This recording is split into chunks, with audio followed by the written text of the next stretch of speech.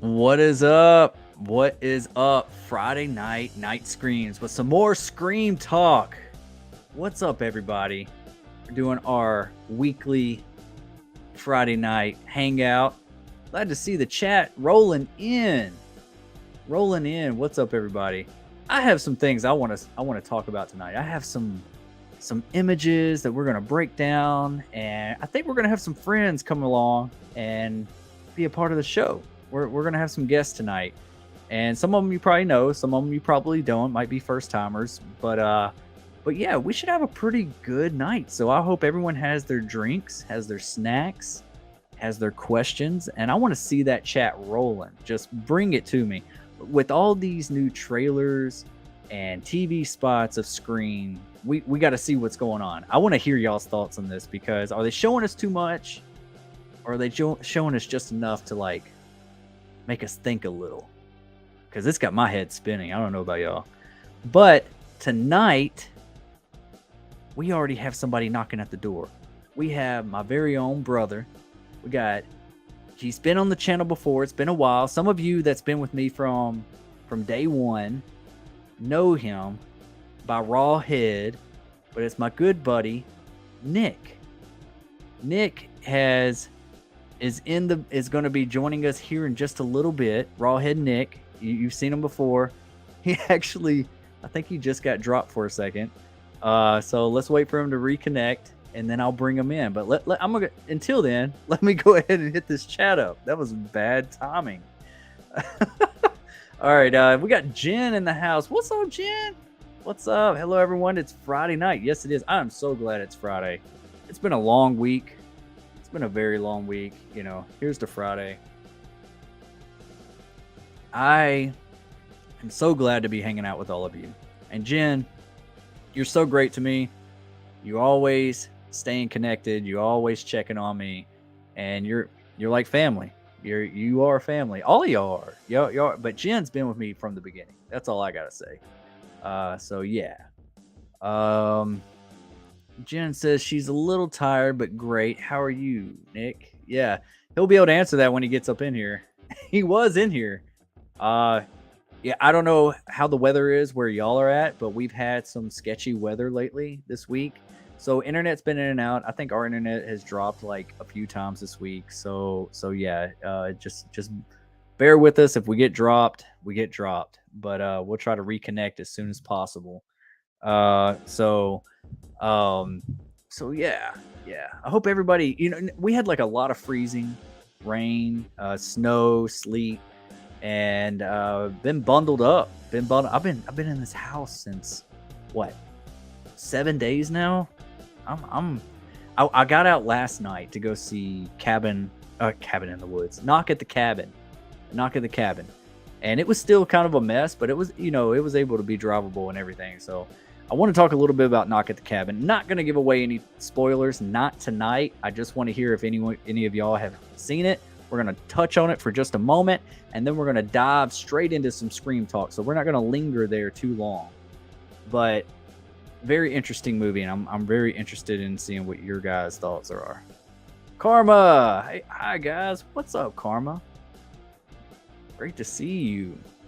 Dominic St. Clair Studios is in the house. Hey, Dominic. What's up, buddy? Welcome. We got Scott Walker's in the house. I got several things to ask you today, if that's okay with you. Scott, ask away, man. As long as it's about Scream and we're staying on topic, I'm cool, brother. I'm cool, man. Because you be throwing them at me, and I try to answer them all. I try to give everyone their shine. I try to give everyone their time and their shine.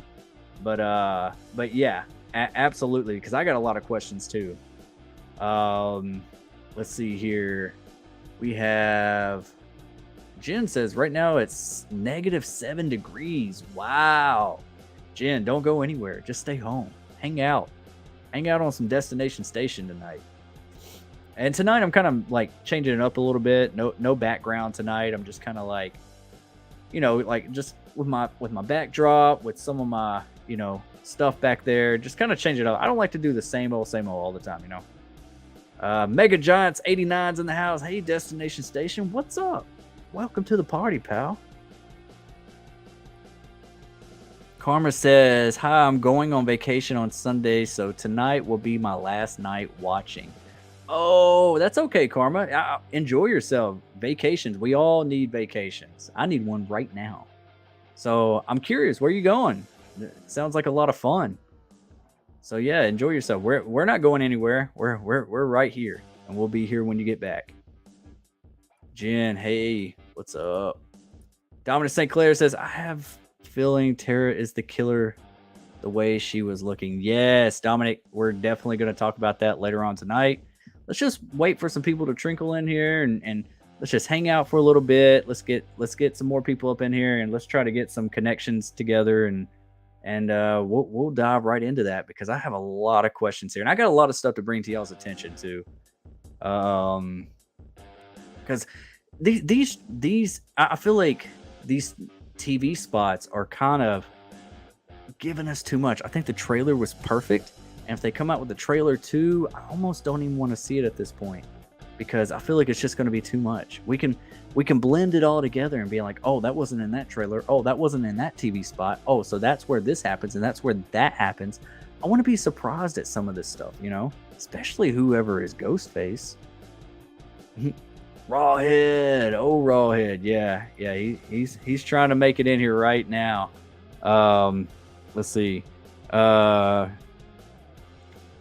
see here, and we got some other guests too, coming along. I don't know what time they're gonna pop in here. I don't think that a lot of people have had a chance to go out and see Knock at the Cabin yet because it just came out tonight, or really yesterday. I went and saw it late last night. So no spoilers. If you have seen Knock at the Cabin, no spoilers in the chat, please. I don't want to spoil that for anybody. It is one of them M Night Shyamalan Ding Dong movies. So, you know, there's a twist. There's always twists. And yeah, we don't want to give twist away like this. Not on my channel. Not at this time. Let's see here. Jen says, I was homesick for 2 weeks, but got out last night, and last night I saw Mandy Patinkin in concert. Oh, okay. I'm sorry, but I don't know who that is. I feel bad for not knowing who that is, but yeah, that sounds awesome. I'm ready to see some concerts too. Like, I'm ready for it to warm up a little bit. Me and my wife, we were just talking about that earlier, I'm ready for it to warm up and have some like outdoor concerts, you know? Like, that's what I like. I like, you know, going out there with like your cooler and some friends and some drinks and, you know, just listening to some good music. But we got somebody knocking at the door right now, and I think he's here to stay. And you know him as Rawhead, but I know him as brother. My brother Nick. What is up, Nick? Whoa. You got a lot of static going in on your mic, buddy. Hold on. We have some technical difficulties here. Hold on. Hold on, it's your mic, dude. There's like, it sounds like you got your head out the window of a car. That almost blew out my eardrums. Sorry, everybody.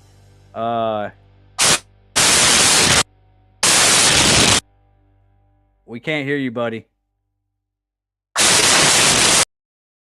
We cannot hear you right now.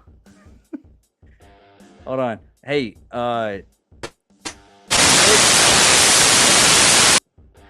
yeah. Nick, if you can hear me, power off your headset. I think it's your headset, and then power it back on. Bluetooth. If it's a Bluetooth headset. All right. Let me know when it's powered back on. Just do a thumbs up. Trying to get them in here. That headsets always have problem with audio. Always do. Even to today. Like, I'm just like, why won't this work? Mega Giants 89. Hope you feel better, Jen. Yeah, I do too.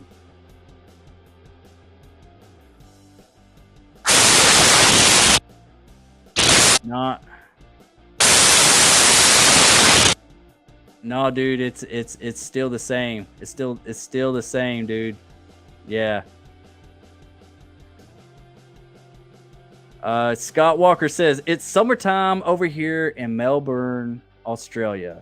And today it is 14 degrees. You're supposed to be 36 today, and it's very cold for summer. Dang, 14 degrees. And then Jen, what'd she say? -8 degrees or something like that? -7 degrees. Yeah, that's crazy. I absolutely hate the cold. I hate the cold. That's why I haven't been going anywhere. I've been just staying right here. Excuse me real quick. Nick, if you got your if you think you're ready, we can try it again. If you're ready, we might have spaghetti. He said, I don't know. Let's see. Shit. Dude, it's loud, man. It's just like it's just like you got some wired headphones. That's why them Bluetooths, man, sometimes they be acting tricky. Dominic St. Clair says, I've been going to everyone's chat on YouTube. People recognize me from the horror community. Yeah, dude, you're pretty common, dude. I see you in a lot of chats too. I go to other chats. I might not stay the whole entire time, but like I'll go and make an appearance and say hey to everyone. But Dominic, you're always there, dude. You're always there. It's always good to have you, dude. You always have some really great conversations and everything. And we got somebody else knocking at the door right now, and he's been on the channel before. He's a good friend of the channel, and you know him as the Bearded Entertainment. I know him as Eric. What's up, buddy? What's going on? Welcome to the party, pal. Well, thank you. Yeah, it's good to be here. There's a lot of stuff to talk about. Oh, there's a lot of stuff to talk about, man. We're trying. New confirmed death? Already? Are we going to talk about that in this? It was released in the trailer. Yeah. Okay. We'll get to it. We'll get to it for sure. I was just talking about a little bit. I was just waiting for some people to show up and everything. We got Nick in the house. We're trying to get his audio corrected. Let's see if it's working now. Old Rawhead himself. Okay, can't hear you. All right. When I don't want to talk. I mean, we're gonna kind of have to talk about it on the settings. What mic is it trying to use? He's got a Bluetooth headset. It was like real staticky. Oh yeah, I've never been able to use Bluetooth. Yeah. I tried once to use my Bluetooth headset with my phone and stuff. It would never work. I always, like right now and the audio for me probably isn't great, but I'm just like using the straight up phone audio. So yeah, I've had issues with the Bluetooth headphones too on streams, so that's why I just go back to the basics. Yeah. They always work. But he'll get it. He'll get it in just a second. Put your thumbs up. Yeah, look through your audio, Nick, and make sure you. Hey, webcams usually have audio on it as well, right? Yeah, the webcam, like if he has like an integrated option under the audio section, he should be able to select his webcam, and like that'll have some built-in audio. Yeah, check for that real quick, Nick.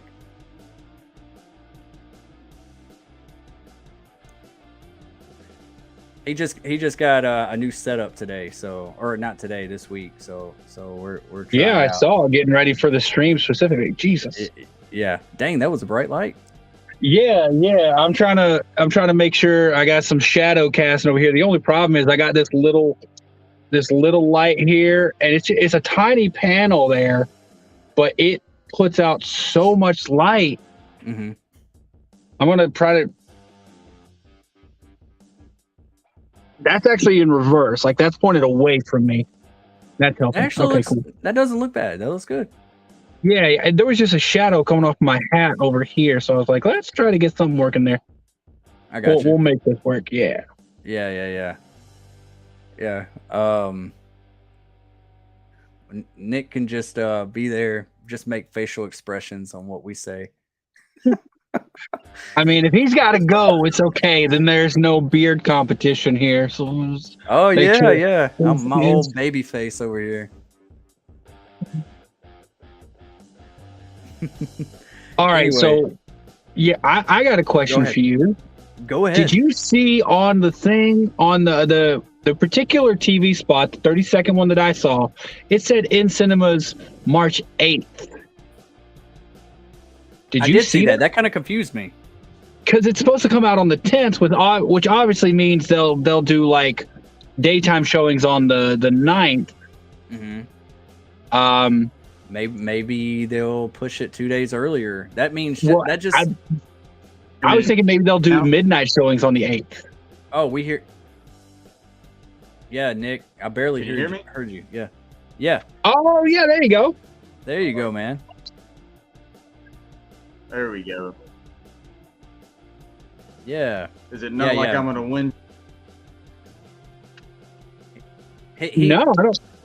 Yeah, we've been having like sketchy internet because like the weather. I don't know if you've seen it like lately. It's been frozen over here in the south.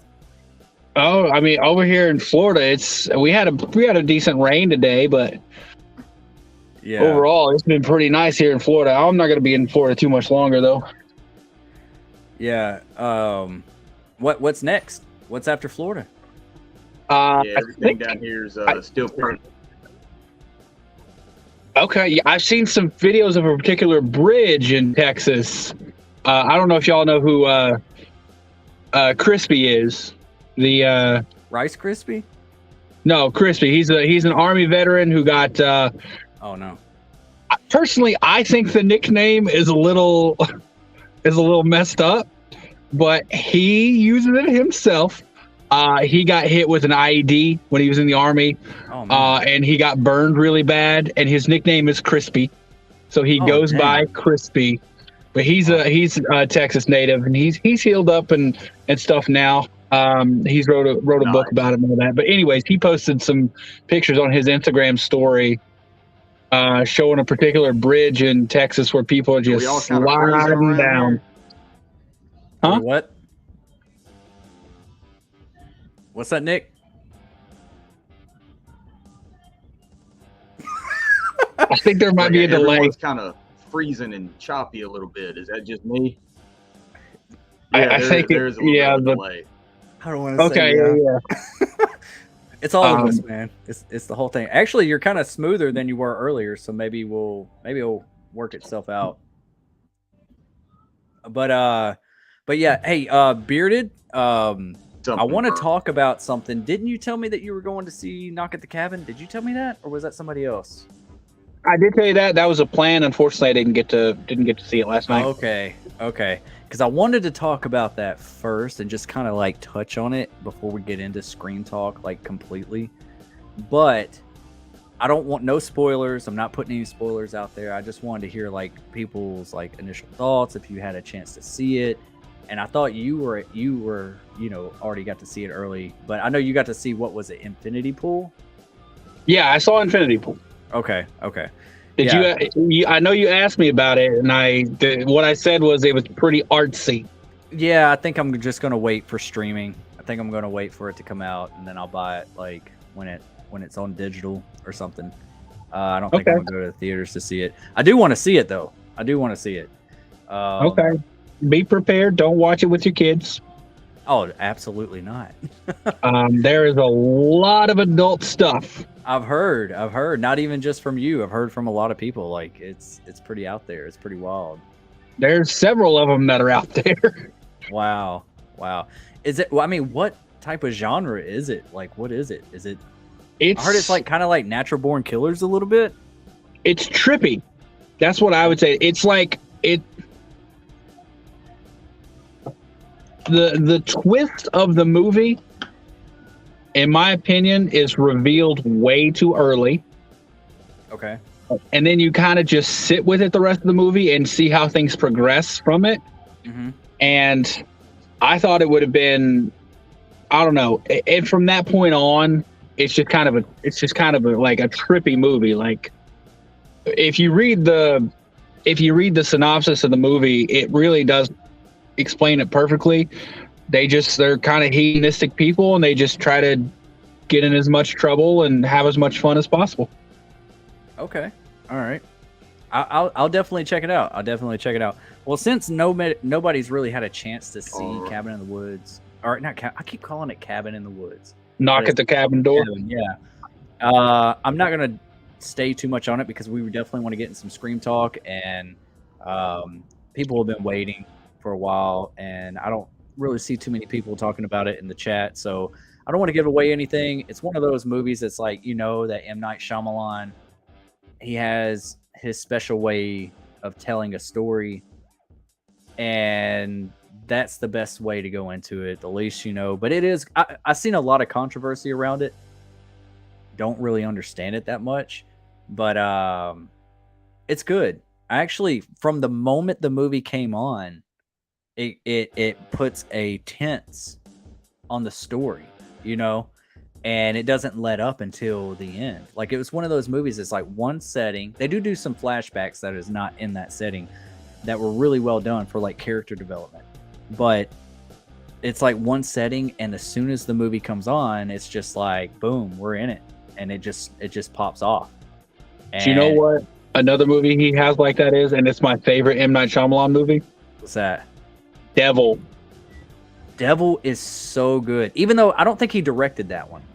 He produced it, and I think he helped write it. Yeah, I'll have to double check because I thought he directed it as well, but I do think that he helped write it and produced it. But that movie is so good for a PG-13 horror movie. Devil is amazing.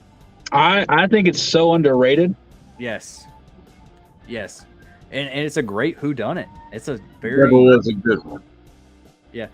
Hey, Eric, when we were at Texas Frightmare, I don't know if you remember. I don't know. Was Eric with us when we were in the elevator with the hunch punch and all the people were in the elevator? And I said, and it got that awkward quietness, and we were going up. So, we were in the elevator, and it was just like awkward quietness, and we were all just kind of looking around. And I was like, anybody ever seen Devil?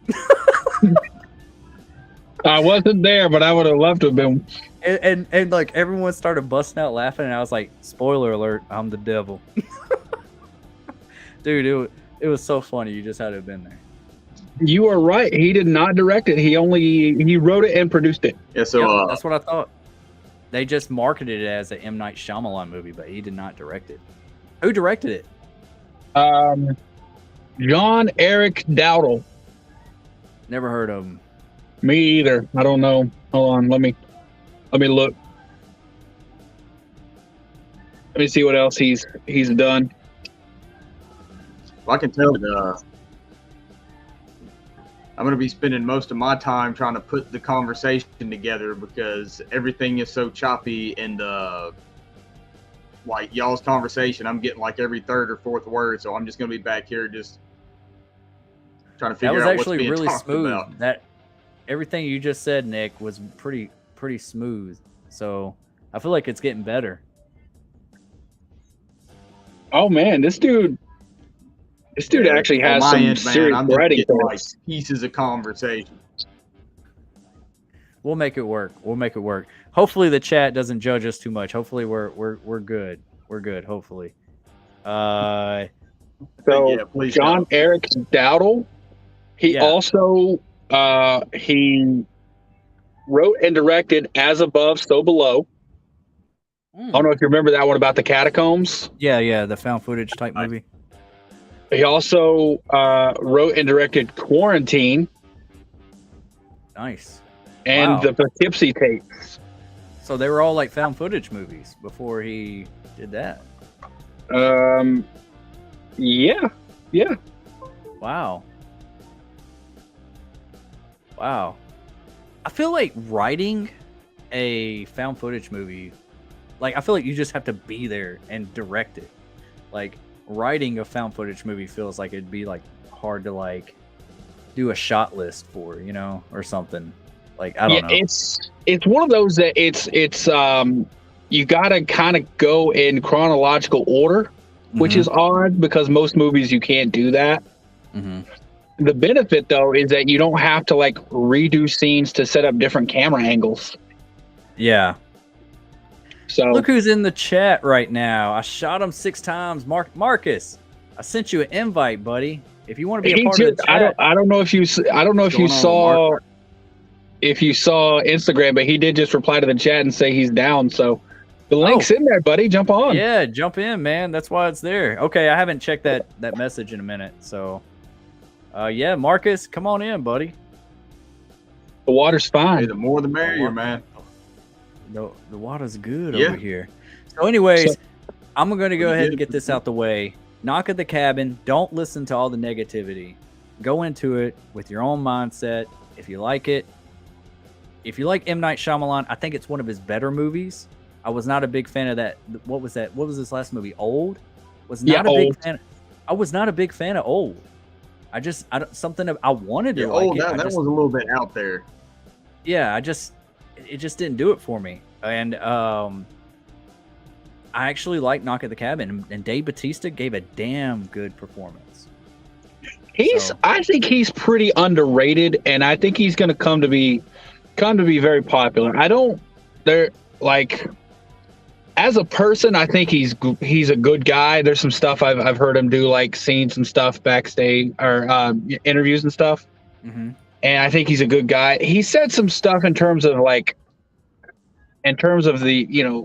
the skill of acting and art and stuff, which I thought maybe made him sound a little pretentious, but I think he's got a good future ahead of him in movies. Yeah, absolutely. I think he's like taking some risks right now. He's trying to step out of that Drax, like he knows that's coming to an end. Oh, that already ended. Well, yeah, I know. That's what I'm saying. It's like I think he's taking some risks, and I think he's taking good ones. I think he's picking his roles very nicely. Marcus says, Destination Station, cool. Give me a few. I'll be on, bud. Just setting it. Okay, cool, man. Yeah, take your time. We're not going anywhere. We're still waiting on a couple people too. So, we got Kirsten in the house. What's up, Kirsten? Welcome to the party. Kirsten. Super cool. We got Scott Walker. He's got some questions for sure. You want to talk about something Scream that's completely doesn't affect us at all, but it's something interesting? Go for it. In Australia and New Zealand, their theaters have they're advertising 3D screenings of Scream 6. What?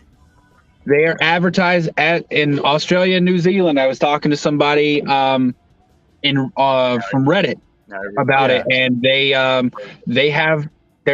don't know if it's actually going to be 3D, but they're advertising 3D screenings, and you can Google it, and like the theaters over there, like the .nz and .aus theaters they've got 3D showings advertised. So I'm like, that would be trippy to see. That's a movie I probably don't want to see in 3D. I definitely don't want to see it in 3D because as cool as 3D is, it's not a 3D movie. Okay? No. This isn't My Bloody Valentine either. Like meant to be shot in 3D. It wasn't meant to be shot in 3D. And this isn't Avatar. This isn't big special effects extravaganza. I feel like, as cool as 3D is, that effect, it can take away from the actual resolution of the movie when watching it. And I'm kind of like, yeah, this 3D pop looks good, but I'm almost taken out because everything else around that 3D pop is deteriorated a little bit. I mean, the pinnacle of 3D was Jason when you saw the arrow coming toward you. Right, and you could see that it was on the line and just floating towards you and stuff like that. With the eye, yeah, exactly. Like that was the peak of 3D films right there. Hasn't gotten any better since. But yeah, I thought that was an interesting little factoid there. They're gonna. I don't know, man. That Texas Chainsaw 3D when he threw that chainsaw at the damn screen, that kind of got me, man. Did it really? No. I was about to say, like, I'm not even ashamed to admit there are times in movies that I jump. Like, have y'all seen M3GAN? I have twice. Okay, this isn't going to be a spoiler. It is something that happens in the movie, but it doesn't matter at all. Yeah. when the dog, like they pull in and the dog jumps up on the window and barks. Mhm. It kind of comes out of nowhere. I jumped like a little girl when that happened. I was like, oh God. Wow. Yeah. There's a couple times I heard they're coming out with a rated R version of M3GAN. Like, I hope they do, because here's the thing. I thought M3GAN was okay That'd be at great. best. I actually liked it a lot. I actually had a lot of fun with it. I think it's a more light-hearted horror movie. It's almost like a movie you can watch with the family, you know, because I feel like the story comes first and the Dude, horror I comes had fun second. with it. I really enjoyed it. Yeah. I feel yeah, like I mean, it was fun. Like I'll give it that. really I don't enjoyed think it. it's a bad movie. I just, as soon as it came out, everyone started like praising it, and like I saw an article, I forget where it was, but they're like, M3GAN is the new Chucky, and I'm like, what are y'all talking about? Like this movie was like okay, in my opinion, at best. Like I don't every know about that. exactly, and like every Yeah. kill was off screen or like censored, and or something you saw in the trailer, and like I Yeah. knew immediately when that But one yet- character was showed at the beginning. I'm like, I know Yeah. what's gonna happen, and you knew too, didn't you? yeah. Like when they introduced that one character, yeah. the Yeah. other. Yeah. I'm trying to talk without spoiling it, but like Oh, yeah. it was very, very obvious what was going to happen, and like I did enjoy the ride, but like Yeah. I beat for beat, I knew exactly what was going to happen, and I'm like, it was a good movie. I'm not going to take anything away from it, but I don't know. People just came out of nowhere like, oh, this could be the best horror movie of the year and stuff. I'm Because like, they had what? Taylor Swift in the trailer, dude. The song just hooked everybody. It got the people going.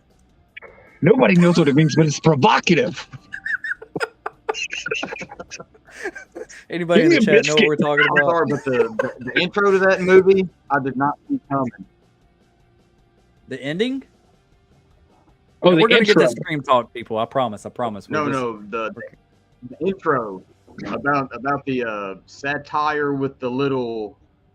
Oh, I got it. little thing, dude. I I was Yeah, that like, what mean, movie yeah, did I those were just like come to watch? pooping Furbies. Like that's what they pretty much were.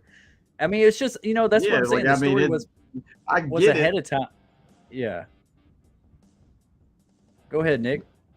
It's just a very like satirical, poking fun at everyday glued to devices, and I guess the eventual end of what some think AI might be with destruction and all that. And other connotations of that. I thought it was pretty cool. Yeah. Them little silly ass Furby. What is this? Yeah. So and here's the thing, I get a lot of crap for this, but I'm just going to say it. I enjoyed the Child's Play remake that came out with Mark Hamill. I didn't view it as Chucky. I viewed it as like Child Play. It wasn't even it wasn't even a Chucky doll. It was a different doll. It was Buddy. So I viewed it that way, and I loved the movie. Mhm. I thought that was better than M3GAN. Like, Oh man, dude, I can't agree with you though on that. like I it's I far felt enough like along. Go ahead. yeah, I don't There's- know, man. I felt like M3GAN was better structured and it had a better story. And I feel like both of them are kind of the same thing. Just M3GAN did it better. It would have been better if it was rated R. The Child's Play remake, I wanted to like. I felt like it was miscast in a lot of areas. And I felt like it was trying to be Stranger Things at one moment. It wants to be a remake of Chucky. It tried too many things that just it failed at almost all of them. Like there was some. I like Mark Hamill. I like Mark Hamill's voice as Chucky. Don't get me wrong. I like that. I just felt like whoever did the casting for that movie was just like off. Even though as much as I like the actress, Aubrey Plaza. yeah, I love her. She's awesome. Wrongfully cast. The cop, I feel like he was wrongfully cast. Some of the deaths, I was just kind of like, what? Like it felt choppy to me. It felt. Oh, I a little- loved the deaths. I loved the kills. Like, Yeah. and that's what I think it did. Like I said, I think it did better because the story overall is like I mean, it's just an update to the original Child's Play story. Well, I mean, it's because Aside from the AI aspect, obviously with that one, it wasn't Charles Lee Ray, doing it. It was I actually love the idea of like some factory worker just getting pissed off and, just commenting out a line of code that allows your robot to get violent. Like that is so much more terrifying to me because that's kind of real. how I think that the second M3GAN's going to go, if you know what I'm talking about. Like there's a certain moment it's more where believable to me. I just like the story, how it actually- was like, it was told as like the story came first about this little girl and her aunt and about technology with kids and all that. Like it built that whole entire aspect up and then like halfway through the movie, then the horror part starts a little bit. And yeah, they could have gotten a little bit more gruesome with it, but I think that the way this movie was marketed, they wanted to get teenagers in that seat. And I think that's 100%. I don't think it was made for adults because if you've seen any sort of horror movies before, I bet you did as well. I guessed every single. I'm just kidding. Go ahead. I bet you guessed every single death, how they're going to happen, and you were at least 98% right. I guessed every single thing that was going to happen on screen, and that's what I didn't like about it. Like Chucky, the remake of Child's Play, you couldn't guess how things are going to go, and it got crazy, and I loved it. Like the fact that he's like hooked up or integrated with the temperature control system inside the house. He can change and make it hotter or colder based on stuff like that. Yeah, like, I love the whole AI aspect, man. And it was more realistic. Like M3GAN was walking around here like the freaking T-1000, like looking and reading a chart of like what's your emotional response based on the way they see you. Oh, I can read your blood pressure and your temperature. It was phony. Like there's no way. That's what I felt. I felt like it had a little bit of Terminator mixed with Chucky. It was phony. It like they could have kept it a lot more simple and like cut all the diagnostic stuff out. Yeah. Yeah, and it was, I don't know, like the second one's gonna have a bigger budget, I bet you though, because that movie was a hit. Oh yeah, it'll definitely have a bigger budget. And like I said, M3GAN's not a bad movie. I just don't see what people saw in it to make them think it was so good. Like if you're saying that I think it came out at the right time. Like it came out in a moment where there was a dry in horror. Yeah, it was the first horror movie of the year. Yeah. Yeah. Or at least first big one, like in theaters that I know of.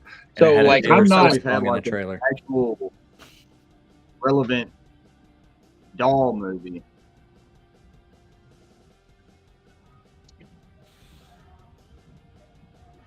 What do you mean? You cut out a little bit. Relevant doll movie? I was about to say, I'm trying to. There's a whole genre of that stuff. Are we talking just AI specific? Yeah. You ever seen Dolls from the 80s, or maybe it's early 90s? It might be 1990. I was thinking Annabelle. I was thinking we do still get. Yeah. Which one? I'm not a big fan of Annabelle. Anyways, Annabelle's movies go really odd because like there's very few occurrences of this one phenomenon in horror movies, and that's when a sequel is better than the original. And Annabelle is one of the examples. Annabelle first one was like good, it was okay. I didn't like Annabelle Creation that came out after was amazing. That was really good. And then Annabelle Comes Home, the final one was like, it was okay. I don't think I ever watched that one. Dang, I forgot about that. It was. I'm going to tell you, you don't need to do it. You don't need to. All right. Like, I'll check it out if it's convenient. I can tell you something more, but it might spoil. I mean, I really want to say something about it. That don't because at least let me have some type of enjoyment in the movie. Oh no, it won't. You won't enjoy this about it. Oh, okay. That's what I'm saying. When you watch it, after you watch it, you're gonna be like, huh. And it's exactly what I was about to tell you. Annabelle needs to come to life for me to enjoy it more. I don't like her just sitting there. it's very formulaic. That's the thing. Yeah. Like, and the whole Conjuring movies, more specifically The Nun and Annabelle, Yeah. are very formulaic. Yeah. You know what else is formulaic though? Mm. Scream. It really is, except for Scream 6. I don't know about this one. This one doesn't. Oh, I think it's going to be formulaic. You think it is? I'm like I said, I did a stream the other day. I don't know if anyone saw it, but I don't want it to sound like I'm being negative about the movie. I'm still 100% certain. I'm 98% certain I'm going to love the movie. I don't want it to sound like I'm being negative. I'm just tempering. The only thing that would make me not like this movie is if it comes on and they say like they had killed Sydney between movies.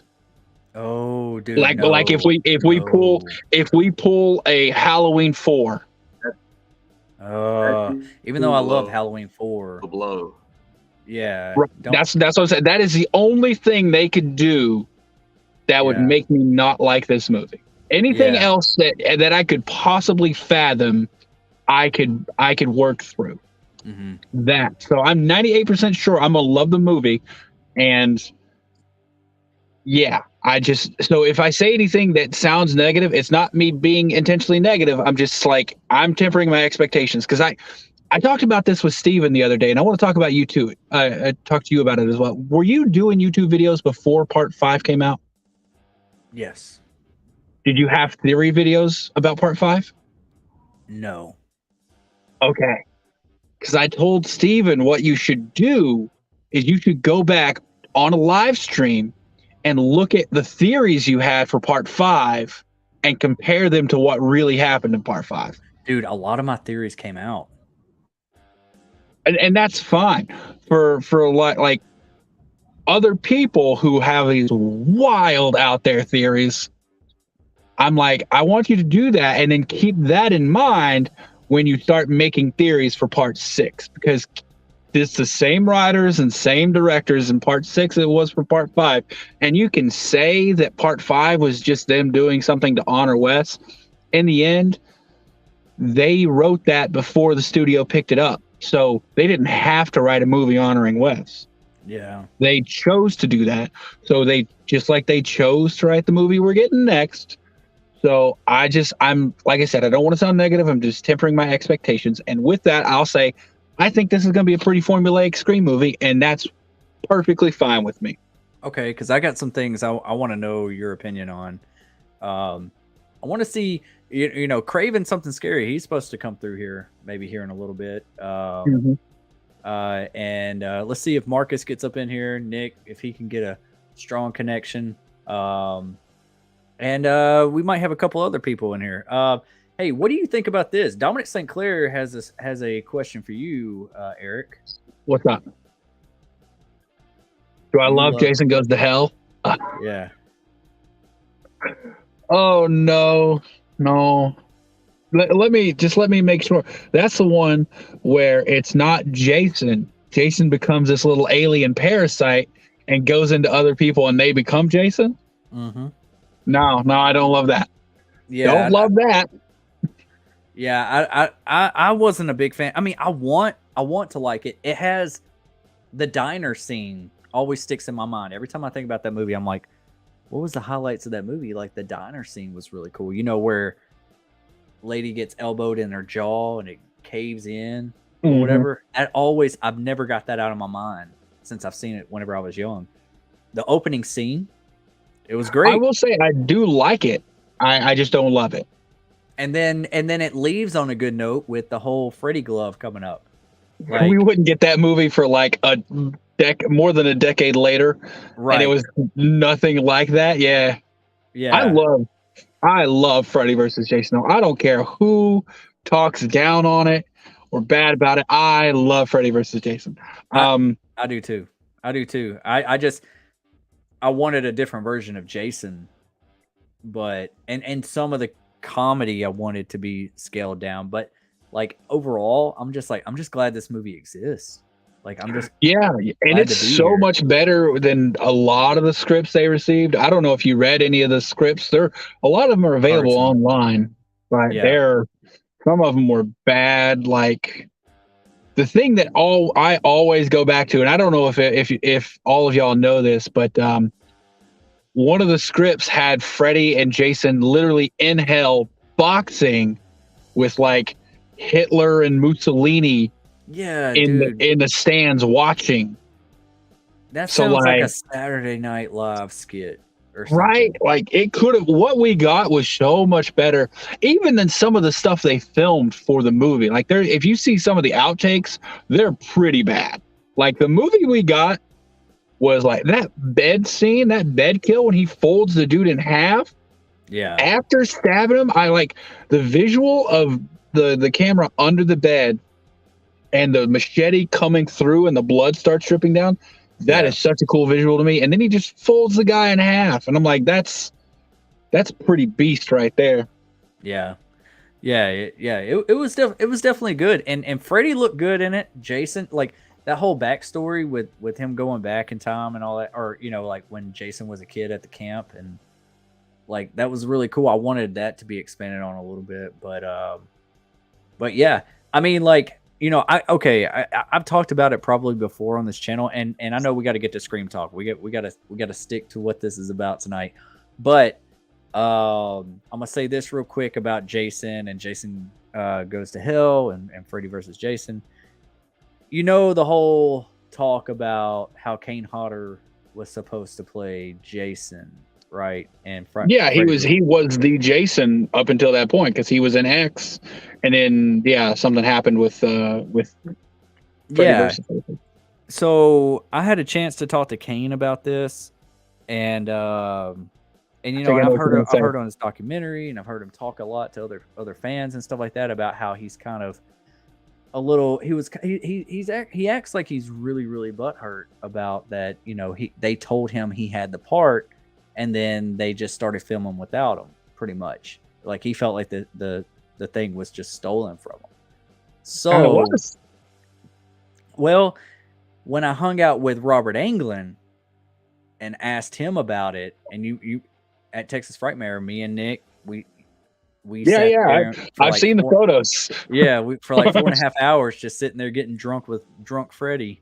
I talked to him, and he was just like, look, I love Kane. I hate that he was dealt that deal. But he said, what really happened, and I hope Robert like doesn't ever see this stream and like being like, man, why'd you put me out like that? But like, said that they offered the role to Kane, and they gave him an offer, and he sent it back to the studio. He rejected it. They sent him another offer. He rejected it. He kept rejecting offers to where they just said, all right, well, he won't take any of the offers. Robert said that he just wanted too much. He wanted an A-list paycheck is what he wanted. An A-list star paycheck. You can't really get that as a faceless character. Right. And he said he pretty much fucked himself on getting that part. And so they went with the stunt double that was coming in that day, and that they were just like, we're going to hire you. You know, you're our next best thing. Congratulations. You're Jason Voorhees now. Can you imagine being that person coming into work? Yeah. Oh, that's a promotion of a lifetime, man. Right. You come in and be like, hey, I'm supposed to be the stunt double today. You're the main star now. Oh shit. Like, that'd be cool. That would be really cool. Hopefully he didn't get stunt double pay. Hopefully he got double pay for actor and doing stunts. So. Yeah, but they could, how studios are. They're just like, oh yeah, you want to be a star? Oh, this could be great for your career. But then they never give them extra pay. Who knows? Who knows how it went down? But that's the two sides I've heard from Kane and Robert, is that they wanted Kane. He just wanted too much, and he said that he rejected the offer like 4 times. Well, I mean, that's a side we've never heard before, so. Yeah. And I doubt, like, I would never say that to Kane or anything like that. I'm a fan of both of them. So I just much would have rather have seen them two go together, go at it. So Scott Walker says, I think watching the Scream 6 trailer over and over again, and I have seen so much evidence and clues to suggest maybe, just maybe, Stu is alive. What do you think about that, Eric? What I think is I didn't need to see the 6 trailer to think Stu was alive, but I do think he's alive. I don't think we're gonna see Stu in 7. In fact, I think we might even get the opposite. I think they might make fun, like, because whole thing is supposed to be about conspiracy theories. Mm-hmm. I think they might even poke fun at people who think Stu is alive. And kind of make you double guess yourself throughout the movie, being like, look at these guys thinking that, no, Stu's dead, and then like maybe surprise the audience. Exactly. Like, well, here's the thing. A conspiracy theory is only a conspiracy theory until it's proven true. Yeah. So you can say it's a conspiracy theory, and you know what? I can't disagree with you because it hasn't been proven true. But I think there's legitimate evidence to support the fact that it's true, and I'm okay with thinking he's alive. Because worst case scenario, he's not alive, and nothing changes about the story. But I think they could go through with that, and it would make it so much easier. I said this the other day. It would make it so much easier in world for him to live if people truly thought he was dead. Because like you could see someone and think, oh, that kind of looks like Stu Macher, but you're not going to think it's Stu Macher because you're so certain he's dead. You could just be like, oh, well, he kind of looks like him, but it's not. But obviously because Stu's dead, and then just go on about your day. So I think he's alive. I think there's evidence to suggest it. I don't think we're going to find out anything in 6. The earliest we'll find out is 7. In my opinion. I agree. Because you don't want to have that reveal now if you're hoping for a sequel. Because what are you going to have that's going to be topping that? You're not going to top that. Well, if they did show it in 6, what I would suggest, make that your cliffhanger. If it's the last thing you see in Stu Macher, if it was me, if it was my movie and my studio, my money, I would get fucking, sorry, I didn't mean to curse. I would get Nev Campbell on the phone and say, like, listen, we need you for 8 hours. That's all we need you for. How much do you want? Give it to her. I would call Matthew Lillard and be like, we need you for 8 hours. And then I would have whatever movie you've already filmed. Cool. It doesn't matter. At the very end, after the credits, we see Sidney Prescott get a call. And all you hear is like, surprise Sidney, in that classic surprise Sidney, you know what I'm talking about. And then the screen shifts over and you see Stu Macher holding the classic voice box up to the phone and setting it down, smiling, and it ends on his smile. That's it. That is the final frame you see. You know what's going to happen? 7 is going to sell out showings. You want to know how I would, if I revealed Stu, this is how I would end it. This is, whether it be in this movie, which I don't think we're going to get, if it's in 7, because, I mean, why stop at 7? There could be an 8th. There could be a 2-parter, 7 and 8 could be part 1, part 2, however they decide to do this and stretch it along. And I think they're going to continue making these movies until they stop making money. And right now they're hot. Like Scream is hot again. And tell me what you think about this. Let's hear it. All right. This is how I would reveal Stu. Is like, let's say, how Sam is having visions of Billy, right? Stu, it never got the recognition through Woodsboro or any of the books or the stab films or anything. He's kind of bitter. He's like, I did the dirty work, and all they talk about is Billy. They don't talk about me. I want my shine. That's pretty much what's going on in his head.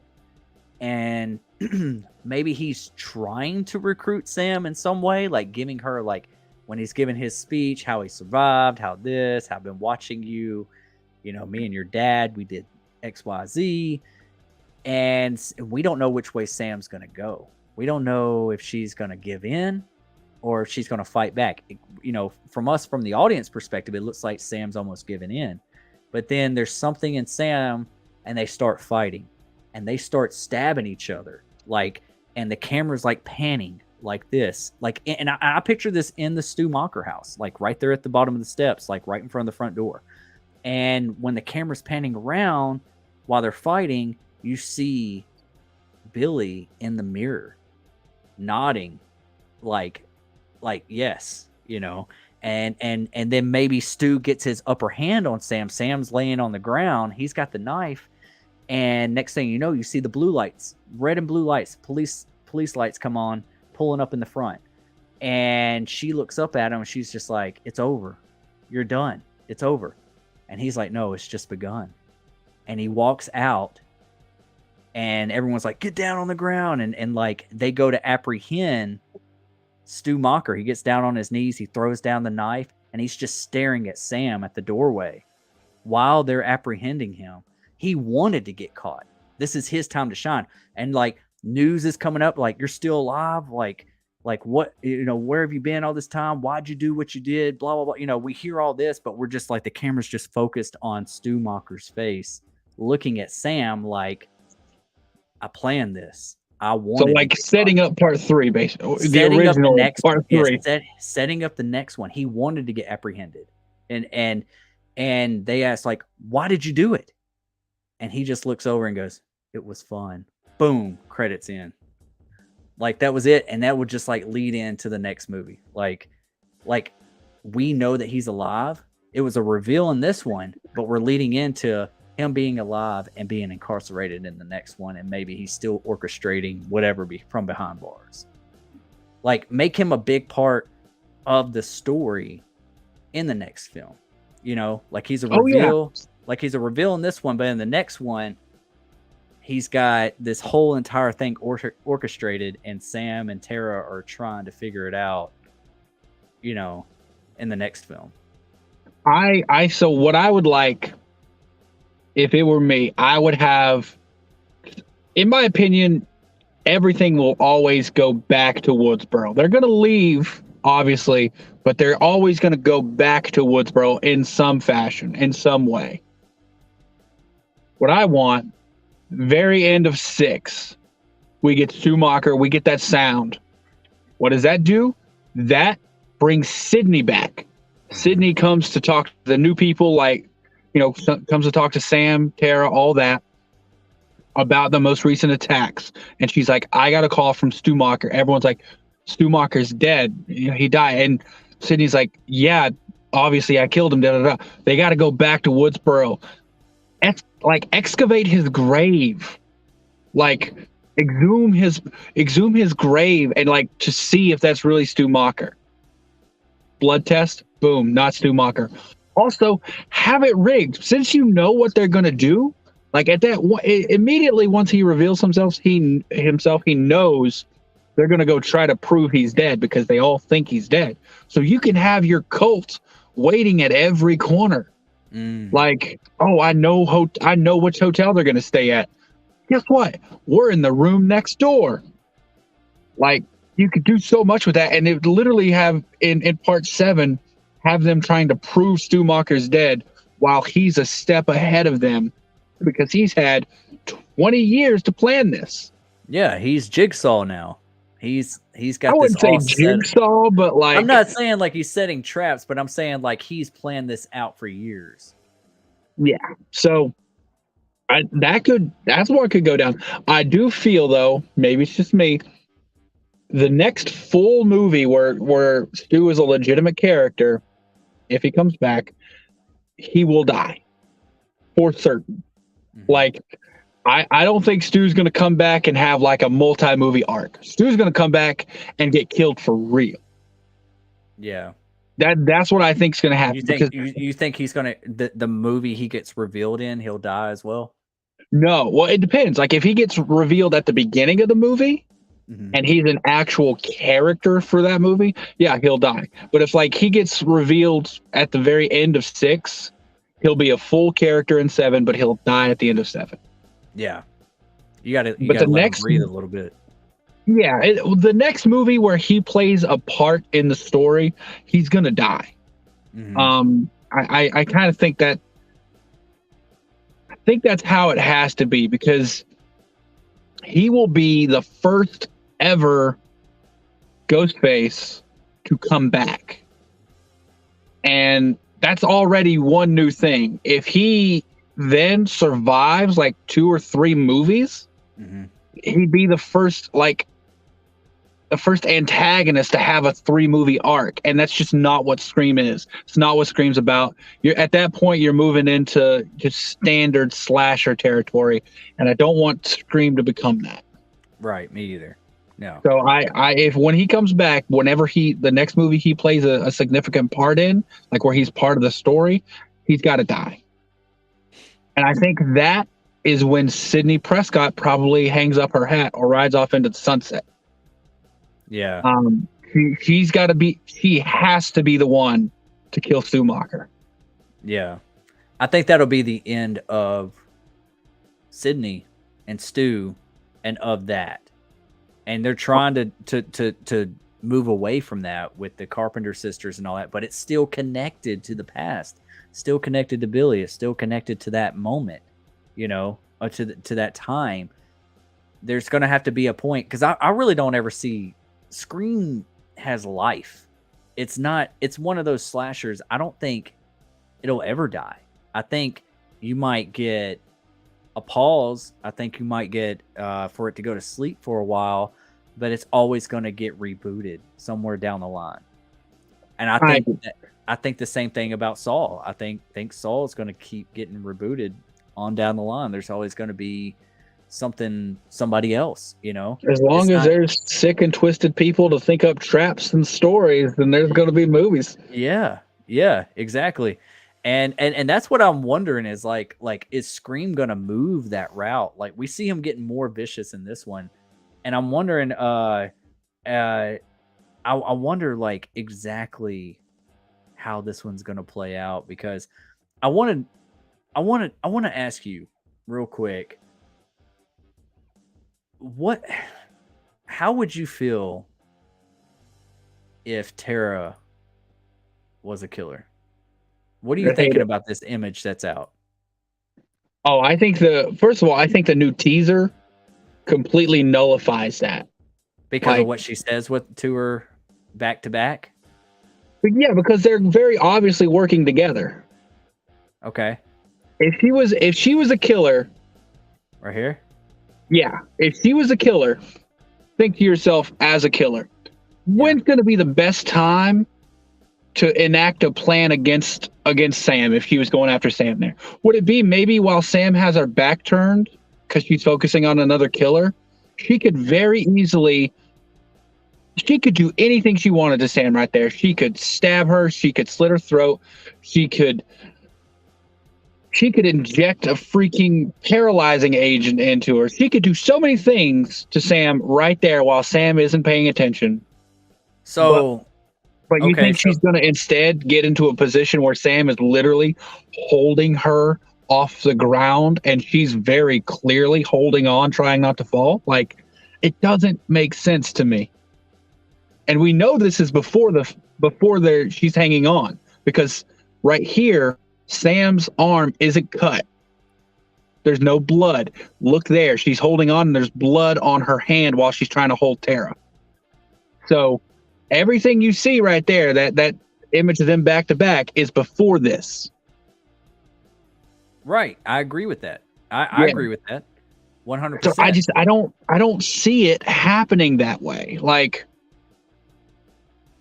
it doesn't make sense to me for her to be a killer. What if that's not really in the movie? What if that, let's come and get me, MF, or whatever Tara says, you know, and are you ready or whatever? I would bet you $100 right now that's in the movie. I was wondering, like, what if they realized that we all caught on to them, so they cut that teaser that way to make it look like, to kind of throw us off, like, no, it's not Tara. Well, You know? that scene was also in the full trailer.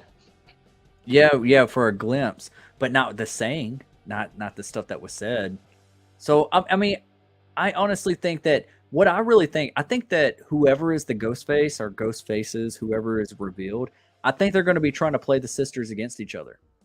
I think that, like, okay, say Tara's not a part of the initial ghost face. Maybe she's not the big twist reveal.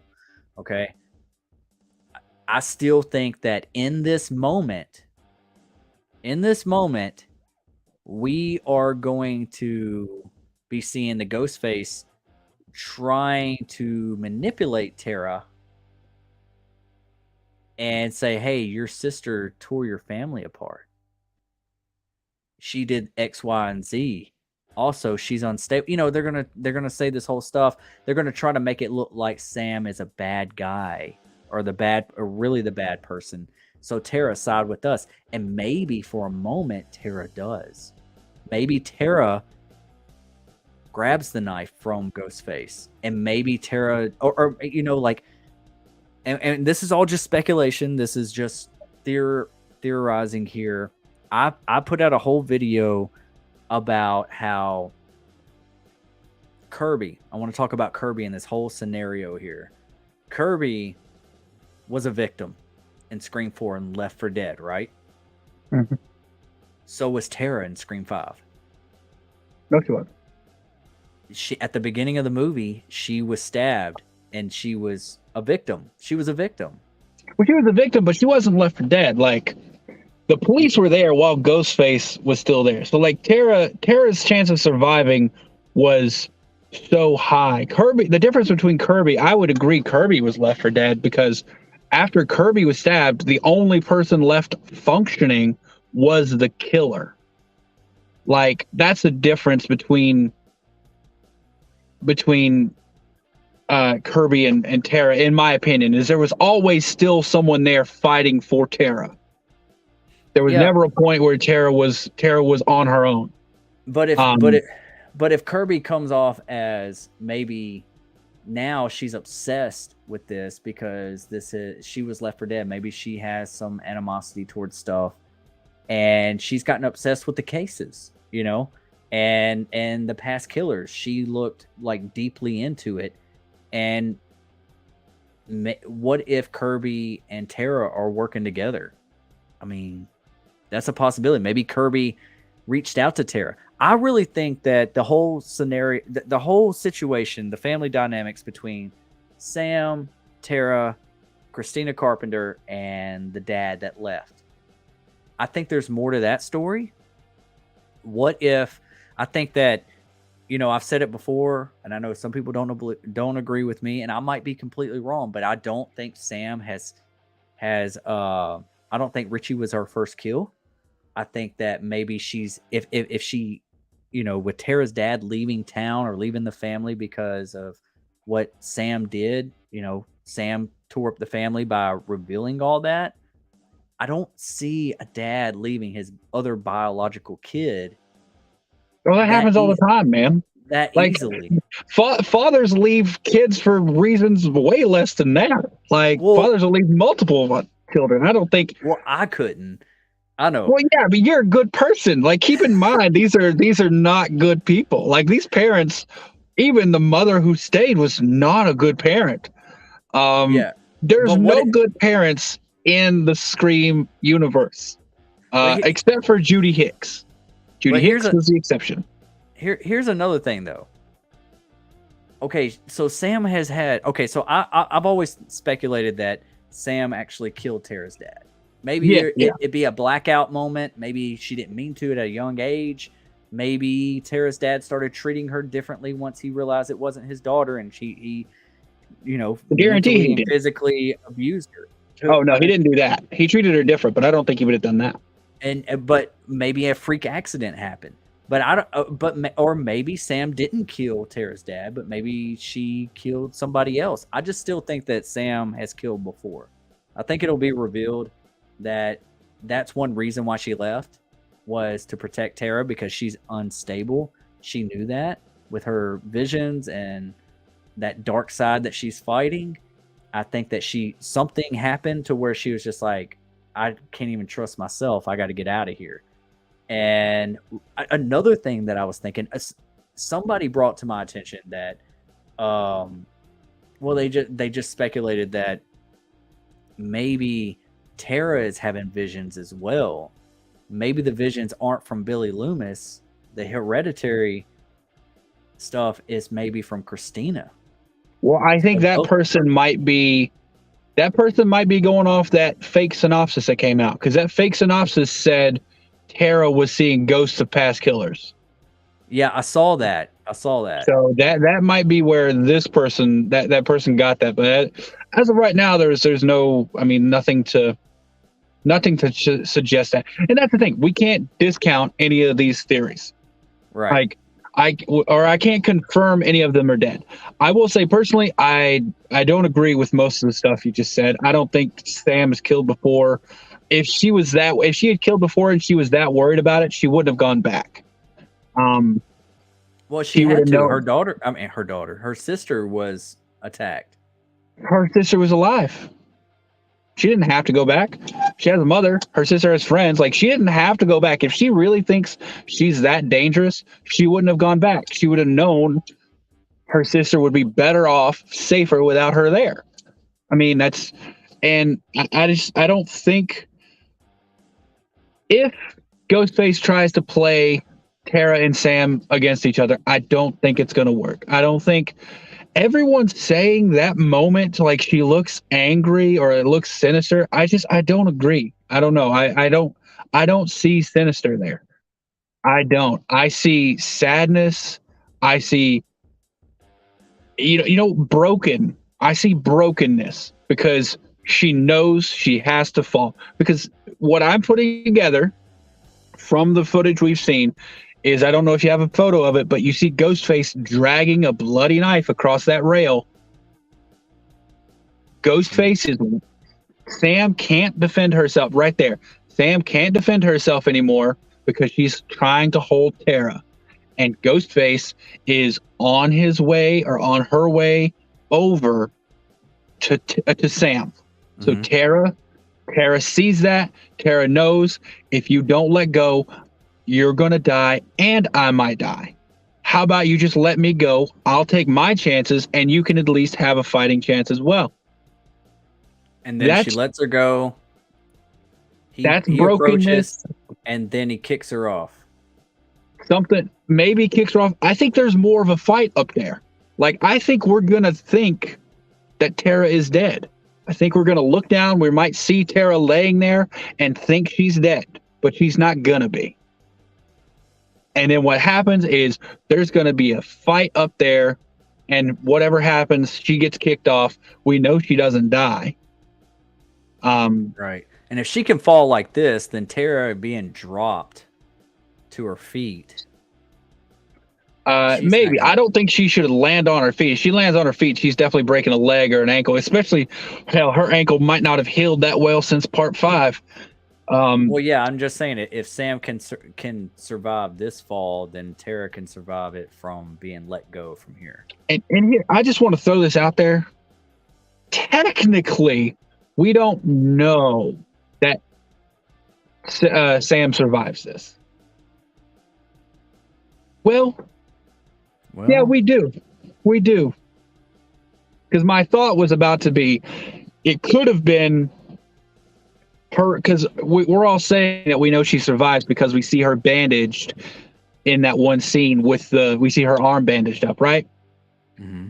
My thought was going to be, well, maybe, this could be after that, but, in all the physical exertion and fights, her wound got reopened and just started bleeding again. However, that's not the case, because we see when they're back to back, there's no blood and there's no bandage. So we know 100% at this point that Sam is alive after that. Yeah, I agree with that. A theory I heard that was interesting that I hadn't thought of before. What if Gale Weathers is the cliffhanger? What if we see? I was going to get to that. I was about to say, because what if Gale's attack at her apartment is the final scene, and then the mask is left there, and that's where Sam gets it. And here's the thing too. This is kind of, I mean, that this is a whole different topic, but on the scene when you see Sam, the new one from the TV spot where you see Sam and Tara looking away from each other, the one in front of Sam, you need the next frame where it's zoomed out. The one, I think there's some, maybe the one in front, the ghost face in front of Sam is the one with the aged mask. Okay. I don't know if that's significant or not, or if because that we know there's another ghost face in front of Tara. We can't see them, but we know there's one there. Are they wearing is there a new mask? Is there I had a thought that what if they recreate, they made a new old mask and everyone wore it? Well, there's supposed to be 3 masks, right? There's been evidence of 3 separate masks. Yes, those right there. Those the 2 obviously we know the aged one, it's distinguished out of the look. It is very visually different, obviously. The 2 on the right, I've heard people argue that they could be the same, just different angles and stuff. My thing is the nose. Look at the definition on the nose between the 2. And the one, they just look completely different, in my opinion, when it comes to the nose and the jaw, the black opening for the mouth. They just look very, very different. So I think there are 3 masks, and that's the only thing that throws a wrench into my theory. However, it could also be, I could be right in that those 2 that we see aren't real ghost faces, because it's Halloween. We saw a whole train full of ghost faces. What if that's how they distinguish themselves? Right. It's all of them have an aged, cracked mask. Yeah. That's what I was wondering. Do you think that whole scene on the train is just kind of like a prank with Mindy? I don't think it's a prank, and here's why. If you look at all of the other ghost faces on the train, which clearly aren't ghost faces, you see, and if their hands are available, look, you can see their hands because they're not wearing gloves. If they're wearing black gloves, I think it's legit. Gotcha. Yeah, I see it now. Yeah. Wow. Yeah, I mean this entire scene is going to be really, I think we're leading into the 3rd act right here. I think whatever happens with Mindy at that apartment, she's like, no, I'm leaving, because she's detached from the rest of the group here. I think this is before the apartment. You do? Yeah, because she was already bloody and injured at the apartment. Yeah, she was, but I think this is where she's trying to leave town. That's what I'm thinking. I'm thinking she's just maybe Chad and the rest of the crew is hey, we got to figure this thing out, and Mindy is traumatized from, at this point, Mindy is really traumatized from what happened. Let me find it real quick. Can you find another shot of this, if you have it, where it shows what clothes she's wearing? That's not it. Yeah.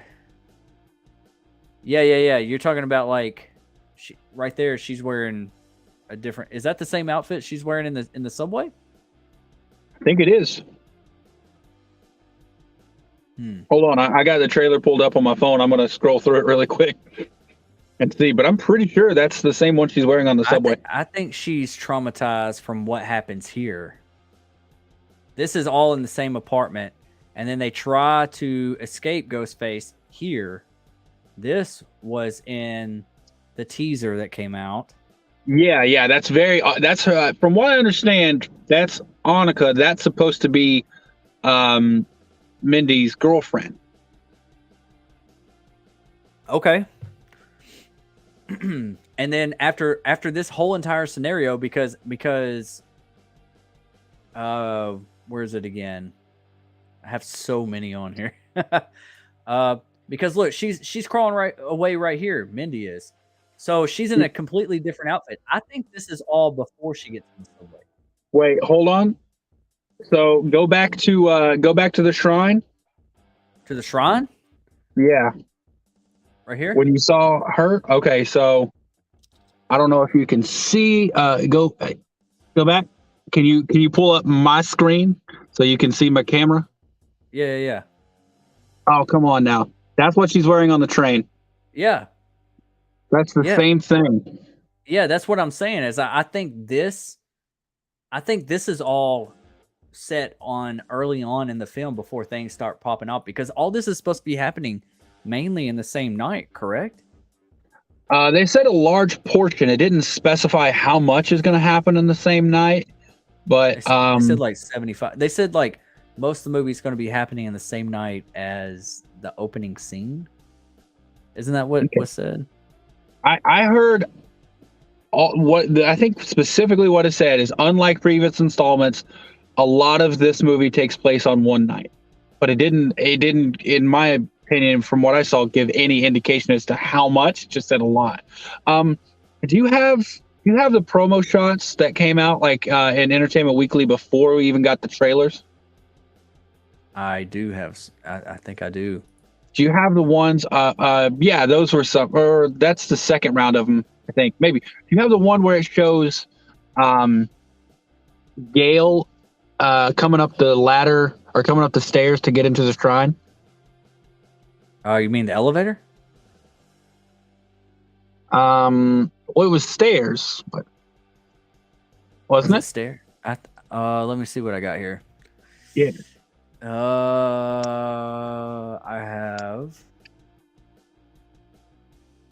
know I have something with Gil here. This one? Yeah. So that's stairs, because if you see behind her to our right, there's actually more people lower. Their heads are lower because they're standing on the stairs. Oh, is this stairs? I always thought this was a an elevator. But you're right. It could be. I mean, that's a fob right there. So it's a fob. But if you look, like I said, back to her right and down, there's another person back there. Yeah, a lot of people were speculating that's Sam, and then to the left, that's Kirby. Well, we can see the jacket for Kirby, so we're pretty sure. And I do think that is Sam, but they're lower because they're down the stairs. So like they're coming upstairs to get there. Okay. All right. Maybe. Yeah. Well, what I was wanting to look at is the clothes she's wearing, because I had a thought that what if they're all like, we're seeing two separate times that they come to the shrine. I think so too. That's what I was saying. Because so Gale's wearing this purple thing with what looks to be black buttons, purple suit. What is she wearing in the actual trailer when they're in the shrine? Is it the exact same thing? Let me see here. I think I got another angle right here.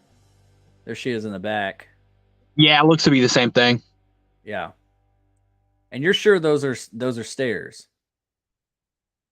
Well, I don't understand. Like, why else would someone's head be down that low? I assume that like maybe Sam or Tara was having a freak out. Maybe they were sitting down in the theater, not the theater, the elevator. I mean, I don't think there would be any other reason we wouldn't see all the other people, though. If it was an elevator, they'd all be in there together. Yeah. If you look at that promo photo, you really only see Gale. And I mean, how tall is Mason Gooden Jr.? Yeah, and we don't see a lot of him. But there was he's going to survive. You think so? Because we see him right here hitting someone in the and you do you know what's, do you know what's to his left? That's Randy's shirt from the video store. Yeah, the video store. That's his Finally video. Why would they? I want to know, like, why did they? There's got to be more Randy down there, right? Than that.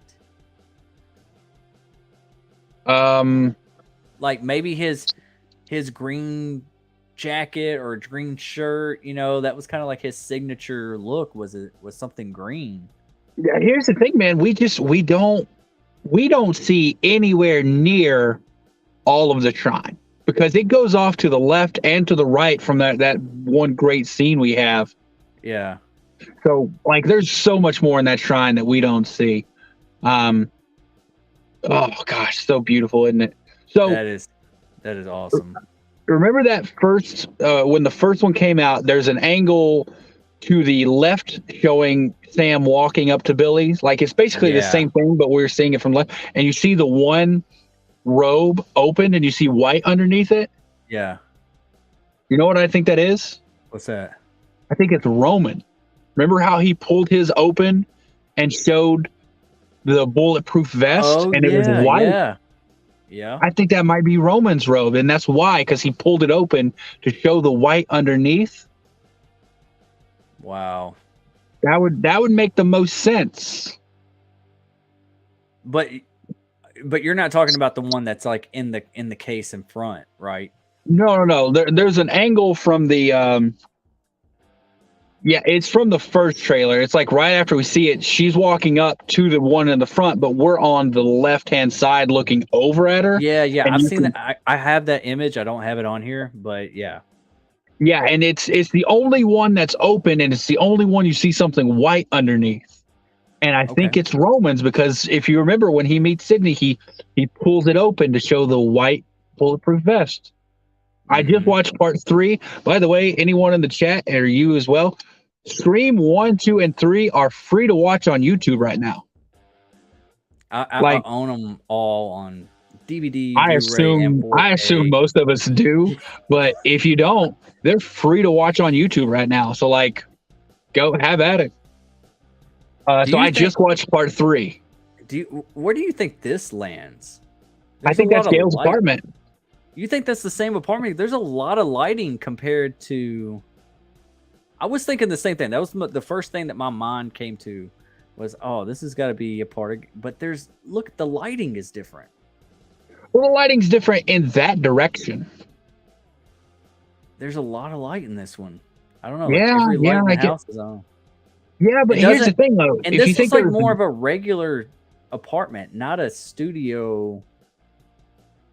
Like here's apartment. The thing. That looks fake to me. Like Ghostface looks fake right there. That looks like an action figure on a set. I love this picture. Oh, it's a great picture. But if you told me that was like a porcelain, like, you know, $300 action figure, I would believe you. I could see it. Yeah, and it might be in the first apartment, but I don't know. The first apartment didn't line up either because it looked a little too like low scale. Yeah, that honestly look like a nice apartment. This is either in the opening act, I think, like maybe this is an opening scene, or this is the part where, you know, the part in the trailer where everybody is getting attacked and they're running like before this. I think maybe it might be right before this, like in the apartment right before this. Okay, so really quick, go back to that shot. Sure. Look in that window right there, that coat hanging. Go back to the shot of Ghostface, that's still. All right. Maybe it's a coat hanging right there. I don't know, but go back to. No, that's not it. The color matches those drapes, though. Yeah, I don't know, man.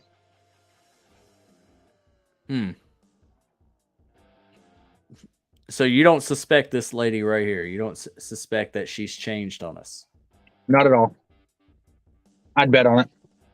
I don't want it to go that way. I'm saying that I do not want my Kirby to go that way. That's not how I would write this character, especially bringing her back. And I definitely wouldn't kill her off. But if you don't kill her off, you either make her a final girl type of person, or you make her the killer and then she dies. Because, Jenna Ortega came out with that whole statement about her arc. Like, she loves how she gets redemption and all this kind of stuff. And then... And I said, or in the live stream I had the other day, I talked about what I think that means. All right, let me know. In part 5 or part 4, she lost. She got beat. She couldn't figure out who the killers were. Yeah. In this one, she's going to come back.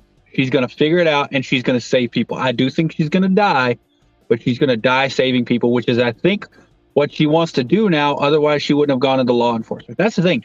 They're not just bringing her back. They're bringing her back as a law enforcement officer. She's like FBI, from what I understand. Yeah, one person, I mean, it's been said that she's law enforcement. She's FBI. She might be a detective. Who knows? Either way, I don't think they'd bring her back as that. But, you never know. She could. I'm not saying she can't. I don't believe she will, insofar as that I would bet on it. I don't think she's going to be involved. I think she will die, but I think she's going to die saving people. Okay. I don't really want to just see her die. I mean, like, maybe if there's some weight to it, like, why is there rumors out there talking about how Kirby's house was rebuilt for this one? Why go that far? Flashback. Yeah, okay, a flashback, but that's a lot of money to rebuild that set.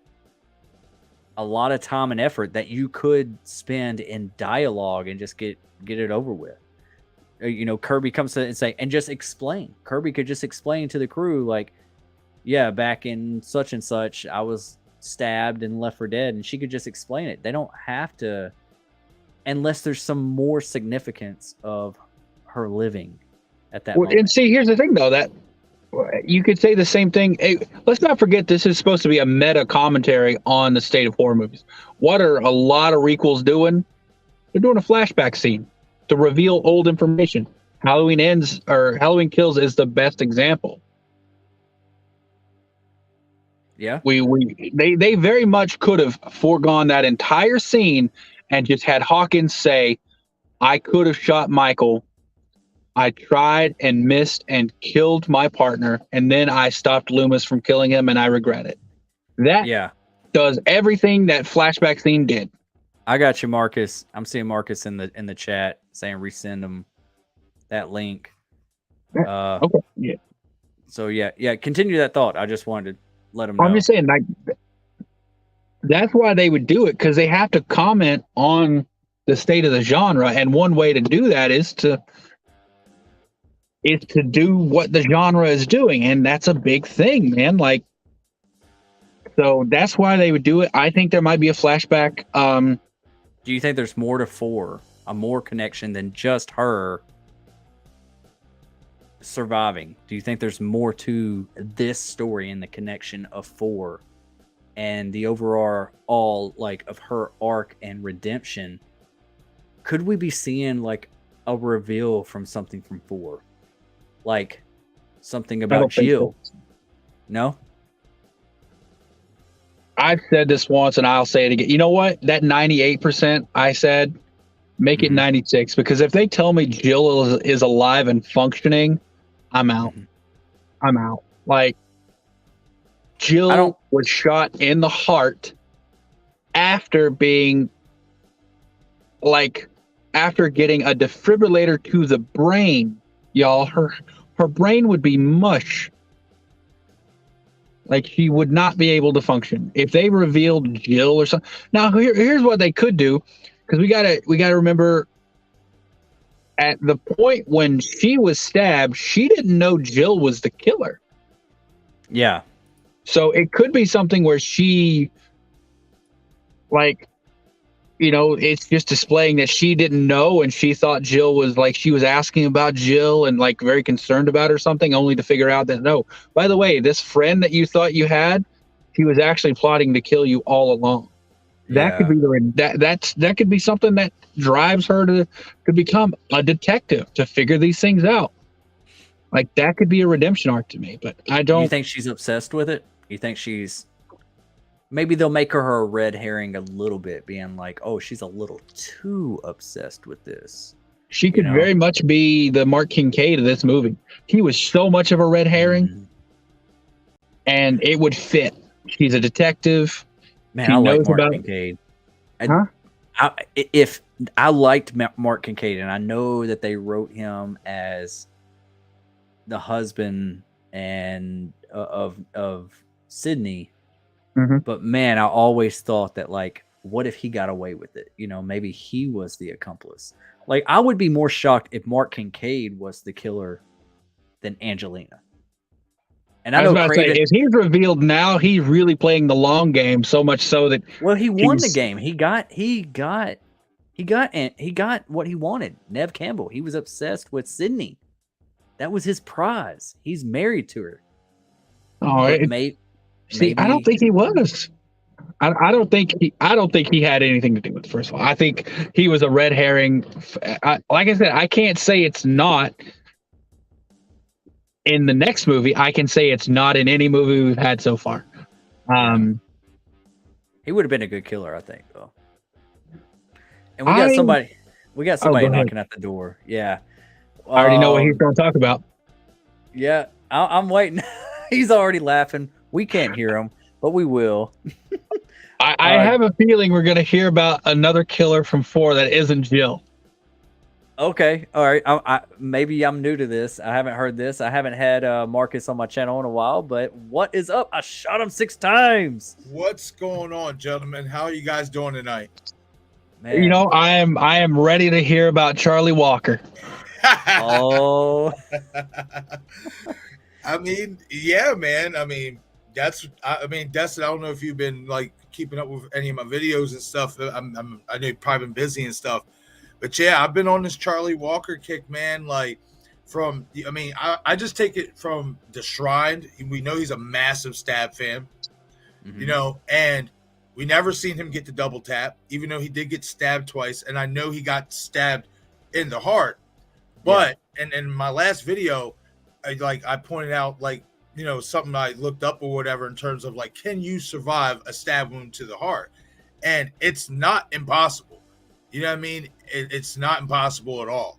And in one of the articles that I found, it was like a case from like 1981. This dude in the case got 2 stab wounds to the heart. The doctors sutured him up, did all types of shit, gave him some type of drugs and all that. And 12 days later, they released him, and he said he had no complications.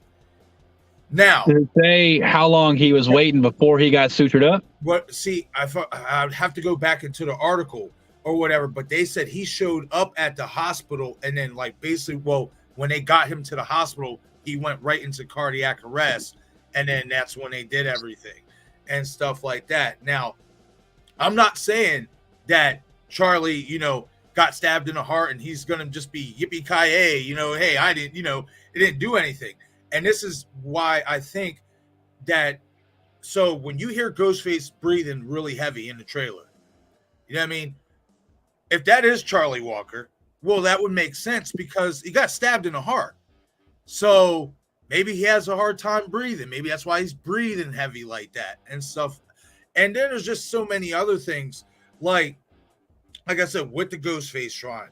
And the fact that we are going back to basically, there's going to be so many references from like Scream 4. And then this is another thing that, and you know, it may not mean much for the Charlie Walker character, but I do think like in terms of like setting and like, you know, actors, you know, knowing, you know, certain places and stuff like that. Rory Culkin is from Brooklyn, New York. You know what I mean? So they shot this movie in Montreal, but obviously you're going to want a couple people around, you know, to know the nuances of what New York City looks like, certain avenues, certain backways, certain alleys, stuff like that. And if you wanted to bring this character back, I mean, I don't think it's that impossible, man. I mean, if we're talking about, you know, past Ghostface killers coming back, I mean, we all believe Angelina's alive. You know, that death wasn't a real death to me. I don't think she's alive, actually. Oh, wow. Yeah, I think she was. I think she was an accomplice Ghostface, but I don't think she's alive. Not at this far in the game. No, And Craven would be yelling at me right now if I said that. Oh yeah. He would be like, "You said what now? You're fired, both of you." Yeah. But I just look at like they're going back to Scream 4. Obviously, you guys were just talking about it. Like there's something in Scream 4 that could possibly be brought to light in Scream 6 that we don't know about. You know what I mean? Well, and that also goes for Kirby as well. Like, guys, I ain't gonna lie to y'all. Like, I rewatched Scream 4 a few days ago, and you can chalk it up to time gaps, but I look at it from how did Charlie, especially in certain scenes, like from Stabathon back to Jill's house, then to Kirby's house. How the hell did they get there so fast without no vehicle?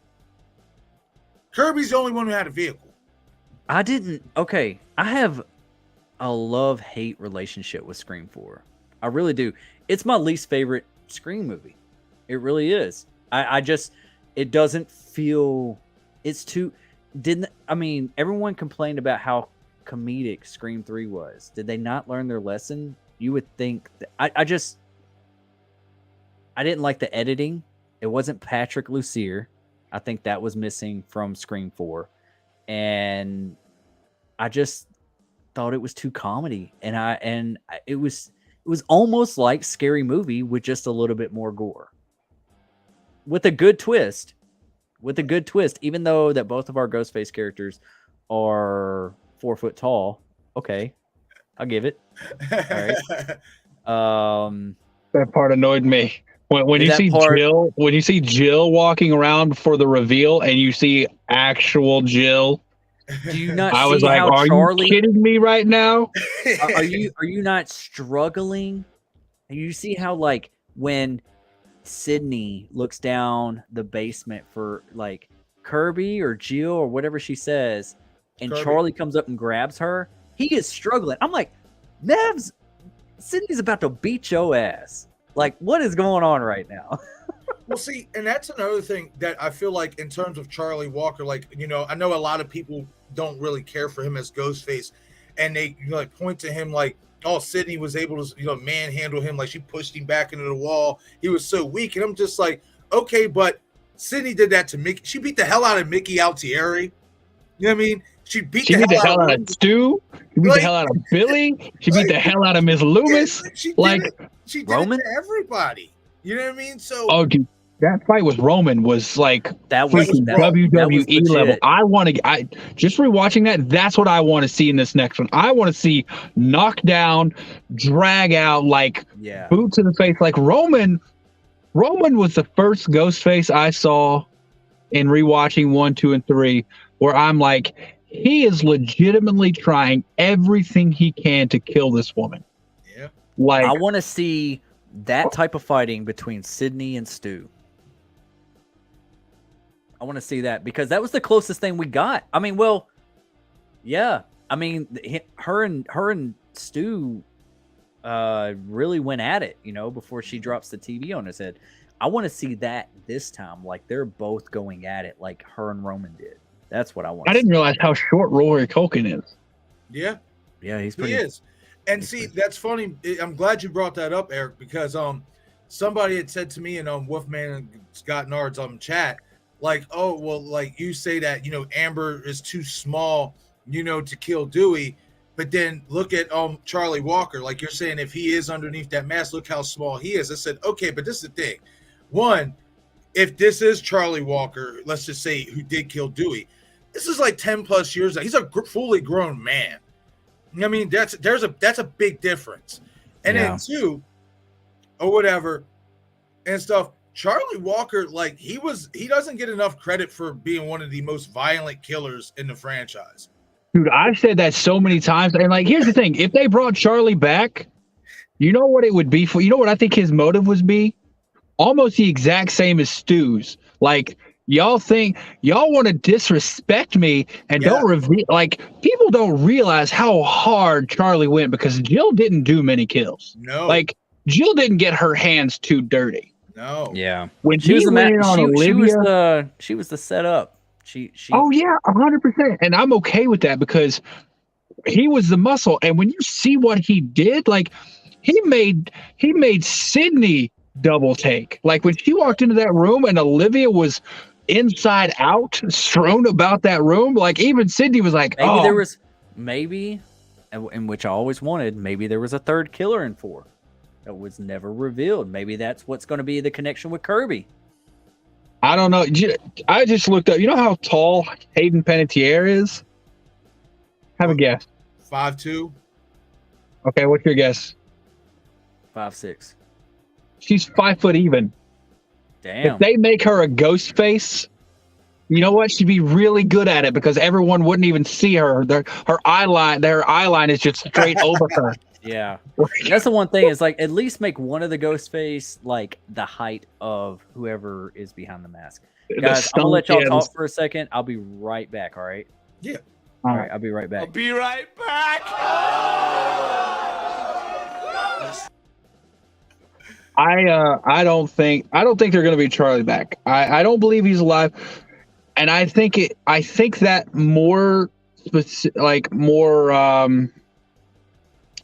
with more certainty because Kirby's alive. I think if Kirby wasn't revealed to be alive, it would make a stronger case because that means if he was alive the entire time he was laying there, because after he was stabbed, then obviously we know Jill stabbed Sydney and Jill did all that stuff to herself. Then she called the police. Right. And you have whatever their response time is, which I believe is like at least 8 minutes. So if Charlie would have been alive that whole time, obviously Kirby would have been as well, and they would have been taken to the hospital together. Right. So, well, see, this is for me how this comes full circle and works. And I feel like it only really works if they turn Kirby to be a ghost face. And I feel like if you really go back and watch Scream 4, if you wanted to go in that direction, you could. You could make a case for that. You know what I mean? I did a video about it and stuff like that. And I think you can make a case. And one of the things I said, okay, so we see Charlie obviously stab Kirby. I said, but if they reveal that Kirby was involved with Jill and Charlie the whole time, well, but basically what they did is what every other Scream killer did, which was part of the plan, stab each other and make yourself look like a victim or what have you. So, and I said, and see, another thing we have to keep in mind too, especially Scream 4, new rules, all that stuff. Who's to say, you can say it can get wonky, it can be getting wacky, but who's to say? I mean, we've seen them with video cameras, we've seen them trying to upgrade basically everything. Who's to say if Kirby was involved when she got stabbed, that wasn't a prop? Like all that blood and stuff like that wasn't a prop, just like Billy with the corn syrup. Obviously, it wasn't Kirby bled out more, you know what I mean? But I think being that we saw that before in Scream 1, where they basically used some type of prop to make it look like, they were stabbed, you can make the same case. Being that Scream 4, what were they trying to do? Recreate the original. You know what I mean? So, I know it's crazy. I know it may sound really, really crazy, but I don't think it's impossible. Nothing's impossible. I will start by saying nothing. In the end, it's a movie. They can do what they want. Right. But the correlation to part 1, I don't think really works, because when Billy had the corn syrup thing, the only reason that happened was to convince Sydney that he wasn't Ghostface. Right. When that whole thing happens between Kirby and Charlie, no one's there to see it, so they're not. It doesn't make sense that it's too theatrical for him for it to play out that way. It would only really play out if it was the same thing. It would only work if there was someone there to watch it. So I don't think it really tracks that way. And also, if Kirby was a part of Charlie's plan or a part of the plan, Jill would have I mean, you would imagine that Jill would have asked about the whole thing, because when they got into the living room, they got into the final part. Well, see, that's the thing though, is you got to remember when Kirby's untying Charlie or whatever, you see a shadow in the bushes. I assume that was Jill, so I think she saw Charlie take Kirby out per se or whatever, which is why she wouldn't need to ask any questions about that, because you do see a shadow in the bushes when she's untying Charlie, and we know Sydney was in the house. So okay, so here's the question, and I will openly admit that yes, these people are crazy. This is true, but this is a question you got to ask yourself. I'm asking myself, and I already know the answer. Would it make sense, with no one watching, for Jill to sneak out and tie up Charlie with no one watching, Kirby to come out with looking scared, like, who might get me? I think I won, while Jill is sneaking away to untie Charlie so that Charlie and Jill can meet back up in the living room and reveal themselves if they're all in on the plan? It just, I don't know. It doesn't, that just doesn't add up to me. No, I get that. I get that. And that's why I say, like, if it's a crazy thing to say if they wanted to turn Kirby as a ghost face. But then you also got to think, who the hell who walked into that door downstairs when Sydney went to go downstairs and said, Kirby, you heard somebody coming in that door, and Jill was already upstairs. Now, my thing is this: we can make the argument that Kirby stumbled in, opened the door and stumbled back in. But then this is where I argue that if she had enough strength to stumble back in or whatever, one, we would have heard a loud thud if her body hit the floor. That's one, or whatever. Two, when Sydney clearly says Kirby, why doesn't she say anything? She doesn't know who to trust. I didn't think she walked in. I didn't think she walked in. I thought she crawled in, which is why you wouldn't hear the body. I would say honestly, if you really like close in on it, you can hear that door turn. Like, it sounded like somebody clearly turned in and it just walked in. Like it was nothing. Like, it did not sound like somebody crawled in the door. It didn't. Okay. I mean, either way, I think if it was me and I had just gotten stabbed with the whole thing going on, I would probably try to get in and stay as hidden as possible, find something to arm myself, and wait on the cops to get there. Right. And maybe that's what we'll see in a flashback if they have one. We'll see what Kirby was doing downstairs, because it has to be Kirby either way, right? What, you mean the noise that Sydney hears, the door? Yeah, that has to be, because Charlie sneaks up right behind her and Jill's right around the corner. Right. There's no other way for Jill to come up. There's no other way for Jill to come upstairs if that was her. Yeah. She's probably trying to, at this point, when she gets like, whenever the police and everybody hits the scene and they're searching the house for survivors and whatever else, they'll probably open up that door and they'll see her on the stairs looking up with just a little bit of life in her before they take her in. So does that mean that she was at the same hospital as Jill and everybody else? And is there more to that scene that we haven't seen yet? Hey, there could be. Like, all of this is possible. It's entirely possible that Kirby was a part of it, and we just haven't had the reveal until now. I don't think she was a part of Scream. I don't think she was one of the killers in Scream 4. I do not think I don't believe she was either. If she is a ghost face, I don't believe so neither. I just think you can make the argument if you really rewatch the movie and you think about certain things like, well, how the fuck did they get here? There. You think about that stuff. It's like, okay, you can put it in your mind. It might be Kirby, but I don't think they are going to. The only way you could really do it is because you see how intense she gets when she's trying to name off all those remakes with the Ghostface killer. I think I thought she was just trying to prove herself. Like, I know more than you. It might be like a Ghostface against Ghostface type of scenario. Like, do you know your shit? And if you get it wrong, you're dead.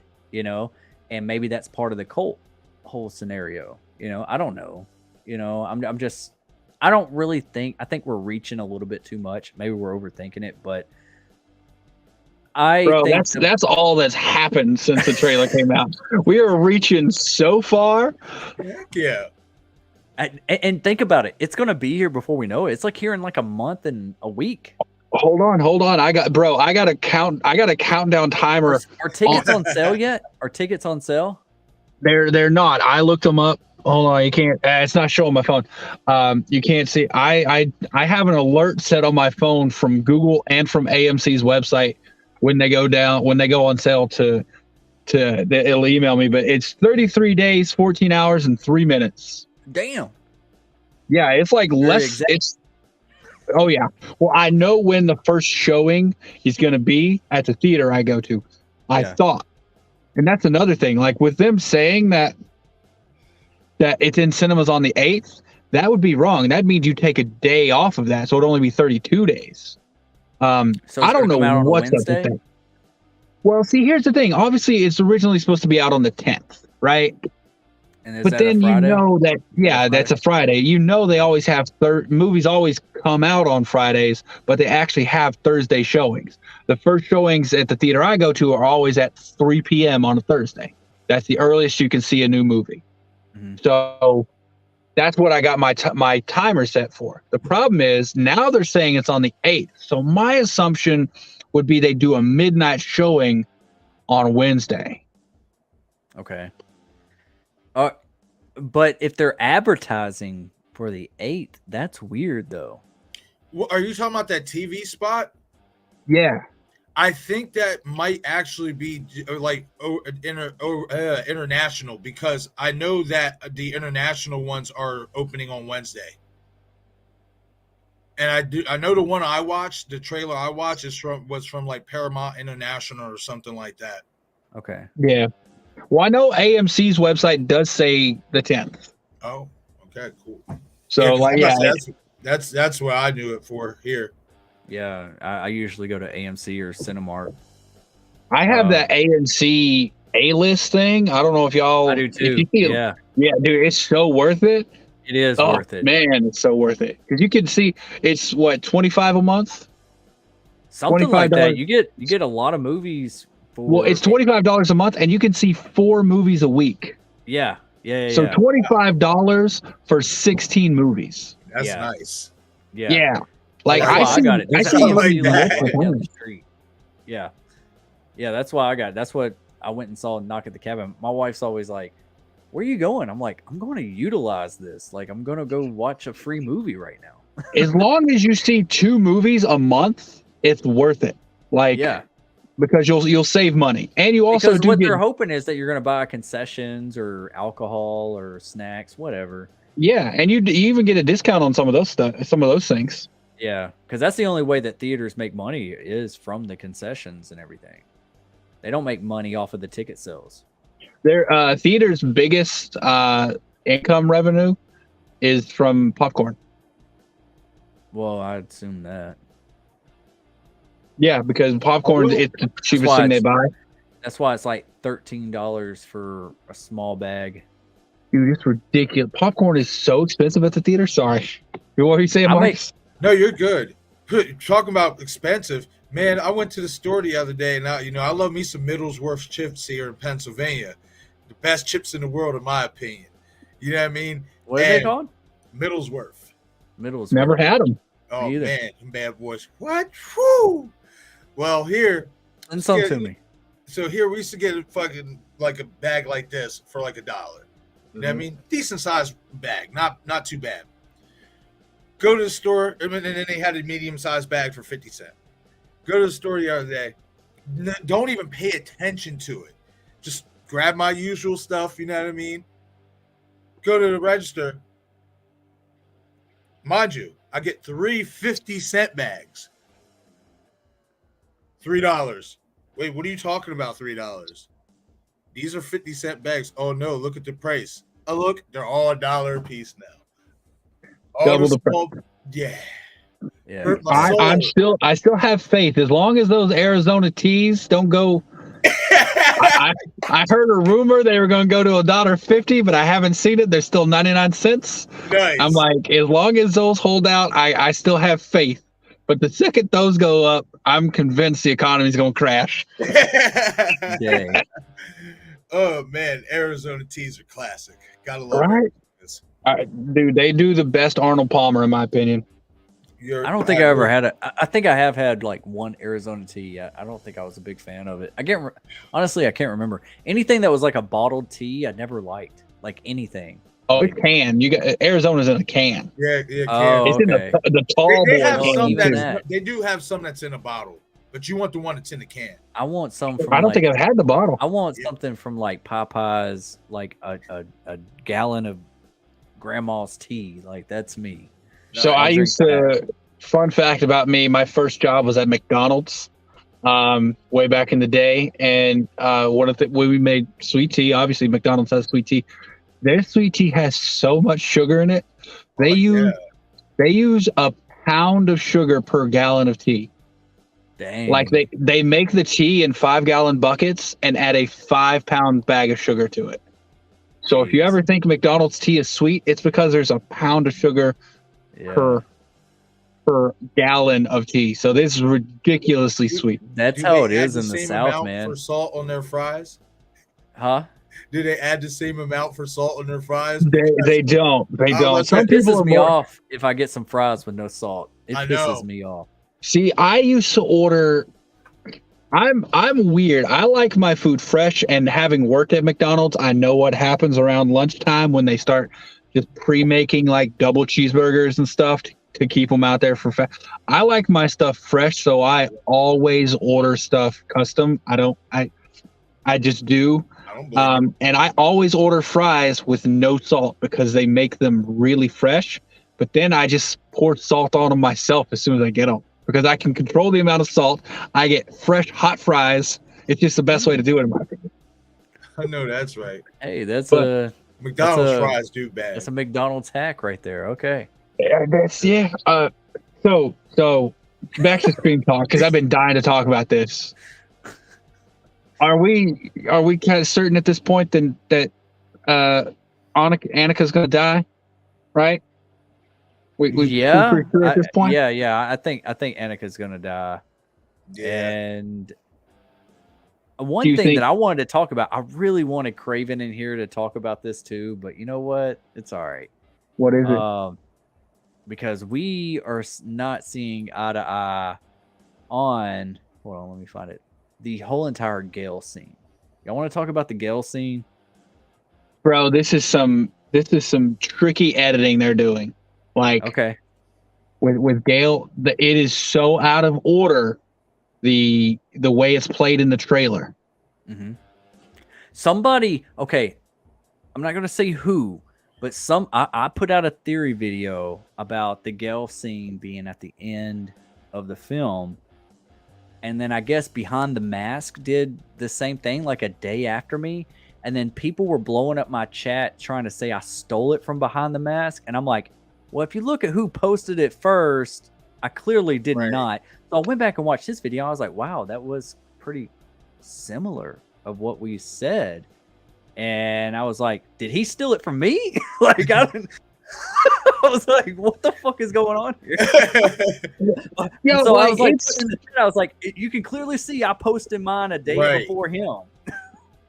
And who cares? Well, not who cares, but like two people can come up with the same theory. Like there's not that many things that can happen here. Like it's not like it's some crazy. They were like coming at me, bro. They were coming at my throat. They were like, "We're reporting you." They were like being vicious. I was like, "Report me! I don't give a." Yeah, who? There's no proof. That happened to me a couple weeks ago. I posted a Scream video. Can't exactly remember which one. I think it was about Stu or something like that. Yeah. And somebody commented and was like, "I see a lot of content creators steal each other's material, this and this and that." And you know, I went on a long rant, but it wasn't like mean or anything. I just said, bro, I said, honestly, there's nothing wrong with people sharing the same theory. Just like there's nothing wrong with people having difference of opinions. happens. Yeah. I said a lot of content creators share the same theory. I said it's just like in sports. What do you see every day? The same content creators talking about the same topic story. I said it is what it is. As content creators, especially if that's the hottest topic on said subject, yeah, we're going to talk about it. Yeah. Yeah, exactly. Well, it's not like the theory. The theory here either is like a freaking nuclear launch code or something. It's you're saying that this scene could come at the end of the movie.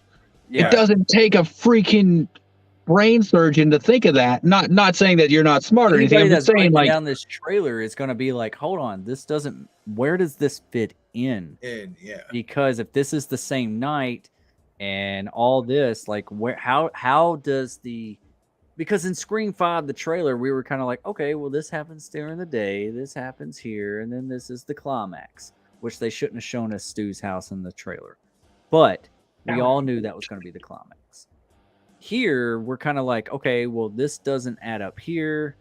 Where does this fall in line? Then we see some daytime hours. And then there was that early shot of, and I think I have it right somewhere on, I think I have it on here of, I may not have it. Do y'all remember, like, before the trailer came out, like, this was months ago, before Christmas, where Gail is following Sam and Tara down the stairs. Yeah. And there's like news everywhere. It was the bright daylight.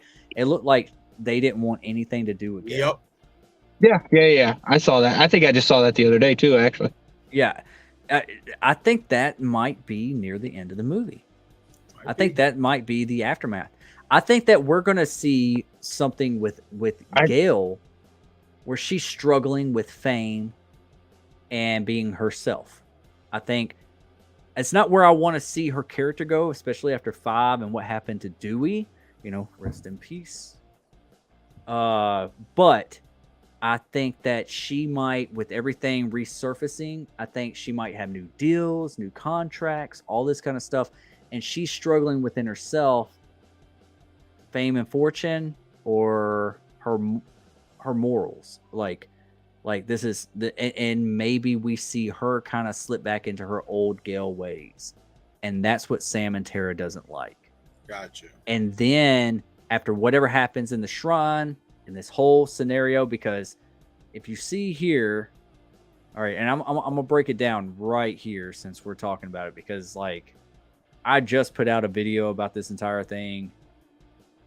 I want to do it in order. So hold on, I got so much to juggle through here.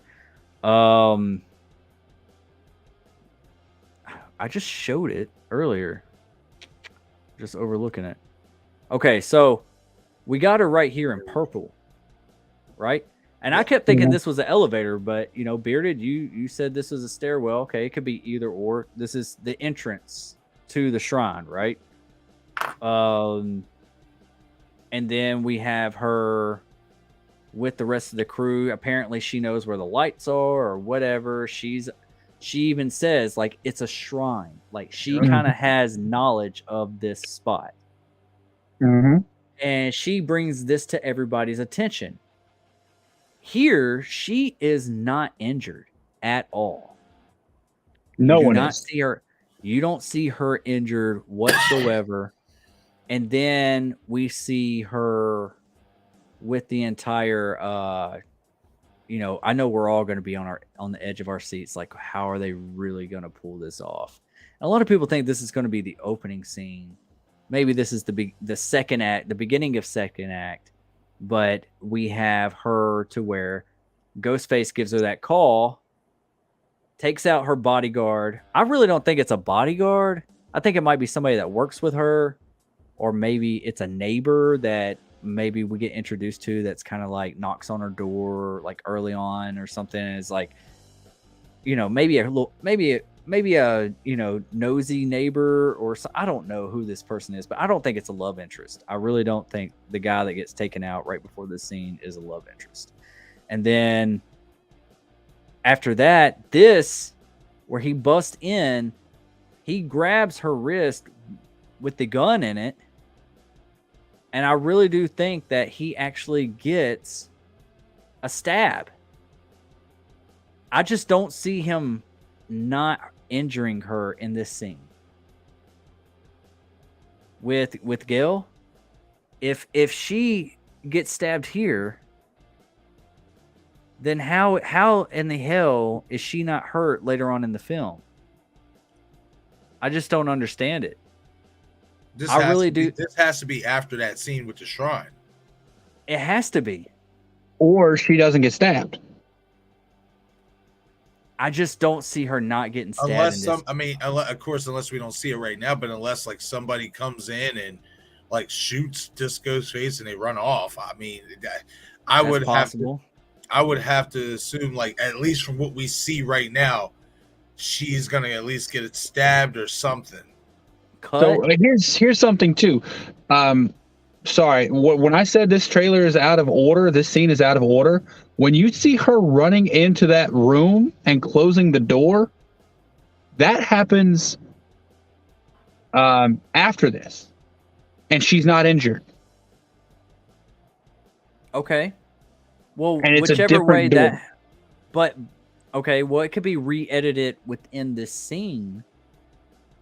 That's what I'm saying in the trailer. So, and actually, I'm sorry, it happened before this, because the way it played out in the trailer was she got the call, Ghostface showed up behind her and then started chasing her.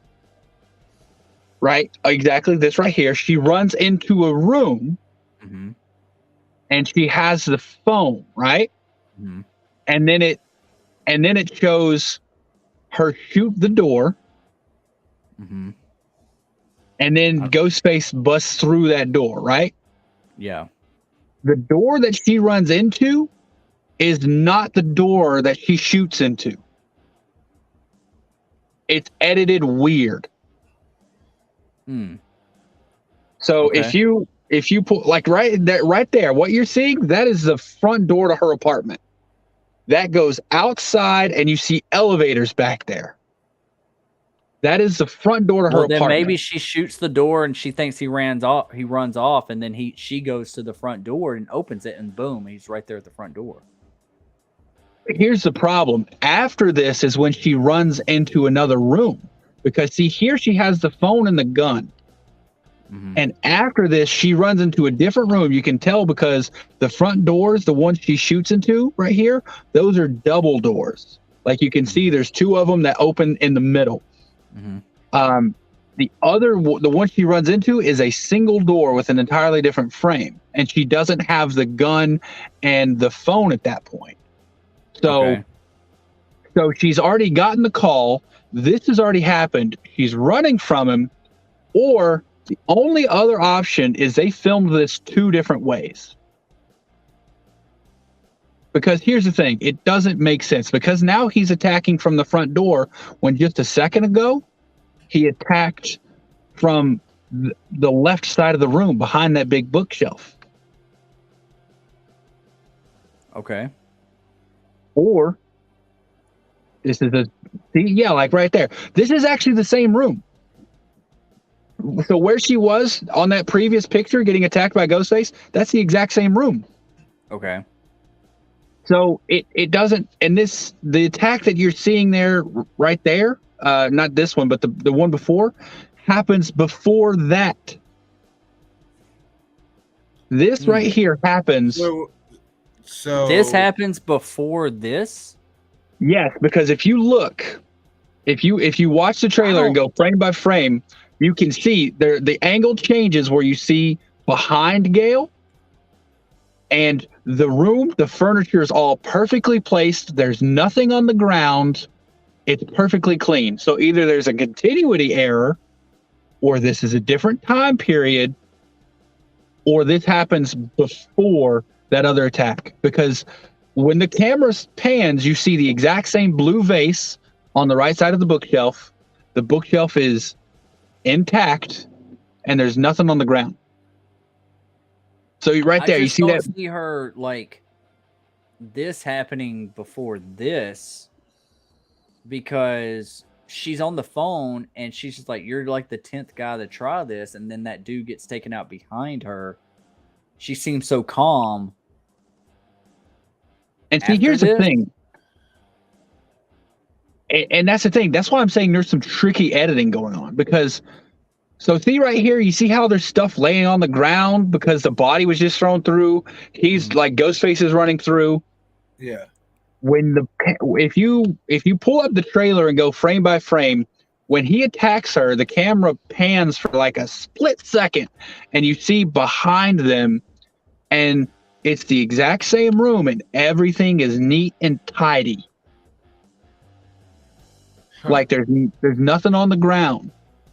So if that's the case, I'll have to go back and look at it. I'm not saying you're lying or anything, because I believe that. If that's the case, then what I take from that is that these are two edited scenes within the trailer. That's my thought, honestly, is that because I was literally thinking like maybe she gets attacked like twice. And the same blue outfit. Yeah. Hey man, like if that's her like freaking, if that's what she sleeps in, then it wouldn't surprise me. She's on call. She's got to always, have her clothes ready. I mean, maybe I mean, a lot of this stuff could be re-edited a certain way. Right. Some of this stuff probably won't even make it to the movie. There might be extra. It might have been, we might be seeing the third take of them filming this scene, but they actually used the seventh take that they filmed for this scene. It might just play out differently just a little bit, but I think this is all in one scene. I don't think it's two separate scenes. But you're right. There might be some continuity errors, or it might just be set up a different way, Right. I definitely will say that and it's funny that we're talking about this, because I did a video about it and stuff, and I even sent you something, Destin, about it or whatever, and stuff about how I felt that the scenes with Samantha and Tara were two different possible final act scenes. You know what I mean? Because because of when Tara's hanging, her hair and like even right there, you could tell that they obviously were running, and she's crying. She's got perspiration in her hair. You can see it. But then when you see her hanging, her hair looks completely different. Mm-hmm. Like it does. Like that. Like, see? Her hair looks way, like, I don't want to say way different, but her hair looks like more pasted to the side, like she sweated more and all that. And I'd like to think if they were already running and all that stuff, her hair would have did that. Yeah. Oh, I think this is very much after the back-to-back fight scene, but I think they're about to throw down. Like, I think they're straight up about to throw down, each with a ghost face. Sam has a brick in her hand, and I think you think this is them. You think this is them separating? Like, there's one ghost face on the ground, there's one ghost face at the top. No, not that. No, I think there's a legitimate situation where Tara is about to fall, and Sam goes to get her. Like, I don't think there's any way around that. I think that's what's happening there. Okay. Well, I was just thinking that, like, maybe this is if Tara is not one of the Ghostface or manipulated in some way trying to turn on Sam, then maybe this is her holding on. Maybe Sam is very much injured but trying to hold on to Tara, and Tara's like, let me go. That's exactly what I think it is. Ghostface is about to, you need to do your thing, but there's a Ghostface down there as well, so Sam doesn't want to let her go, so they both have to be separated and fight the Ghostface separately. There's two Ghostface and there's two sisters, and they can't team up. They have to separate and fight together. I mean, one fights the other. You see what I'm saying? Yeah, freaking Tara said in the first trailer, we need to lure them in and kill them. Like, right. That was an actual line spoken by Tara. So, like, Everyone's thinking Tara's going to go bad. I'm like, why? What? I don't see anything other than that one split-second photo that could even look negatively upon Tara. And you know what? Maybe that's why they would decide to make her Ghostface. I think it's going to fail if they do, because it doesn't make sense. Do you think that, okay, let's say that they don't make her a Ghostface. Do you think Jenna Ortega is gonna die in this one. Nope. Marcus? No, it ain't. I'm scared. I'm scared.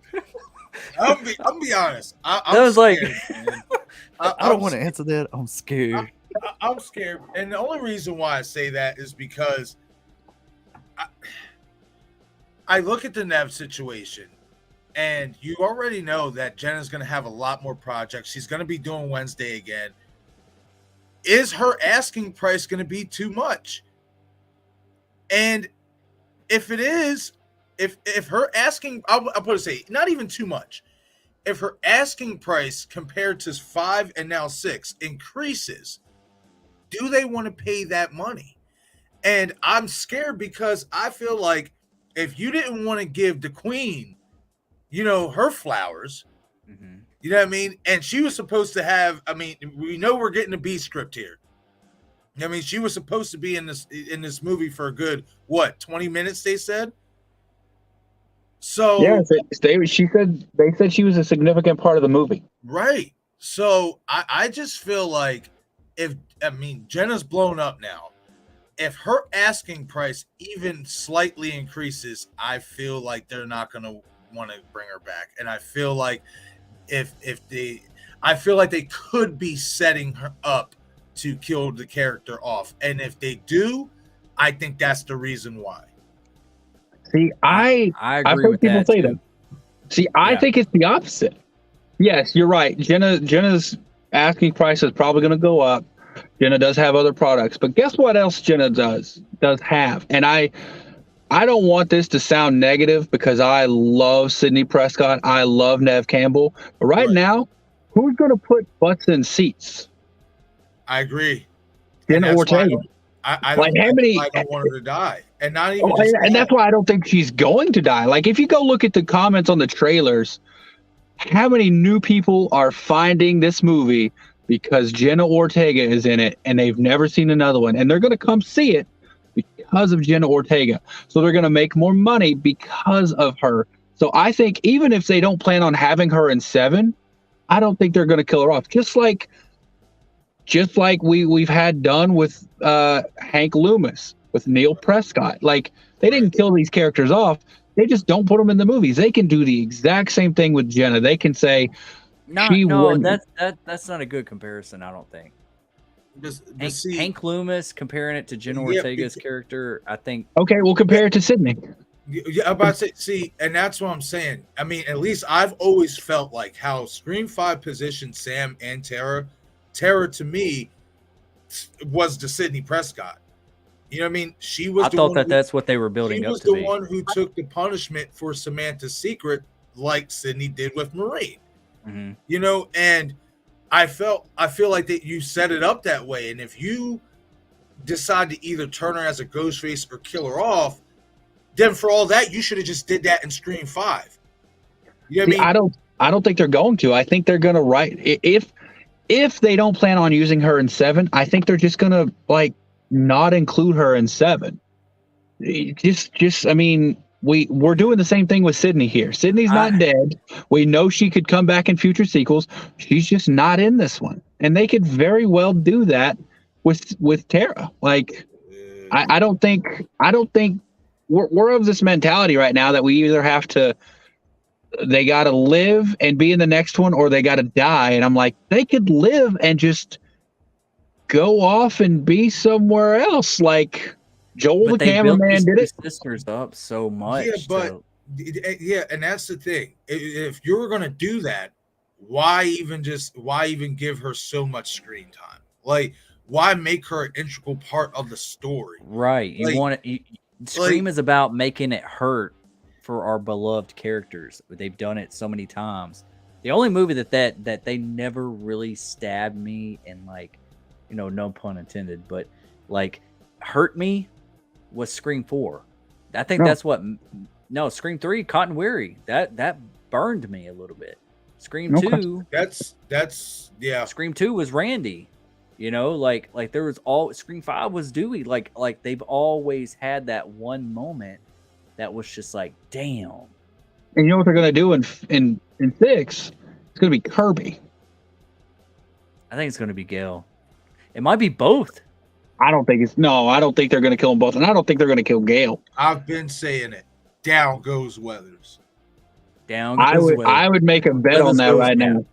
Down goes Weathers, buddy. I'm calling it, man. I've been calling it since Scream 5. And the reason why I've been saying it needs to happen. The reason why and this is just, my theory and my thought. And I thought this was Scream 5, and not just because they killed Dewey off, but because how we know they approached the situation with David. They basically just, yep, you're going to die in this one. Not too much dialogue. They really didn't give him the benefit of a doubt. Now, obviously, we know Courtney's getting the benefit of the doubt because she's getting more runtime, obviously, in this one. And she's executive producer. Now, that may play a big role in her surviving, but I feel like for how they set it up, just in my opinion, and especially these are radio silence characters that we're ushering in now. You know what I mean? I feel like they're setting it up as like an anthology to a degree of the OG3 getting killed off, but the only one who's not going to get killed off is Sydney. But they're going to give us this perception of the illusion that, okay, if you kill Dewey and Gale off, are you going to kill Sydney off in 7? That's how I took it from Scream 5. You know what I mean? Especially with the Carpenter sisters, because we got to fit more characters in here, guys. We got Christina Carpenter left. We got potentially Leslie Macher. There's so many other characters that either aren't going to get introduced in Scream 6 that could get introduced in Scream 7 or are likely going to get recommended in Scream 6. There's still some characters that they're going to have to fit into this. Well, once again, we're going back to this attitude that if they live, they're going to be in the movie. We got to kill them to get them out of the movie. That's not true. I can name at least 5 characters right now who are alive, who have been main players, who aren't in the movies anymore. And it's just, you just don't include them. You can have people ride off into the sunset and But not Tara. Yeah, but Not Tara. Okay, but then how is that getting different? If we keep having these characters, even if we don't have them come back in movies, if we keep having them be alive, sometimes you gotta go. I mean, It's like The Walking Dead. If you want to kill her, then just say you want to kill Gale Weathers. Personally, I just feel like this. Especially, I mean, they're not going to be in the movies forever. No, they're not. And I'm Gale's saying Courtney's wanted to die since Scream 2? She wanted to die on Scream 2, but she's since taken that back. She loves to be in the movies. Yeah. No, here's the thing, 100% you could take a character and say they're not in the next movie. It would happen. It could happen. If Jenny, why would you kill a character played by an actor that brings you so much money? And this isn't story. This isn't art. This is business. Jenna Ortega, I've said it before, and I'm going to stand by it. I think this is going to be the highest grossing Scream movie of all time. And I think it's going to be so in part because of Jenna Ortega. Because, like I said, every comment I put out a video. January. Huh? I think March has too many competition films that might, over the length of March, it might start deteriorating. I think if it would have landed in January, maybe after M3GAN, we would see a big rise, and we would still see it this weekend too. Even though I don't think they placed it well. Yeah. I just, it came out in January last year. I don't really understand why they moved it to March. I don't either, but I don't think that's going to affect too much, man. But back to my point. I don't think it makes sense for them to kill off her character. And Radio Silence even said in an interview, there is no Sam without Tara, and there is no Tara without Sam. That is a direct quote from Radio Silence. You know what I think that is What a are big they supposed to possibility? say? You know what I think is a big possibility in this? Okay, let's say, all right, I got to give you a visualization here. All right. We've already been over these, but I just want you to think that, okay, let's say that Tara is not an official Ghostface. Let's say she's not. Okay. And let's say that she doesn't get killed. We got this scene here. They're back to back, got two ghost faces surrounding them right now, right? Mm-hmm. We got them thinking, and they're like, "Let's go, motherfucker." That's what she says. And they're and I think that's so cool to see Billy Loomis's mom's, Mrs. Loomis's Right. dress right there. That's pretty Debbie cool. Salt's Yeah, yeah. And real quick, that Nancy to me Loomis. right there proves, and at least in my opinion, that this is somebody who's a stab fan. This can't. I mean, I'm not saying it can't be a cop, but this isn't evidence. Right. They're not gonna have that as evidence. Right. Like, you know what I mean? So I definitely think this is a stab fan who put this together. Yeah. They there is although I do have a debate on that for a couple reasons, but we can talk about that after this. Okay. So I think that maybe in this scene whoever the ghost face is, I think they're going to try to turn the sisters on each other at least. I don't think Tara is a ghost face. I think that she might be on the fence because she's realizing that Sam has done this to the family. Maybe there's more secrets that's revealed that we're going to find out in this one. And Sam starts like, you're right. Sam is the evil one. Sam is the one that broke up our family. Sam made my dad leave or killed my dad in some of my theories that I have. Well, Sam didn't do any of that. What if Dad is the one who shows up as Ghostface? You owe me $5, Bearded, if Sam did not do something to Tara's dad. You owe me something. I'll bet you 50. $50. All right. I'll bet you 50. We never get any confirmation that Sam did anything to Tara's dad. Okay. See, right. And I think honestly, that's what my biggest fear going forward is, though, is that stuff that we didn't get answered in Scream 5 aren't going to get answered, or certain things we may have picked up on aren't going to get answered. You know what I mean? Why would they answer that? Like, here's the thing, though. Like, if you think about it, if we're honest, why would they answer a question about her dad? Like, it had Tara's dad. I'm not even just talking about that. I'm just talking about like certain things in the plot hole, like that don't like, or in certain characters that don't make sense.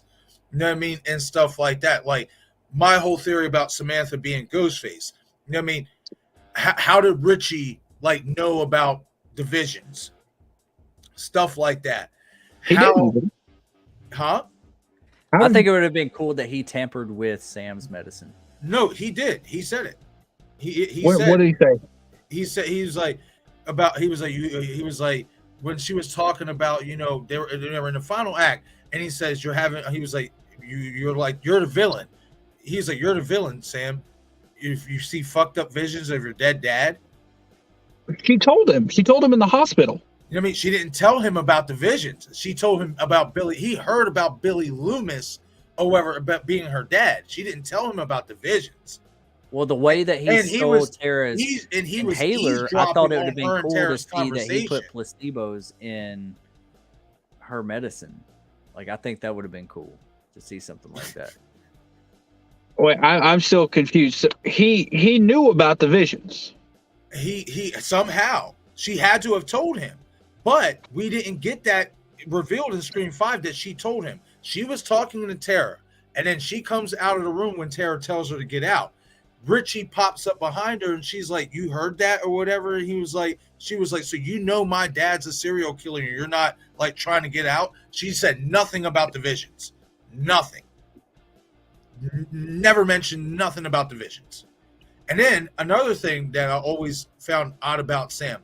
Okay, so you've been going out of Woodsboro for 5 years, right? You've been going out of Woodsboro for 5 years. And within that time, Dewey Riley, from what we know of Scream 4, lived in that big house with Gail. They moved to New York.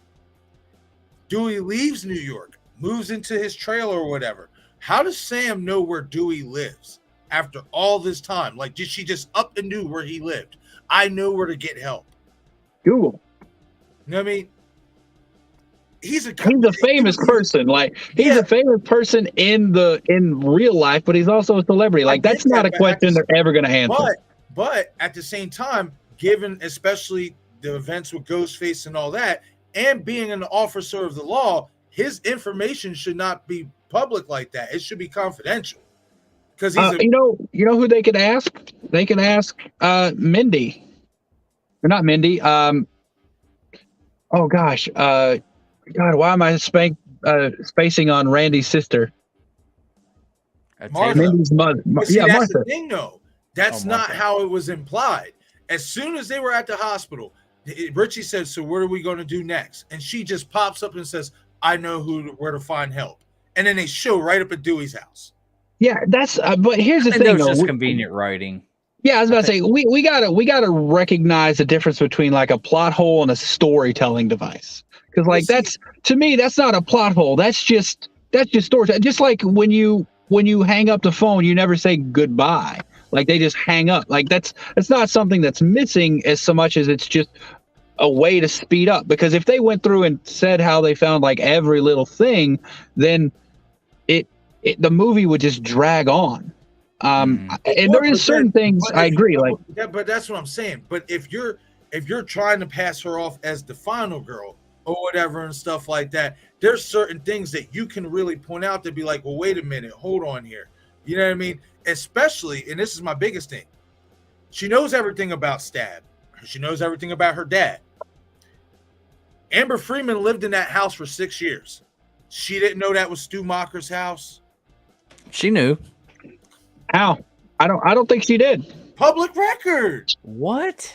Why would she look that up? How would you not know that that's like not the massacre Not even house? just that, especially if you want to know everything about your dad. I mean, you got to think she had to been curious about her dad at some point. Not really. It seemed like she was trying to run from him, man. Like, it didn't seem like she was trying to find out stuff. She was trying to run from him. But I'm talking about in her backstory, like when she probably first found out, you know what I mean, and started acting out. I think at some point she would have to want to know information. Especially, I mean, my thing is this: she was trying to run from him so much, but she watched his movies. Did she? She said she referenced Stab. She referenced Stab, but yeah, like I can right now reference at least 10 movies that I've never seen because they're pop culture. You've never seen Stab, so that tells me she saw it. Okay, and that's fine. Yeah, she might have seen it. I'm not saying that she hasn't seen them. I'm just saying we're implying that she's watching them for this or she knows all this. First of all, if he was gone for 5 years, how long has Amber known Tara? We don't even know that Amber and Sam have had that big of a relationship. We don't know that she even knows where Sam lives. We have no information that says she was ever there. All we know is that Tara gave Richie an address to go to in the middle of the night, and they showed up there. It's fully possible that Sam had never been to that house before, because Tara probably. If I have to go back, and find it. But if I'm not mistaken, there is a reference that basically they've known each other since like 2012, and Amber was living in that house since 2012. Okay, and that's fine. And you have to think as well. And let's just say, for the sake of argument, so Amber's living in that house, and Tara's going over there for sleepovers. Well, if Christina's an irresponsible mother, and the father's not around, outside of Amber's parents maybe taking Tara home, what if there's a moment where they can't? Who's going to pick Tara up? Samantha is. And I'm not saying that it's 100% that she never has, but I'm saying that it's not 100% that she knows this information.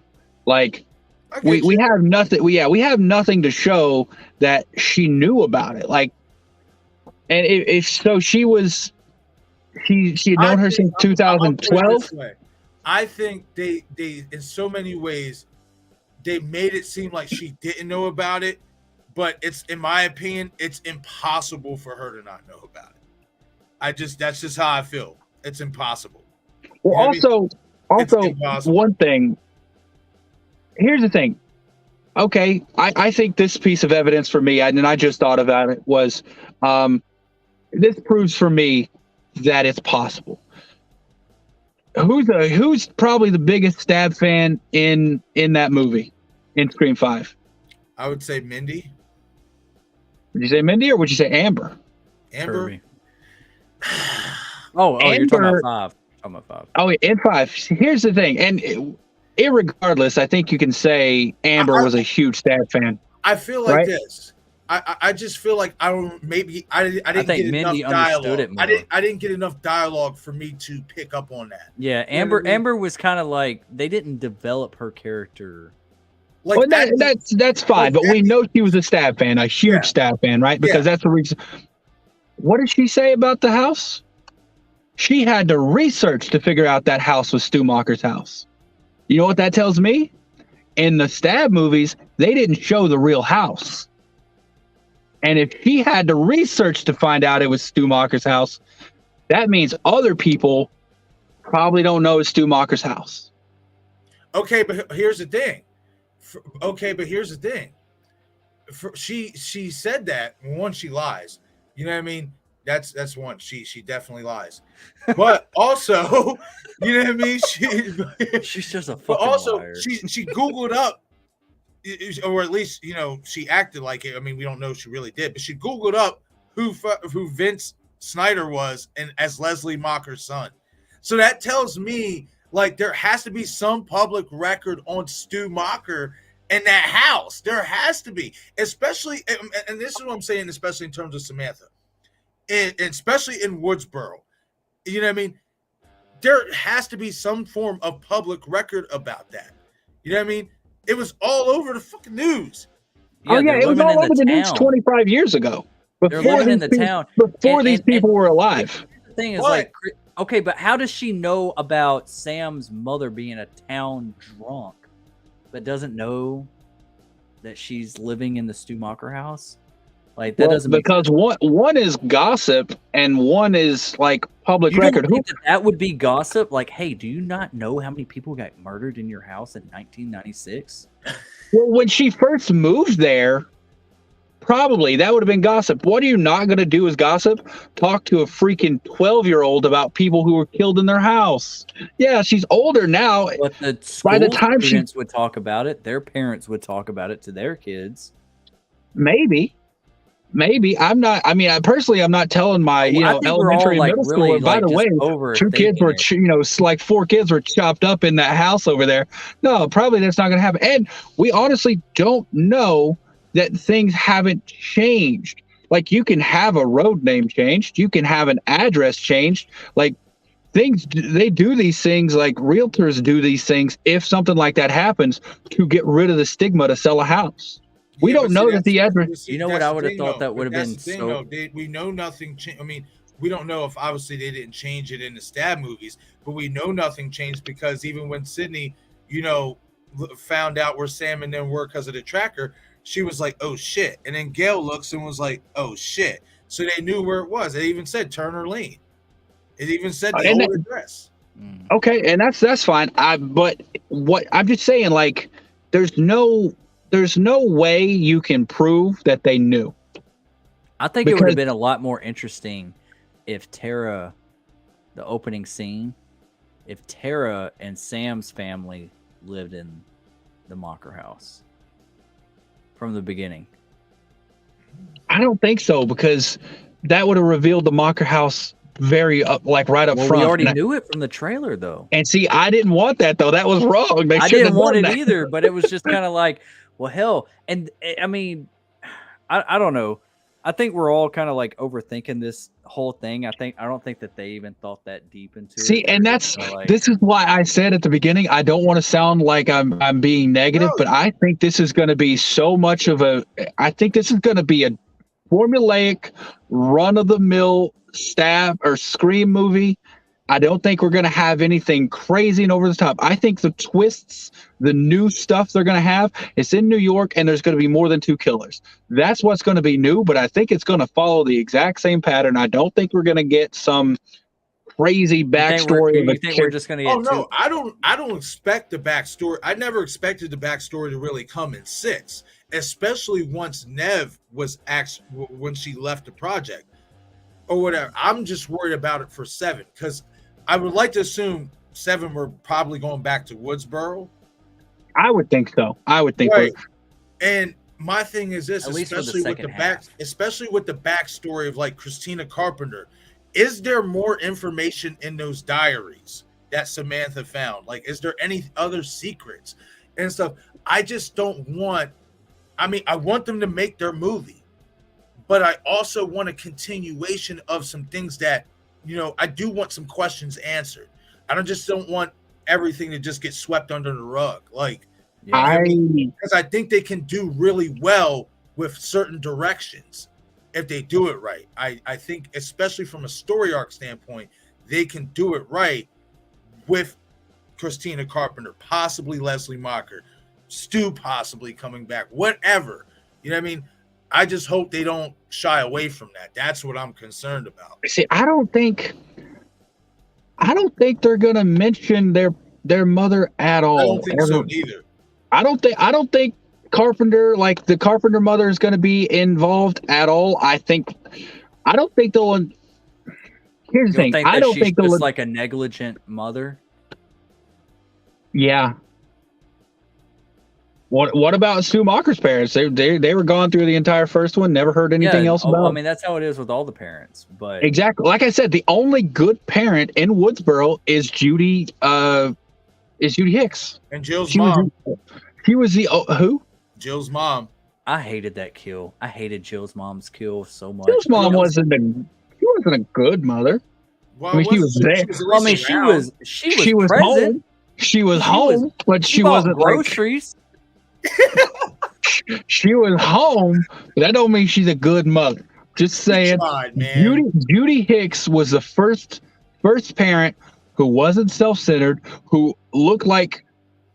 Okay, if you want to say, you know, and as a parent, Destin, you'll probably. Do you have any kids, Marcus? No. Okay, so as a parent, Destin, you might look at this a little differently than I do. But what I'm about to say, I stand behind fully. The fact that Jill was able to go out and plan Ghostface murders, because we know she was the brains, and pull off all this stuff, proves that the mother was absent enough from Jill's life to let it happen. No, she just trusted her daughter enough and became that cool parent. See, like I said, you got kids, you're going to think of it's different. You know what? She was under 18. There ain't no boys climbing in my kids' windows or nothing like that. Like, and you know what? There's another thing. There's another thing. I don't trust anybody named Trevor. I'm just saying, I think Judy Hicks was the first parent we've seen that was in their kid's life, actively a part of it, like happy about having the kid, was literally trying to trade her life for her kids. We've never seen that before, and like I think she was the only good parent. But no, what's Sam and Tara's mom's name? Christina. I confuse it with, I think there's like an actress or like a real life celebrity whose name is Charisma Carpenter. So Christina Carpenter. I think she's just a name on a piece of paper.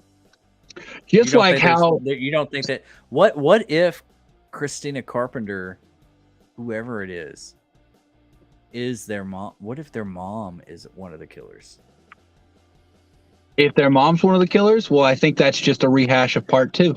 Okay, I think I said this to you, Bearded, but not when Marcus was here. Okay, so we all know that Sam is getting these visions of her father, Billy. but but Billy never had visions that we knew of. If this is hereditary, what if they're getting that stuff from their mom? That means Tara might be having visions as well. Like I wonder. Synopsis certainly said so. What's that? That fake synopsis certainly said so. That's exactly what I said. I was like, this seems like it came from that fake synopsis. You know what, Destin? I just thought of that I would use to debate against that. What's that? Is Billy's mother was also very, very unwell, like mentally, because we saw her come back. So, huh? She was. I mean, it was never said that she was like having visions. And well, no, I'm not saying that it's having say anything about visions, but I'm saying if there's like a mental health issue that's coming down to Sam, well, you can clearly track it to Billy, and then also you can kind of track it back to Billy's mother. So I would assume it would come down that. That's what I would use as a debate against that, is because we've now seen 3 generations that have murder-lated some people and seem to enjoy it. Yeah, man. I mean, there is something I wanted to say though. We talked about it earlier, but we never got around to it. The shrine. Okay, so I had the same thought, Marcus, that this was stabbed. This wasn't real stuff, because there's some real stuff that if it was real would be impossible to get. Like literally impossible. Right. So my thought was it's got to be stab stuff.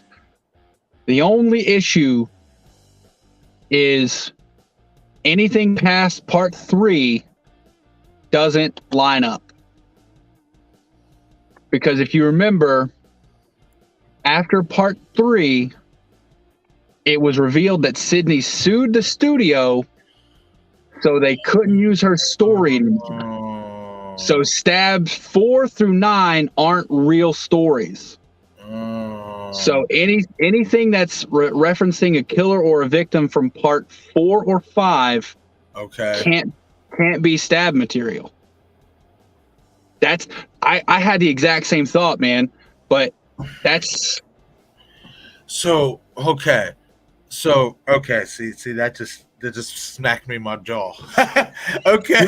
And that was that was the whole point of part. What's up, that Jamie? was the whole point of part 5. Richie says we need to give them some real life stories to make the movie on, because stab 4 through 8 are fake stories because they can't use anything that happened to Sydney. So anything that's in the shrine from Scream 4 or Scream 5 can't be stab movies. And we see Jill, we see Charlie stuff, Kirby stuff. Anything from Kirby can't be stab stuff. So yeah, it's rough, man, right? Because I'm like, that it can't be real, but that's to a killer. Huh? They're gonna do it. They're gonna what? Do it. They're gonna turn her to a killer. Who, Kirby? Yeah. I see it, man. Like, cause my thing is this. In so many ways, okay, if we're saying that stab 4 stuff and stab 5, whatever, that stuff isn't supposed to be there or whatever. Well, especially in terms of stab 4, who the hell else who's going to be able to get that type of stuff? Scream 4? You mean Scream 4 stuff? Yeah. Well, here's the thing, though. Like, I don't think Gail would become the killer, but I'm just gonna say Gail was there, Huey was there. Hey, your boy Charlie was there. Hey, man, listen. I said it. I feel like it's Charlie's shrine, and I do. I'm gonna die on this hill. Okay, I want to hear this, Marcus. I'm gonna be a believer. I'm gonna die on this hill. And another reason why that I didn't mention earlier too, I feel like it's even more meaning now heading into this movie. So you start off the movie Scream 5, and Ghostface references himself as Charlie. Mm-hmm. It's number 1. Number 2, in the death scene with Dewey. Now I've gone back and we can chalk it up to the height and all that stuff, whatever. But I've even did the whole height reestablishing thing or whatever. And I will say this. It's not somebody who's over 6 feet. It's not. It's somebody who's at least around David Arquette's height. If you're going to say it's the actor underneath, the Ghostface mask, we're just going to say that. They're around the same height as David Arquette. Charlie's 5'6". He has David Arquette's 5'8". So he has a 2-inch height advantage. But David Arquette's 5'10". Is he? See? Yeah. Okay. But either way, you know what I mean? When he gets gutted up, Ghostface says, it's an honor. The only other time you heard that in the Scream franchise is at the school with Charlie, Sidney, and Gail, Sidney Prescott. It's an honor. And now we're going into Scream 6. And now we're getting all these Scream 4 references. And now you have this Stab. A lot of the stuff is from Stab. You can even tell. You know what I mean? Yeah. A lot of the stuff, 1, 2, and 3, all that stuff is Stab. So, Casey Becker's swing, the chair Stephen Orth was on. Yes. All that stuff from 1, 2, and 3. And here's the thing, though. We don't know how 3 turned out because obviously 3 stopped in production. And the stuff we see from Stab 3 is actually from Scream 3 because in Stab, they never planned on a house filling with gas and sending a note by fax. That was never in the Stab 3 script. That was from Scream. So all the stuff you see in there from part 3 isn't from Stab 3. That's from Scream 3. So Gotcha. the only two that are actual Stab stuff are Stab 1 and Stab 2. Gotcha. But I just feel like, especially because out of everybody, and this is just my opinion, I mean, out of every Stab fan that we know of in the franchise, to me, he's the biggest Stab fan of them all. And then when Gail gets the call, and maybe I'm looking too much into this, you know what I mean? When Ghostface says, I'm something different. You know what I mean? I always took that as, okay, he's something different, but he doesn't say he's someone different. If you are going to go in this direction of bringing a past Ghostface killer back, you know what I mean? In my opinion, and this is also, against, Jill, you know what I mean?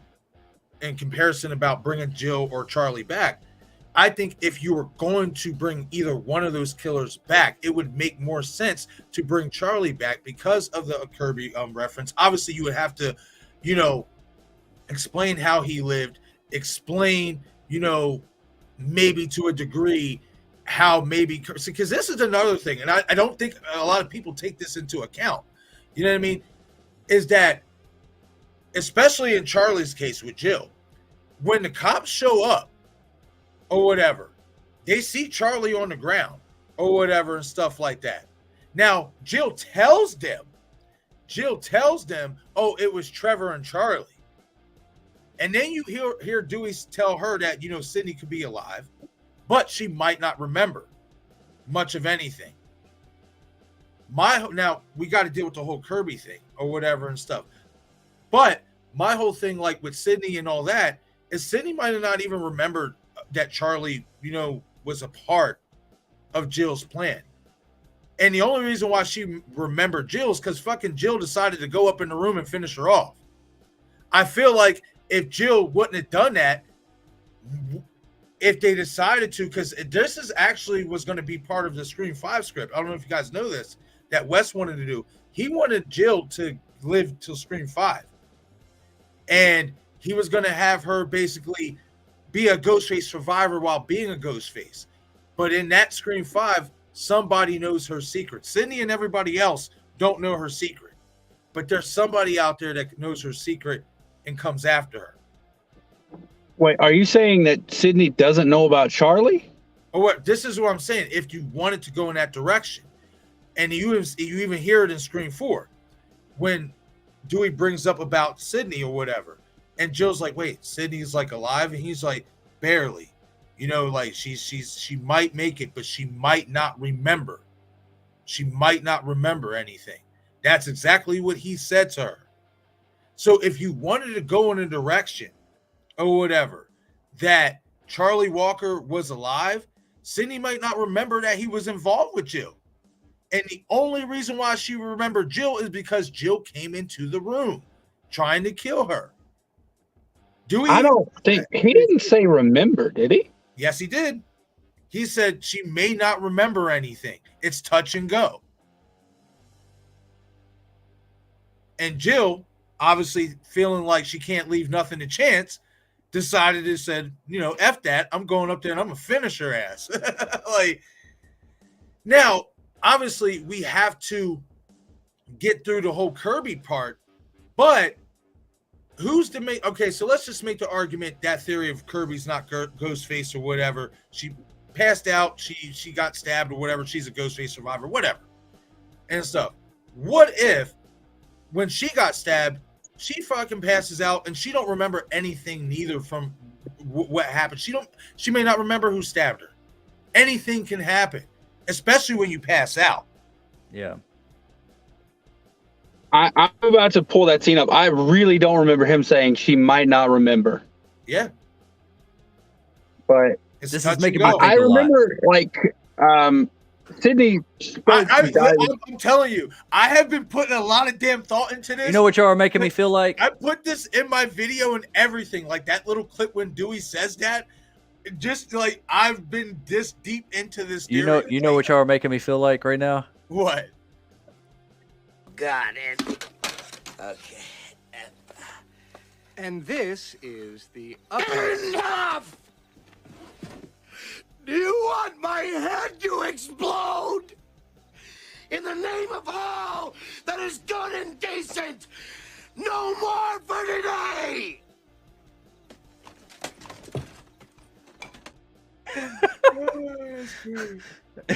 Y'all are making my theorizing mind like go all over the place. And like I never suspected Charlie. I never did. Listen, And man. now you almost got me, Marcus. Like I'm starting to kind of like feel that itch. Like, bro, and I'm telling you, man, like, and I just feel like this, especially from Scream 5 and then leading into Scream 6. Why the hell would you reference him if he's not? They're like, why would you reference him? We talk about the references to Stu Macher, right? Why reference Stu if he's not really dead? Why the hell would you reference Charlie? Even use his lines in killing Dewey. And now in Scream 6, we're getting all these Scream 4 references. Everything. I think we're only getting 4 references because of Kirby. I think it's deeper than that, though. You got a Ghostface coming with an old, worn-out Ghostface mask. it's got to be Billy's mask, though. Yeah, that's definitely Billy's I mask. think it's Billy's masks, and I think it is this right here. The knife, the original knife, with dried up blood on it. Yeah, I think that's Billy's mask. Charlie's mask wouldn't have like, obviously a real latex mask wouldn't have But decayed this in is that way. Kirby's gun. But think about this, Bearded, and you just said it too. You just said it. If there's nothing from Scream 4 or whatever, Charlie why wouldn't he wear Billy's mask? If there's nothing related to Scream 4 or whatever and stuff like that, then none of his stuff, his gown or nothing, even though we see 9 gowns there, you know what I mean? His gown from, actual, the scene of the crime, whatever, it wouldn't be there. You know what I mean? And we know this. He's a Stab fan. He idolizes these guys. You know what I mean? So it wouldn't surprise me at all. And he's an old Ghostface killer. He could feel, and this in a crazy psychological way, he could feel like he's up to par with Billy Loomis or even exceeded himself at a higher level. And we know we're supposed to be getting an upgraded Ghostface. That's what they're saying. And the reason why I say he could feel this way if this is Charlie, because he survived. He may have survived without really nobody knowing that he was the killer. That depends on if Kirby remembered anything. You know what I mean? And stuff. Obviously, they messed that up with Sydney because, well, we don't know if they messed that up with Sydney, really. Because all we know is what Dewey said. is that it was touch and go. She may not remember anything. We see her come to, and then Jill, you know, you just won't die. What are you, Michael fucking Myers? So we don't know if Sydney even remembers Charlie was involved. We really don't. I just don't buy it.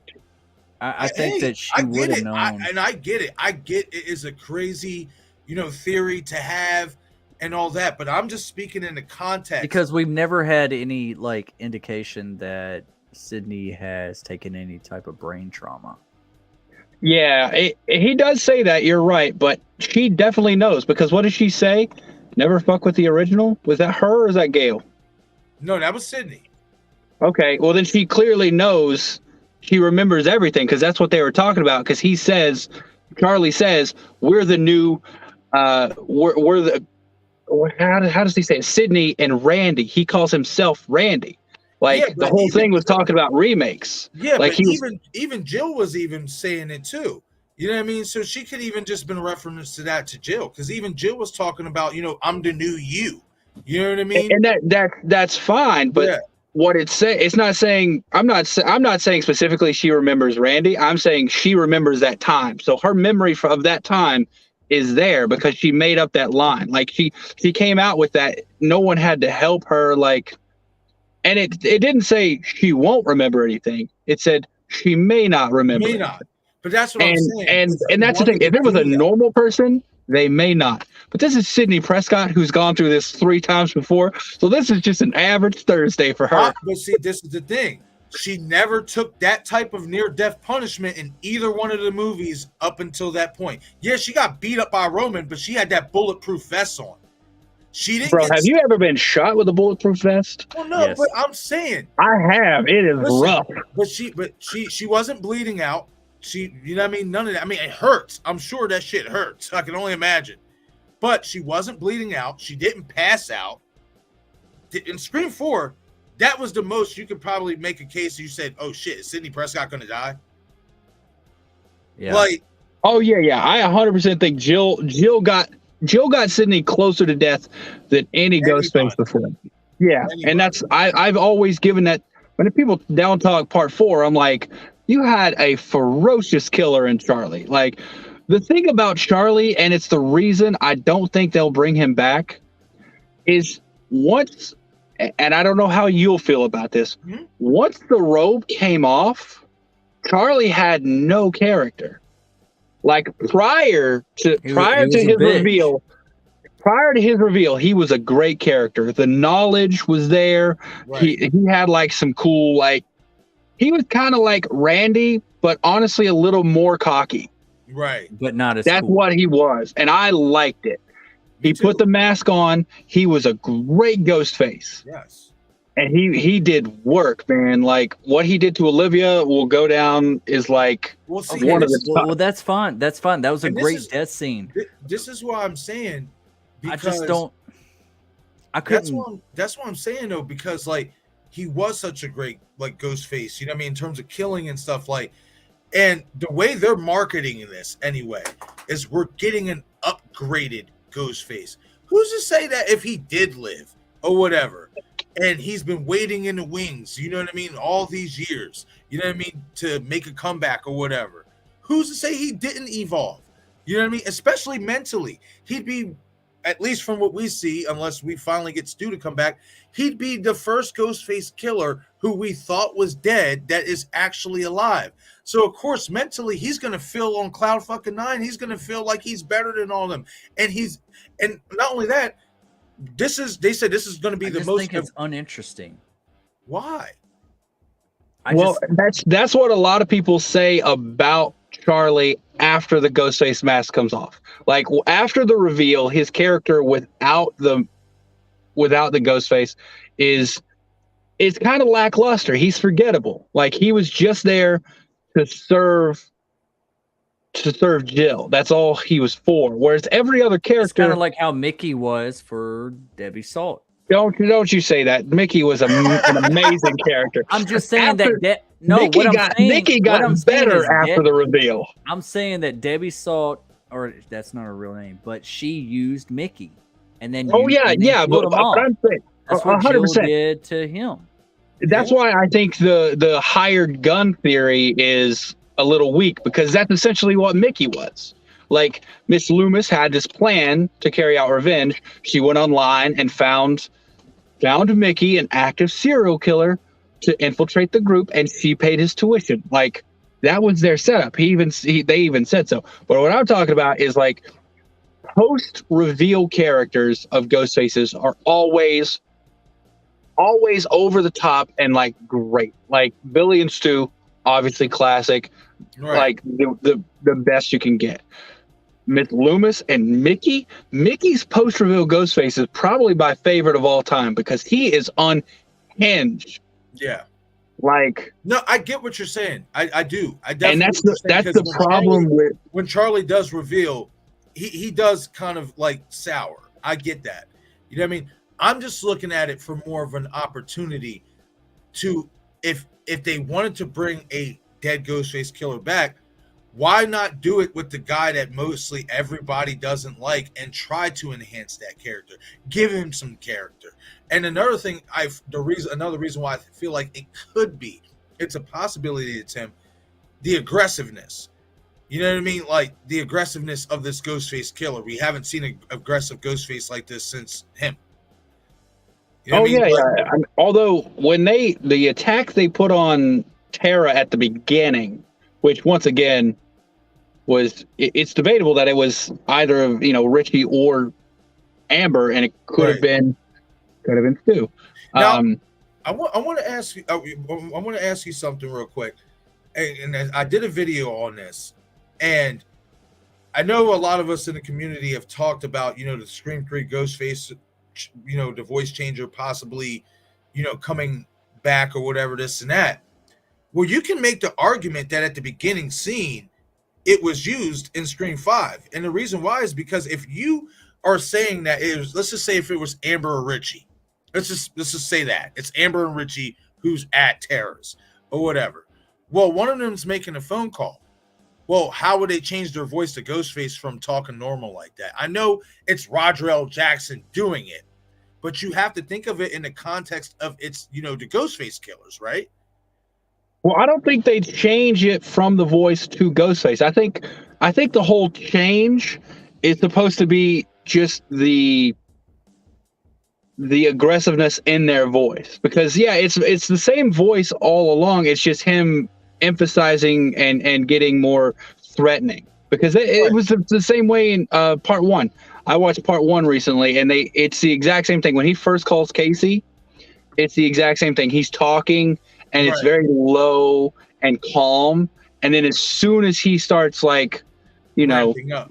Exactly, that's when I don't want to use the word changes, but that's when you notice that it's Ghostface. Like, and I think that's kind of the thing, is like, if you just talk like at a normal thing, it's a normal voice. Like, it's not anything crazy. What makes it creepy is when Charlie says, what was that line? It's also one of my favorite Ghostface lines from the Scream franchise, came from part 4. He says, I'm going to cut your eyelids off so you don't blink when I stab you in the face. Yeah. Oh my God. That's hard, man. That's hard. Destin, your mic's muted. I got to chime in here. I was double muted. All right. All right. So that line that you're talking about from Scream 4, that's one thing that always took me out of the movie, is I never bought anything that Roger L. Jackson said. Like, something seemed off. It just felt like sometimes I misunderstood what he said. Like, there was just something, there was like a different tone. It's like it wasn't clear. Like, even from the beginning, like, it felt too parody to me, just a little bit. Like, I was just like, and when he says stuff like that's supposed to be menacing, like, I'm gonna cut your eyelids off so you don't blink. What? Say it again. I'm gonna cut your eyelids off so you don't blink when I stab you in the face. Yeah, I'm just like. Well, here's the thing, though. This is the justification. Like, this is the justification I'll make for it. Okay. Parts 1, 2, and 3 were very close. That was what, 95, 96, or 96, 97, and 2000. That's all within 3 years of each other. And the horror of the time was very established. Like, we knew what things were. Part 4 came out in the 2000, what was it, 2010? I think 2011. 2011. Like, so if you think about the teenagers at that point, they're going to be talking differently than Ghostface did back then, because this is a new generation. So I loved it. I bought it because that's the type of thing that teenagers at that point would find threatening. And we gotta remember, yes, we hear Roger L. Jackson as, we hear Ghostface, but in reality, it's, Lover Boy Charlie and Jill. So I just didn't get attached to any of the characters either. Like, I couldn't connect at all. See, that's my issue with Scream 5, though, is that with Terror Scene, is that it doesn't start off directly with Ghostface's voice. It starts off with Roger L. Jackson's normal voice. And it was great. Yes. But that's why I make the argument that if you really wanted to say the Scream 3 voice changer wasn't Scream 5, you could say that, because how the hell would Amber and Richie be able to change their voice from a regular voice like that, that's clearly not their voice, and then switch over to Ghostface? I think that's just Scream. Like, that's yeah, I think, like I said, I think that's just a storytelling thing. Like, he can talk calm, or you can talk like loud and aggressive. Because like when he says surprise Sydney. Go ahead. I'm not trying to cut you off. That brings up a point that I brought up. In the shrine, where is the voice changer from Scream 3? Mm-hmm. Is it going to make a return? If it does, I wanted to see it utilized at least once. Dude, I heard someone say the hardest thing I've heard, and someone on a live stream said, I want to see Gale get a call from Ghostface, and he uses that voice changer to sound like Dewey. Yeah. And I'm like, oh my God, that would be so rough. Can you imagine how wrecked she would be? Who the fuck said that shit? Right, that's so hard. Like, why y'all trying to destroy? Like, there's killing a person and there's destroying a person, and they're clearly going the destruction route. Like, they would need to save that for the movie. Do not put that in the trailer. Oh, definitely, right? They like, wouldn't that like wreck, or anyone, like call Sydney as Dewey? Call it would be, oh my God, just the pain and anguish mentally, dude, they could cause. Super crazy. Yeah, I want to see that now. Like, I don't want to see that. Let no, I want to see that. Dude, hurt me.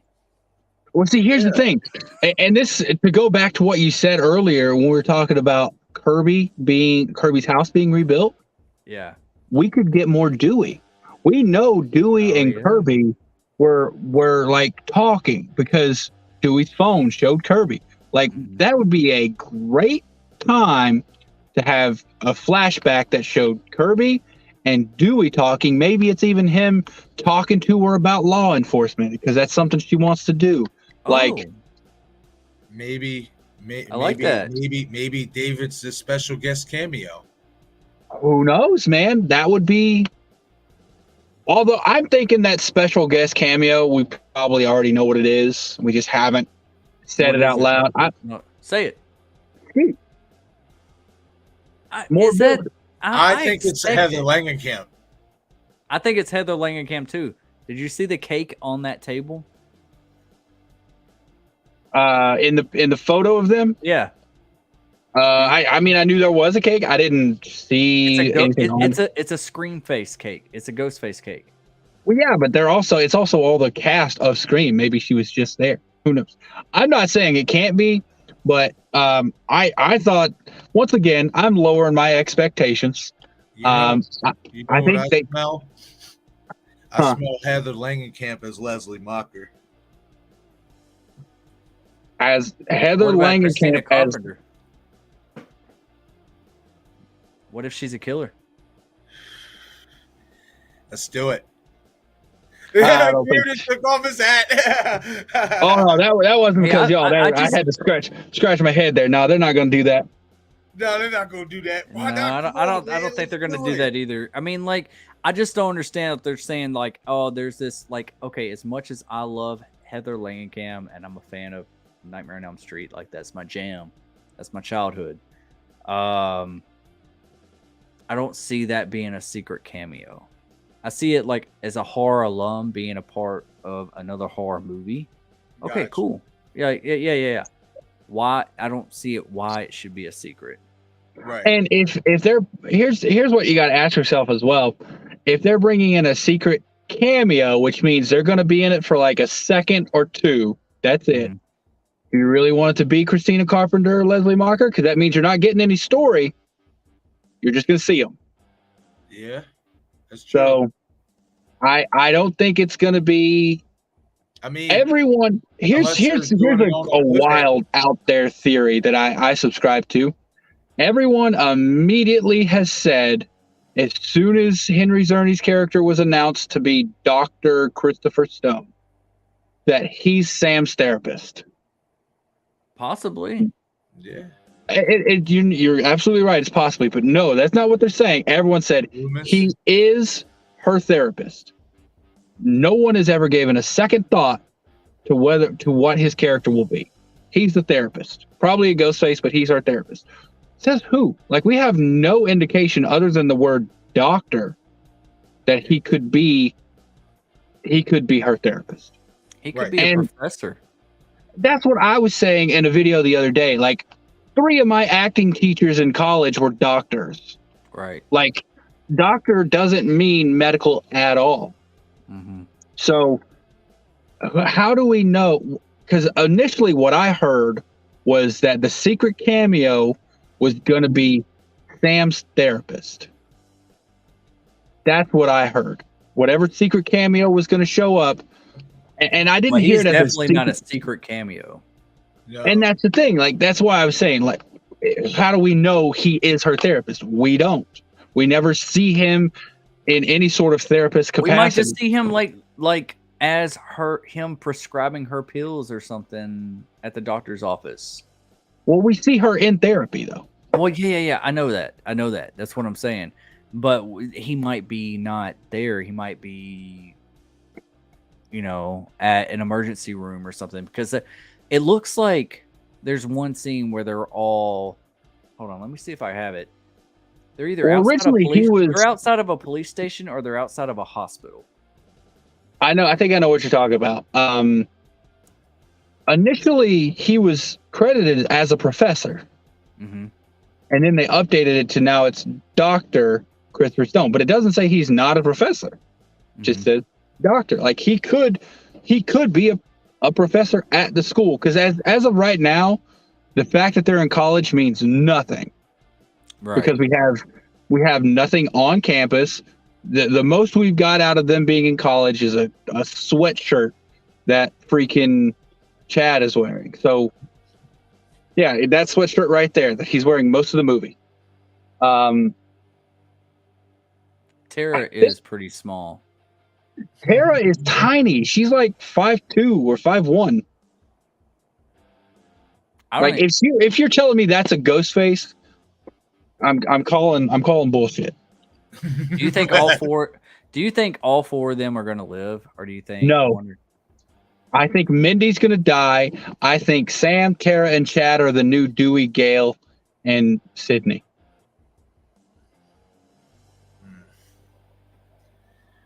I think Mindy's gonna die. I think Kirby's gonna die. You know how I think this should play out, and I know we're all over the place here, but I have to talk about Mindy and Chad for a second.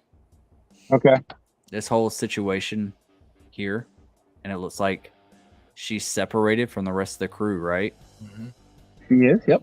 I feel like this is leading into the third act. Like, whatever happens here Whatever happens here traumatizes her, re-triggers whatever has happened in Woodsboro and here, and she's like, I'm getting the fuck out of Dodge. Chad's like, no, I'm gonna stay. But she's like, no, I'm not feeling this, because I feel just the look on her face in every scene. I'm like, she's not the same Mindy. Nope. This is not the Mindy we know. She is not bubbly. She is not any of that. And I think when she gets attacked here, and what does the slogan say whenever the trailer, the teaser came on?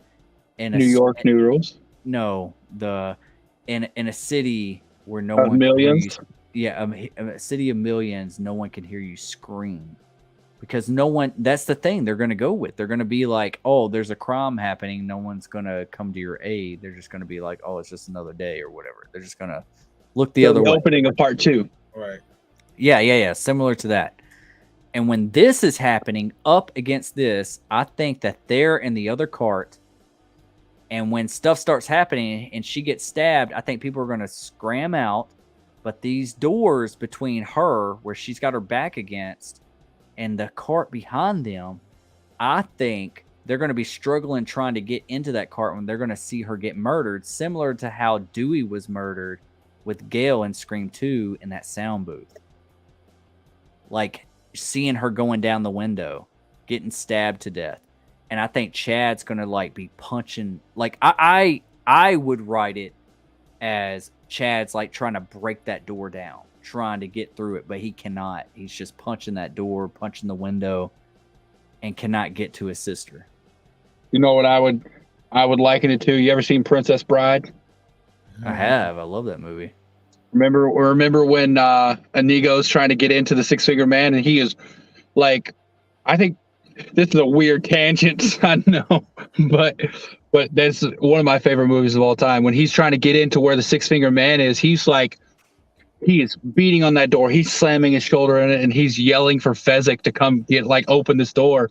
And like, you can hear the hurt in his voice, like Fezzik, like that. Or did you see Bullet Train? Yes.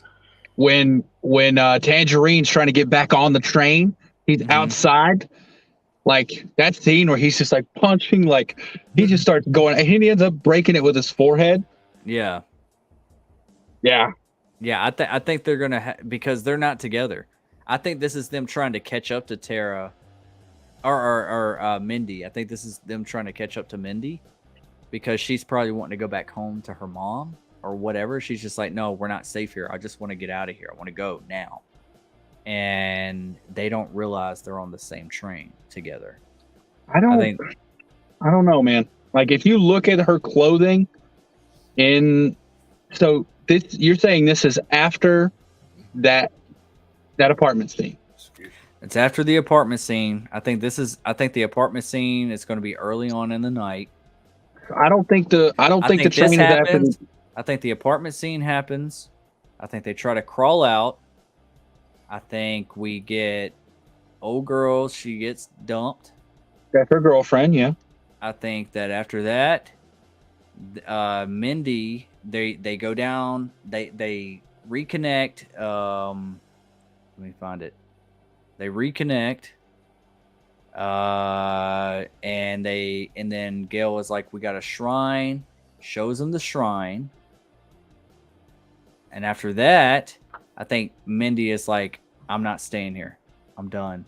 And they're just like, no, hey, blah, blah, blah, blah. And that's where they start getting disconnected. And then the climax is going to be back at the shrine. I think they go to the shrine twice. I think that's all going to happen. And then I think that they're going to show up here on the subway. I almost said bus. On the subway. And they're going to be like, because she leaves by herself, because nobody else will leave. They all want to like stay and figure it out. And she's just like, no, I'm leaving. I'm going back home. And then they realize that she's in danger. So they try to catch up to her, but they're in a different cart. They realize that they're in a different cart.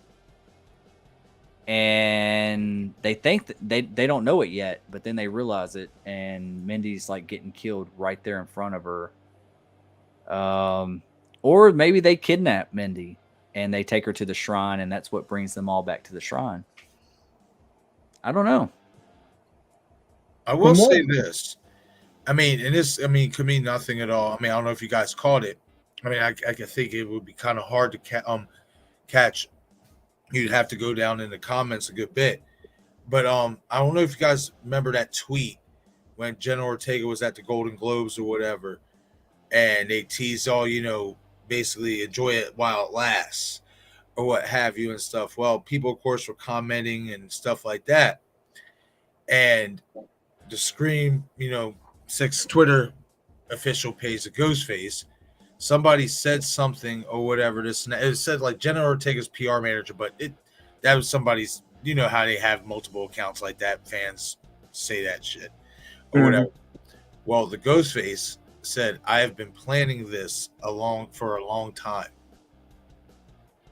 or what have you. And I mean, it may not mean nothing, but to me, I mean, that to me in so many ways, I mean, sounds like a mastermind to me. Like, I have been planning this for a long time. And of course it could be Stu. If they decide to do it, Kirby. Oh, we both got our hands up. Like, you go first. Oh, I'm actually wanted to take it back to the Mindy thing really quick. I'm trying to understand. So you're saying apartment happens, then subway happens, and then shrine? No. I'm saying I'm saying that. All right, this is the order. There's something going on at the apartments. This happens. Okay. She gets upset. They start realizing they're getting attacked. They got to get out of this apartment building. They get to here. Yeah, that tracks. Okay. And then she gets across, but her girlfriend doesn't. Annika. She gets gone.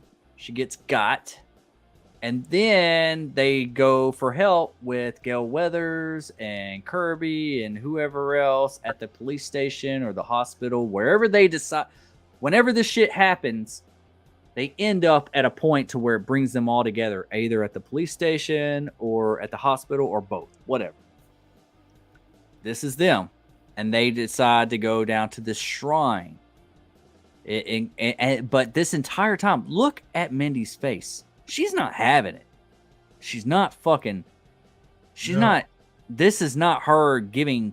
She doesn't want any part of this. She's done with this. The only thing though is Mindy had blood on her shirt when they're on the ladder. Like, yeah, that's the thing here. Like, she's not looking injured. And well, here's the thing, though. I did look. Okay. That's a different shirt. That's a yellow shirt. Yeah. But what if she gets bandaged up at the hospital? Maybe it's a minor injury. I don't know, man. I'm just not. I'm not buying this being. Derek did in Scream 2 and got let go the same night. Yeah, but. Yeah, but the thing is like, where would she get the other shirt from? Like, I mean, obviously the hospital might have something. She would change. That looks like that would be her type of shirt. Like, would she? Well, maybe Sam or Tara or somebody said, "Hey, I brought you a change of clothes." Yeah, possibly. That's not impossible. No. Yeah, because there's another scene. I wish I had the clip, but there's another scene with Jack Champion and what's his name? They're all together. Yeah.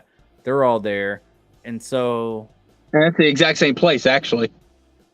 Yeah, it might be. It might be. Maybe she gets released. Maybe she just had a cut on her arm, got some stitches, and was out. And then that's where Gail Weathers is like, y'all got attacked again? Hey, I need to show y'all something. And then she brings them down here. That's something that she found or whatever. I really don't know. I hope this whole shrine thing isn't just like forced. Honestly, man, it's fan service. I as much as I like the look of it, it's fan service. It's not going to mean anything to the characters except for Gail. It's fan service, yo. Like, I think so. Well, here's the thing. Like, I had this discussion with some other people. Sam and Tara, they've survived one killing, or one attack, and obviously we know Sam's father is Billy Loomis. Mhm. So he's going to recognize 3 or 4 things in there, maybe. Yeah. Kirby, she survived 1 attack. She's going to recognize 3 or 4 things in there, maybe. Cat and Mindy, 3 or 4 things, maybe. And Dermot Mulroney, he's an officer of the law, so he doesn't know other than what he's read. And that's the thing. None of this stuff has happened in New York, so he wouldn't even have like actual case files to look at. So he's going by movies. Well, see, hold on though. But if his daughter was attacked in Scream 4, she wasn't. and- She's attacked in this movie. But that's what they said in the summer when introducing this character. They said his daughter was attacked in Scream 4, and we don't know if she's alive or dead. No, he never said in Scream 4. He said his daughter is a victim. And we learned that his name is Detective Bailey. Yeah. And what is Liana Labrado's character's name? Quinn Bailey. Quinn Bailey. Yeah. So she's in this movie though. Yeah, but I'm pretty sure they said that character was like linked back to, it was a daughter back to Scream 4. Because that's what they were saying, that his daughter. I thought he was supposed to be the dad of Olivia. No, yes, he's the dad of a victim who is of a potential Ghostface victim in Scream 4, but they didn't say whether she was alive or dead. Now, they never said it was Scream 4. What was Olivia's last name? I'm pretty sure they did. No, man, because it was never released that he was the father of a previous victim. Dermot Mulroney let that slip in an interview. Right. Like that wasn't supposed to come out. He never said it was in Scream 4. He just said I've played the father of a victim. But you're right. He doesn't say whether or not they lived or died. He just says I'm a father of a victim. And his daughter, or he said my daughter was a victim. But he had to watch Scream 4 for preparation. I mean, I would assume you'd watch all the movies for preparation. You'd especially want to watch Part 4 since you have Herbie, a returning member from Part 4. But if it's not pertaining to his character, I don't see why that would matter. Well, he's going to be working with Kirby. You would need Kirby's backstory. You'd also want to watch Part 1 and Part 2 and everything that's in the shrine. Like, I think it's common knowledge. Yeah. Okay. All right. I mean, if you can pull up something that shows me they said his daughter was in Part 4, that's fine. I never saw anything about that. Maybe the girl in this film is the sister of Olivia. Maybe that was his house. Oh, hold on a second. Let me look up really quick because Olivia wasn't. I don't think Olivia was his daughter. Because this is New York City. Like that happened in Woodsboro, California. So, like, I don't think it would make sense for them to introduce a brand new character who was in Part 4 10 years ago in a hole on the other side of the country. Mm-hmm.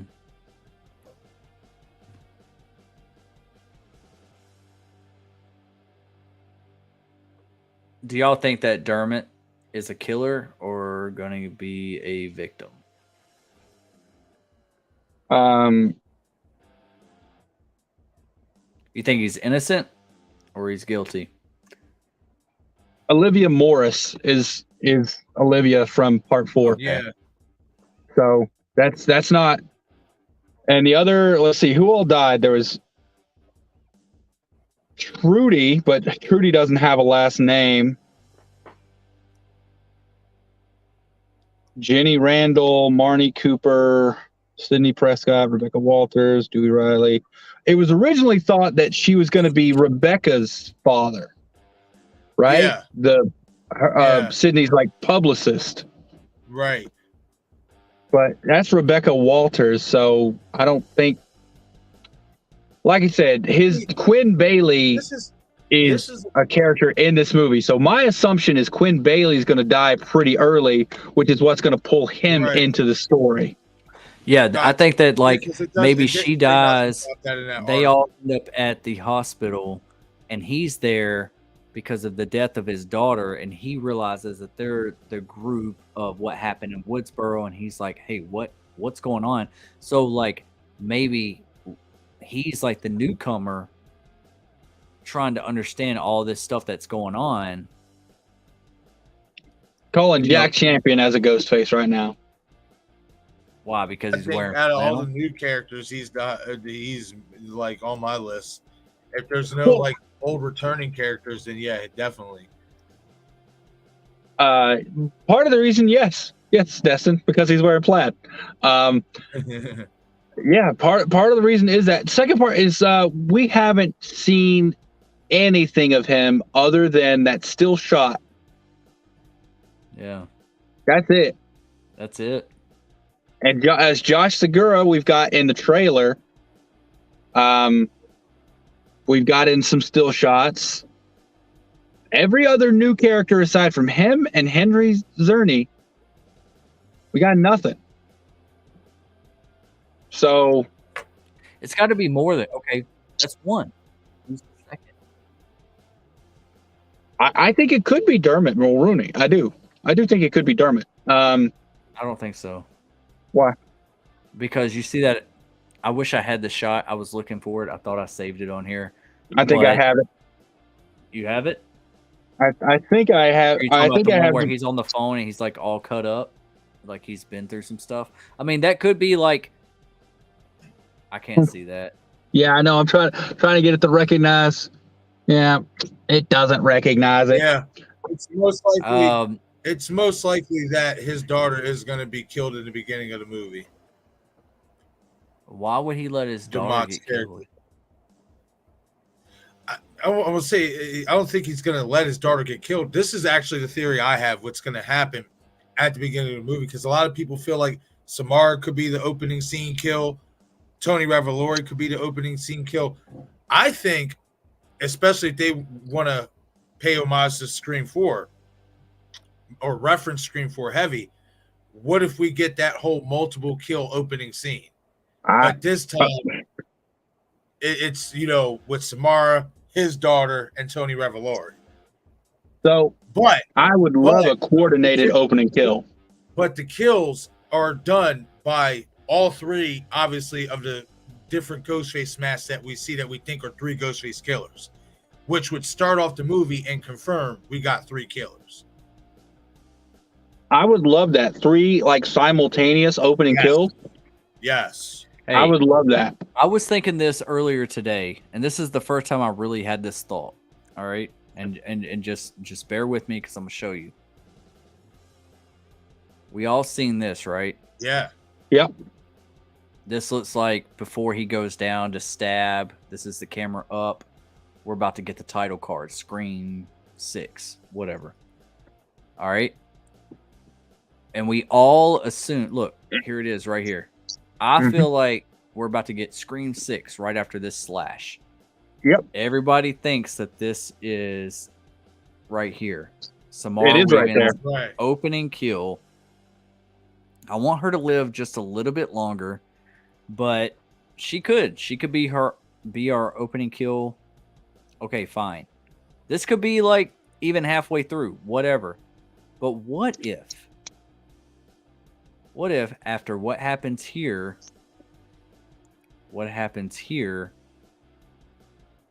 and then what happens here, she falls down in the alleyway, breaks her legs, can't walk, crawling. Oh, yeah, that would make sense. Yeah. Well, Actually is the scene with y'all know where I'm going with this.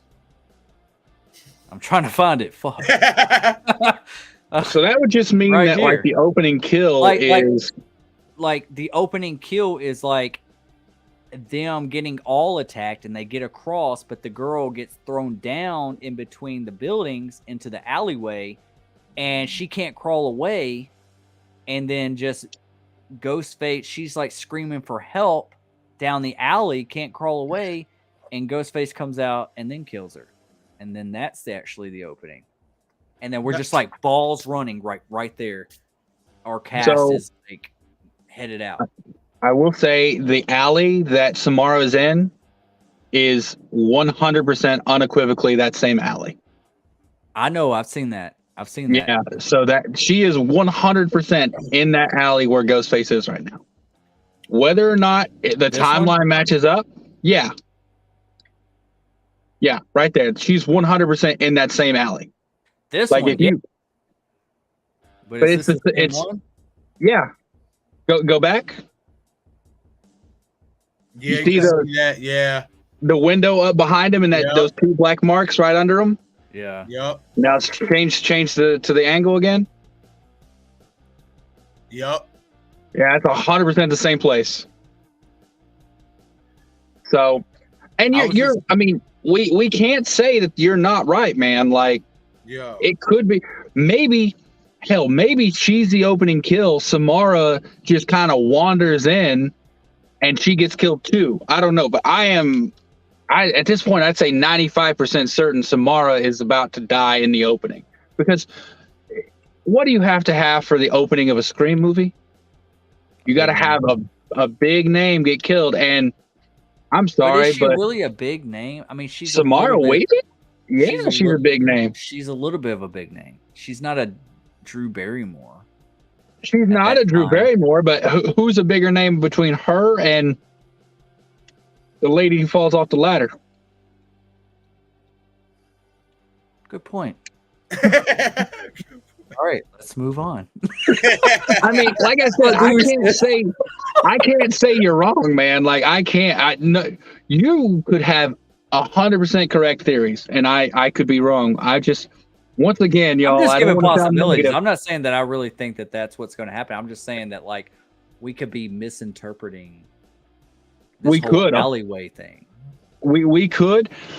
I just, once again, to give you all just a quick bit of insight, spoilers don't ruin movies for me. What ruins movies is me getting my expectations really high, right, and then going in and seeing an average movie. That happened to me twice this past year with horror movies. So for Scream 5 or for Scream 6, I'm just telling myself it's not going to be anything crazy. It's going to be run of the mill. It's not going to be anything crazy. It's going to be a standard Scream movie. That way, when I go see it, it's going to be good. Like my expectations are going to be here, and it doesn't have to do much to beat that. Let me ask you guys something. Mm-hmm. Destin, pull up that alleyway shot of Ghostface again. Which one? This one? Yeah. No, the other one. The other one? Straight up. Yeah. Yeah. Okay. Now, I get it, from what we've gotten in the trailer and stuff, you can't really see the other. I mean, when we've seen the old worn out Ghostface mask, full body, the one on the subway we can see pretty decently. Out of these 3 different Ghostface masks that we see in the trailer, yep. But if you look at that one in the alleyway's body, right?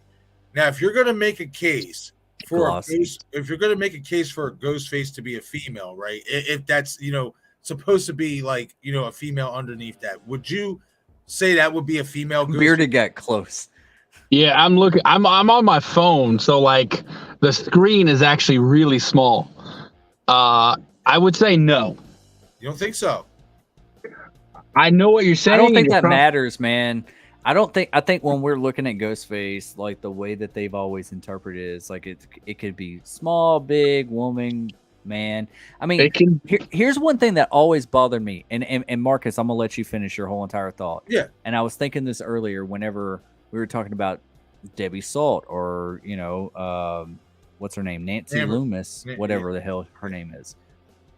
When she killed Randy in Scream 2, when she took that claim like Amber did with Dewey, it makes me hard to believe that she killed Randy.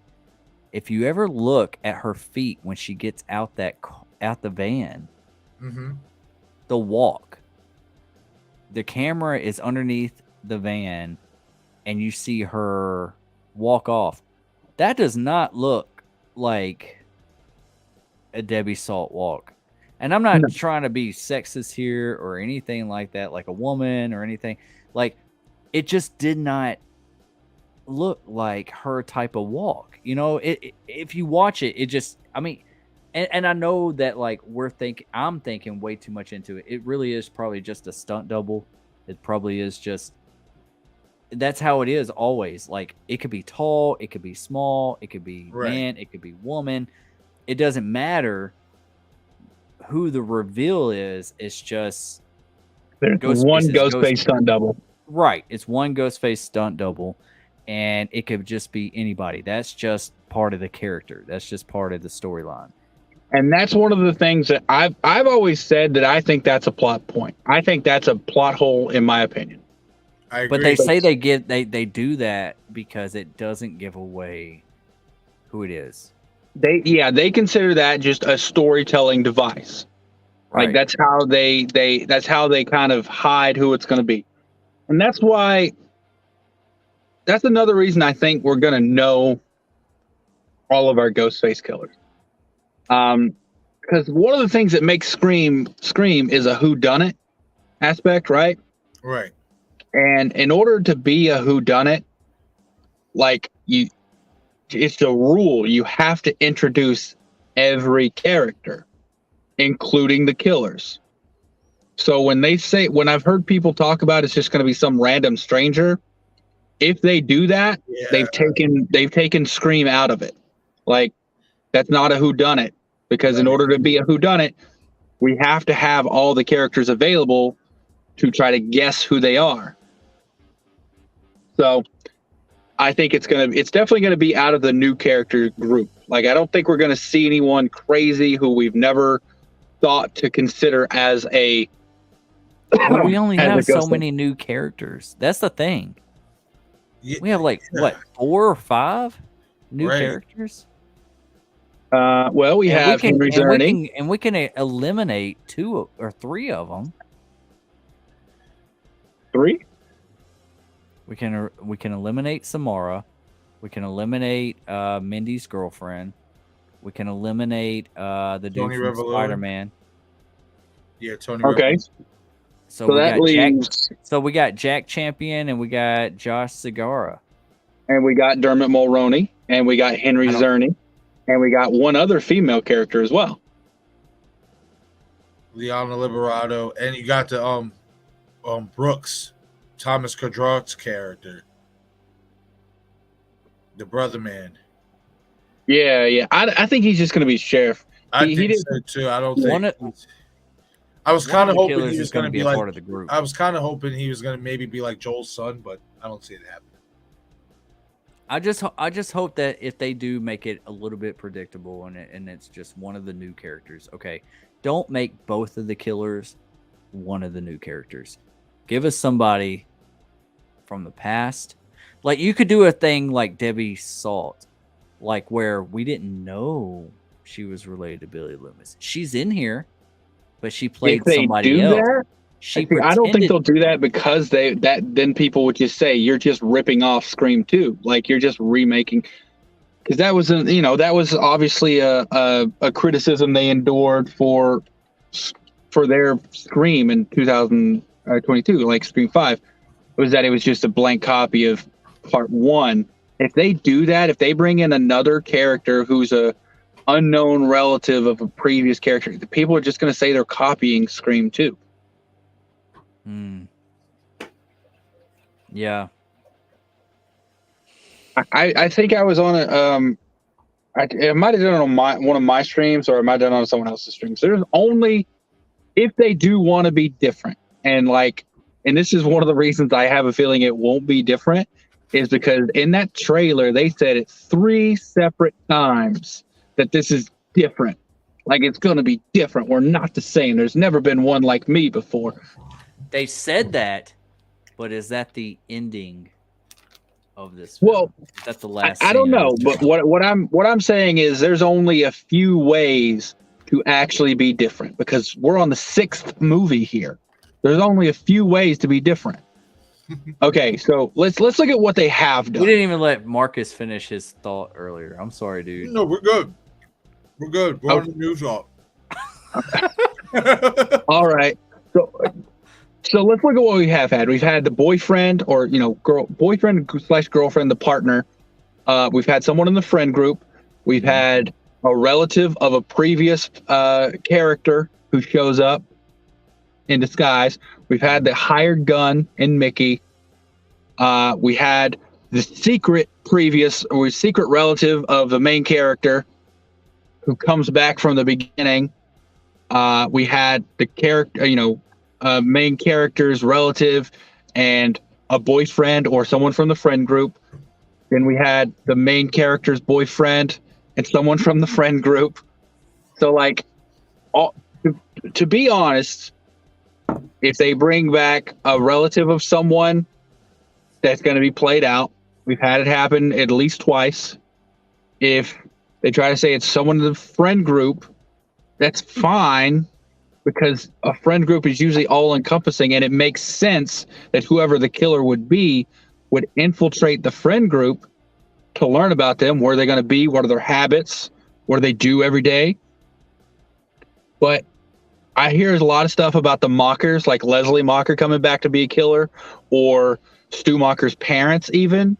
And I'm like, if you do that, that's a rehash of Scream 2. And like, we've already done that. That's not new.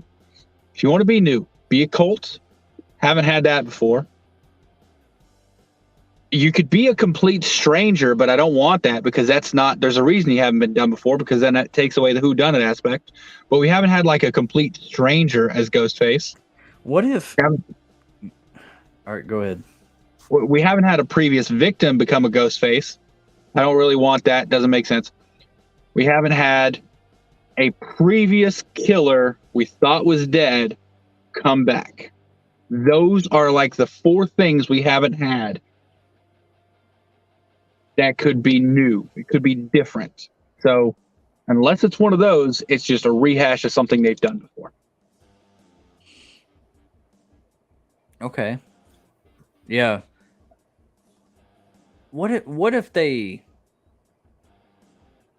did the whole, and I'm going back to this Sam and Tara thing. What if they did this whole, like, okay, maybe Tara's not an official Ghostface, but this entire scene where they're getting ready, I mean, like, I think this is right after the bodega. Yeah, this is like outside the bodega from what I would assume. Yeah, I think like something intervenes, and then Ghostface gets away, and then they're all like, "Oh shit, what the fuck just happened?" Yada yada yada. I will say, I think that Ghostface might be a cop. I think so too. I think it's somebody It's trained. not like an old returning character, like from the dead. The way that they not just move away from that gunshot blast, the way they operate with the shotgun was tactical. And I liked it. Like, it was really tactical, especially in that TV spot. Like, I don't know if you guys caught it. Yeah, you got there, obviously, because you got the shot there from, with the ladder scene and stuff. But when they're popping the shell out of the shotgun, like that looked very tactical. I think this Ghostface is going to get away. Really? I think they're going to get killed. Well, see, that's the thing, though. We see Samantha with the mask. Yeah, thrown down. Maybe. Yeah. So here, I had a theory that they all wear that mask. Like, here's the thing. We see these different ghost faces. It's 3 different masks. What if it's 3 unrelated ghost faces? Like, they don't know anything about each other. Together. 2 of them's got to be working together because of this scene right here. That doesn't mean they're working together. I mean, it means they're working together right then. It doesn't mean they planned that. Because Sam and Tara literally said, like I said, in that previous trailer, Tara said, let's lure them in. See, here's the thing. It's really quick, and you can tell the audio is cut. You can't tell if it's them or him when she says lure them in and kill him.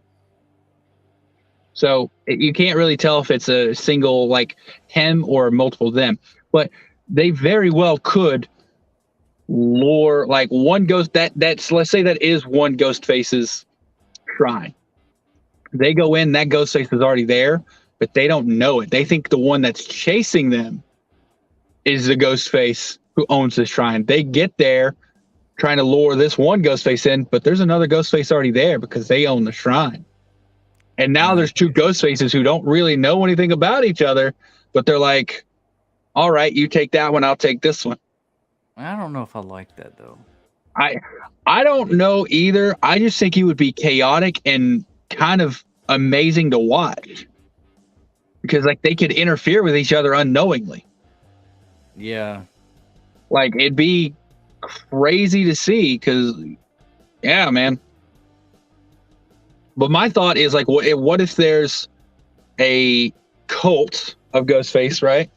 Mhm. And all the cults, all the members have the same mask to distinguish themselves. Say they all have the old mask. Because we know if there's only one old mask, then whoever it is fighting Sam. Because if you look at that picture, you can see it's the old mask on the one in front of them. So if there's only one, that means the person standing in front of Tara is in a newer mask or a different I can't mask. tell what type of mask that I is. don't know. There's another like I was- photo. Hold on. There's another angle that it shows that in. And I pulled up. I don't know if you ever used Frame by Frame, by the way. That's an app. If you download a video, you can look at it. It'll literally pull out every second. It pulls out 24 frames. So I pulled it up. There's another photo that happens like right after that. That you can see the Ghostface because someone said, "Oh, I think that's actually just a mannequin," but you can actually see the Ghostface like turn its head.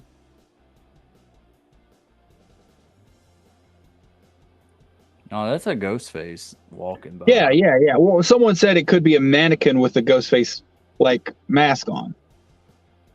Nah. Hey, it would be cool. You know how all the ghost face are lined up like this?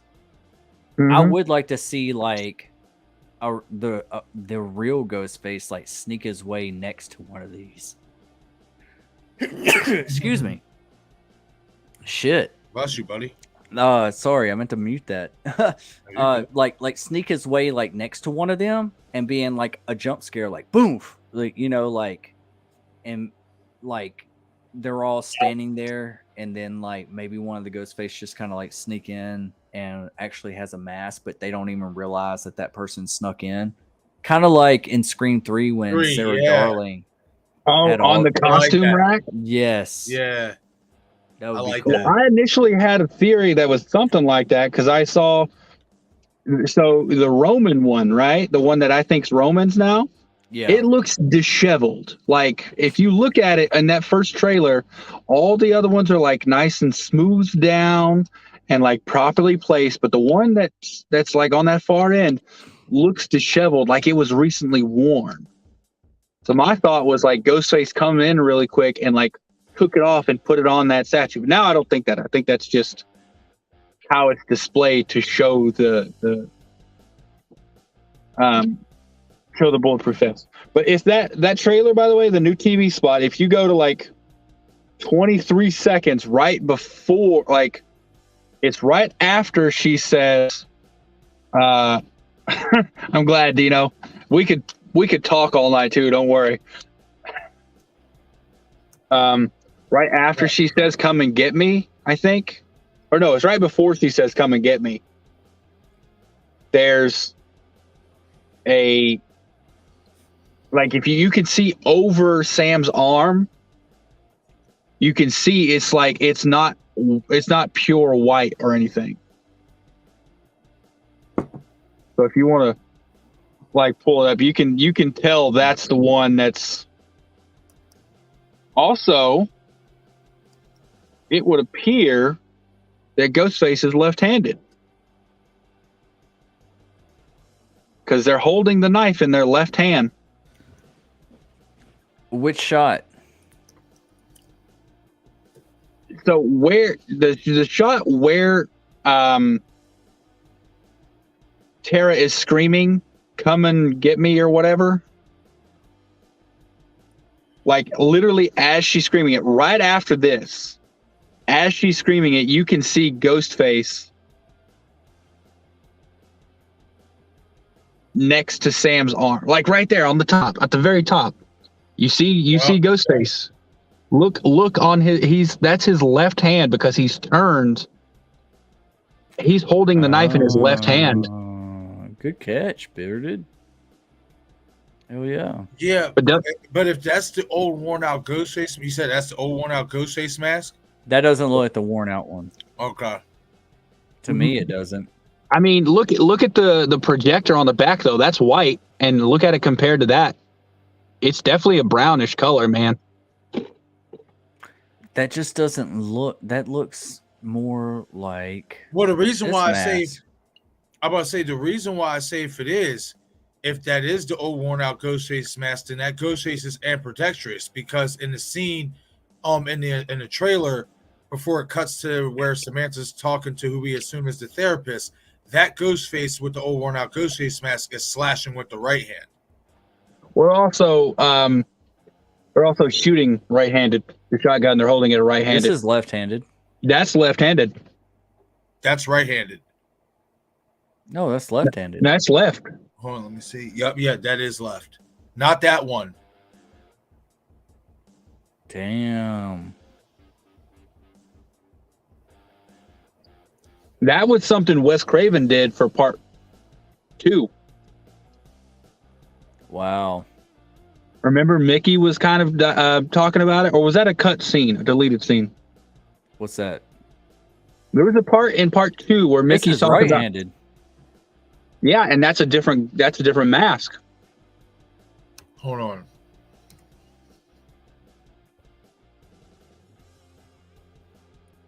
This is right-handed. We don't know who's carrying that.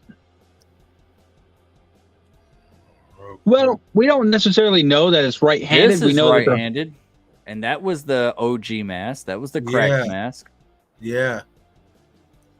Well, I think it's only right-handed he had to catch with the left. Well, hold on. I want to pull up the trailer, but I'm going to have to mute it real quick. We're all investigative journalists.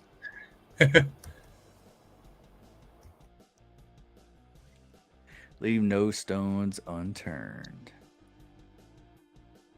Look, I love that instead of falling over furniture, he's just like charging over it. Like, I love that.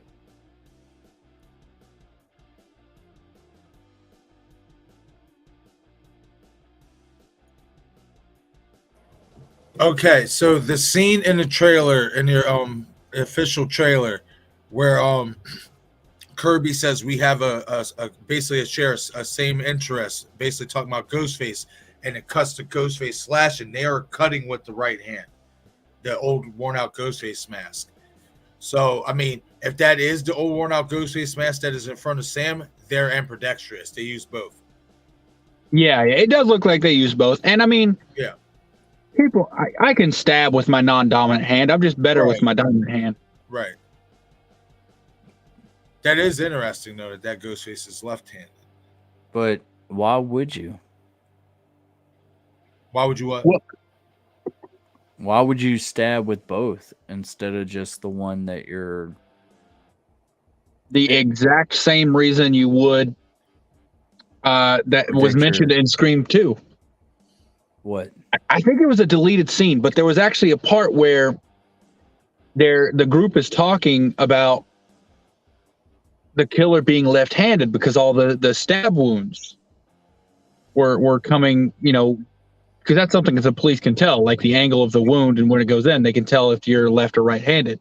Yeah. And it was all left-handed stabs. Mickey was left-handed, but Debbie Salt was right-handed. What she was doing was she was stabbing with her non-dominant hand to pin it all on Mickey. Oh, yeah. So, that had to have been a deleted scene. I don't remember that. But what it doesn't fully explain all that. It just talks. It just the friend group talking about how they're all left-handed. But it points out that Mickey's left-handed and Hallie is left-handed, Sydney's best friend. Well, the reason you would do that is if you think you're the only killer, or you're the only one. If you stab all from the same height and like the same hand, then they can correlate those to being roughly the same person. Whereas if you switch, then they would think there's more than one of you, because some people are getting stabbed left-handed, some people get. Oh, you froze. So up. like an anti or like a deterrent thing. Huh? Okay. Yeah. You know what? That's one thing I wanted to say earlier is like, there's so many scenes from Scream 4 and Scream 5, those two in particular, that I hated that they deleted. The deleted scenes should have been in the movie. Like, it would have built so much more character development. It would have made much more. It would have made you more attached to the overall story. Like, have y'all watched any of the deleted scenes from Scream 4 or Scream 5? I've seen the deleted scenes from Scream 4 and 5. Yep. Yeah. Like, even like I just recently rewatched the deleted scenes to Scream 4, and I'm like, why weren't these in the movie? Right. These were so good. Right. And I feel like I would have liked the movie a lot more if they were in the movie. I was like, man, this would have made me feel more connected. Like, I don't know. I'm about to do another like rerun of like watching them. Like, I have some friends that haven't even seen 5 yet, and I'm trying to like catch them up to it. So I don't know. It's talking about this whole the left-handed and right-handed thing. Yeah. What's something I found interesting? Well, thought about something interesting is the Ghostface who killed Dewey in Scream 5 used both hands.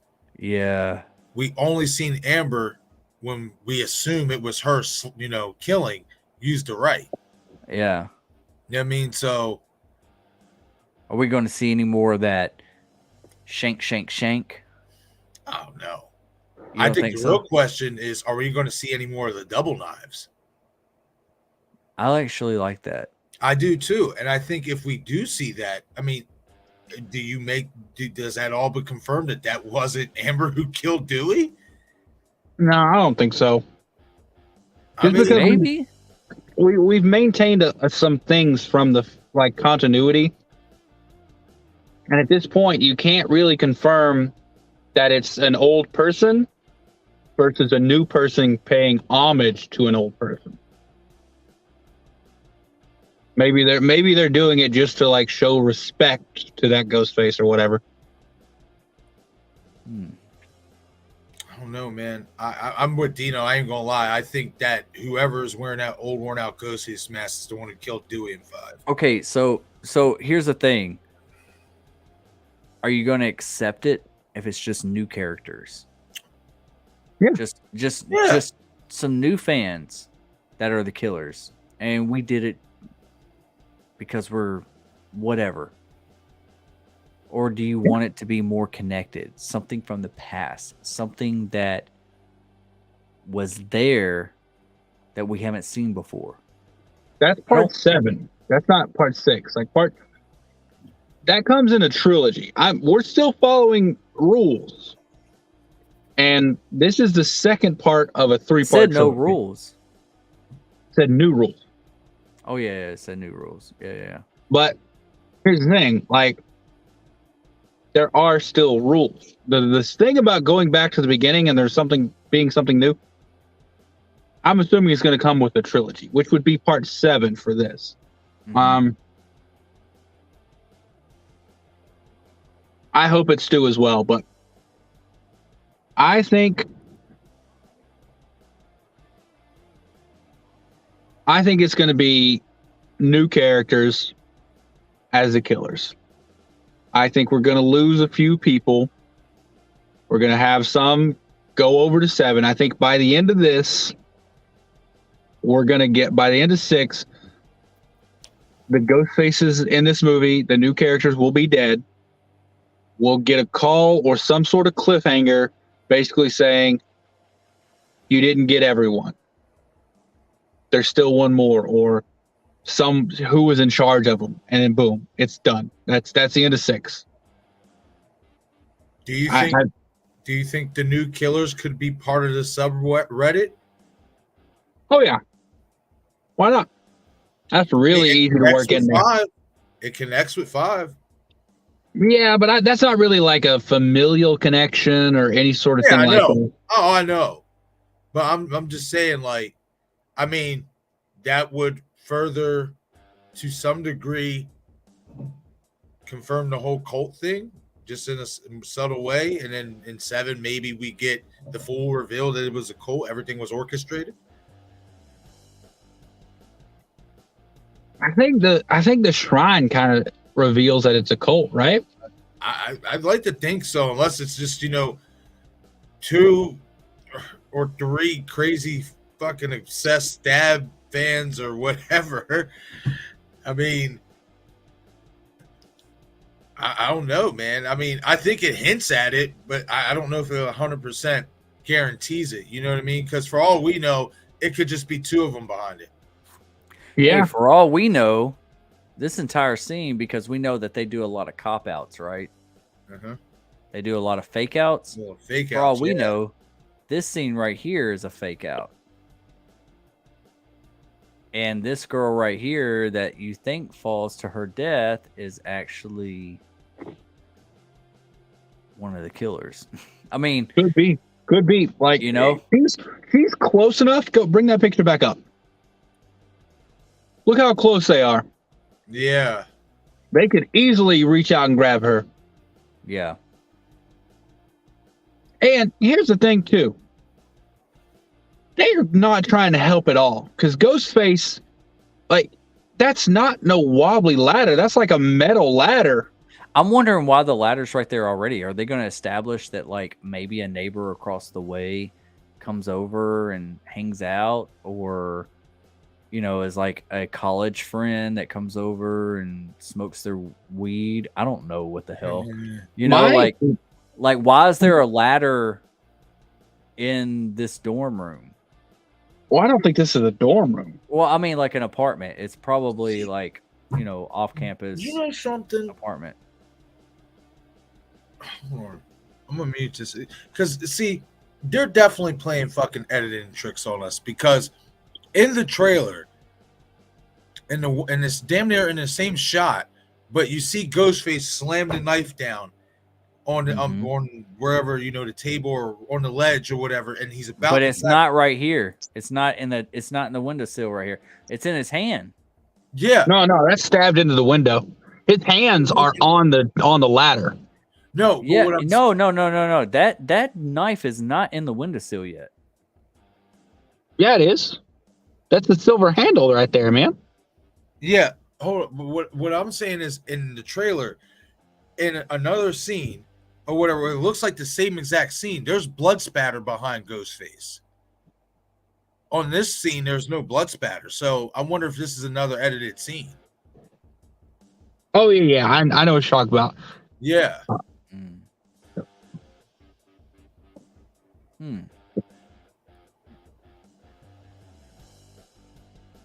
Yeah, because when Ghostface slams the knife down or whatnot, you can see the blood spatter behind him.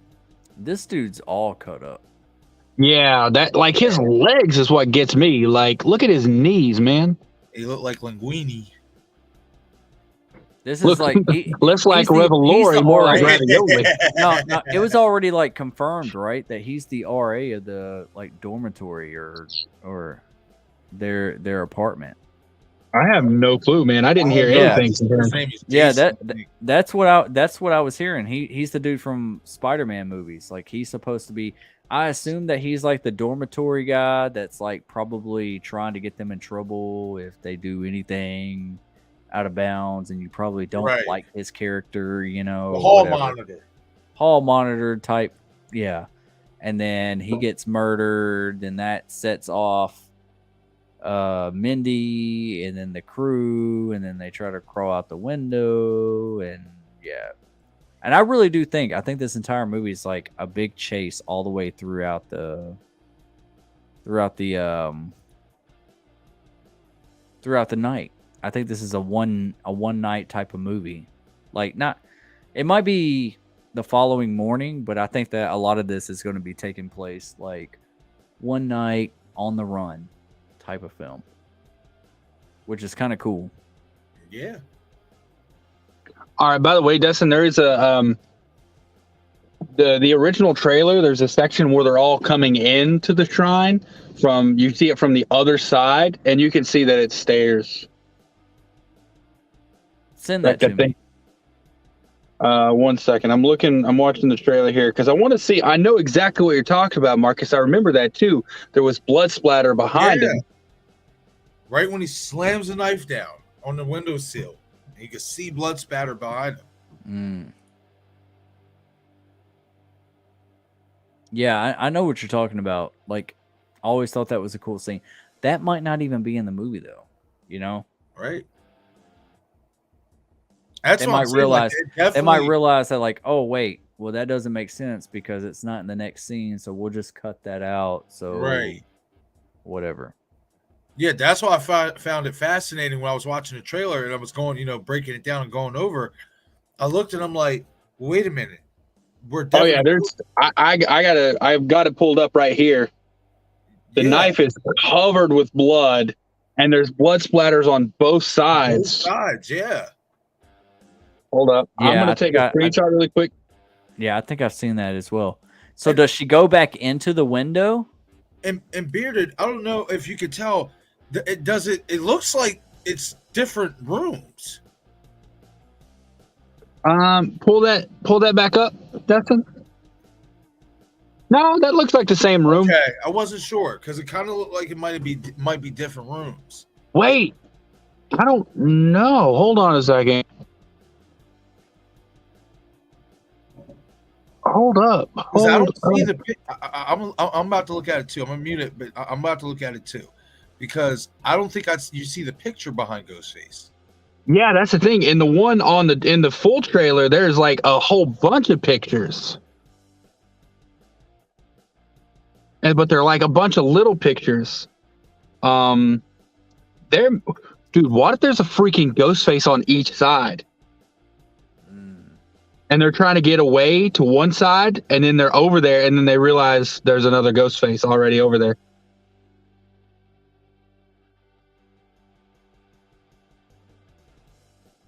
Destin, I'm going to send this to you on Instagram. I just want to see more phone calls than the Gale situation. You think they got a phone call in this situation before they got attacked? I don't think so, man. I think a lot of this is going to be just straight up, we're coming, and we're coming fast.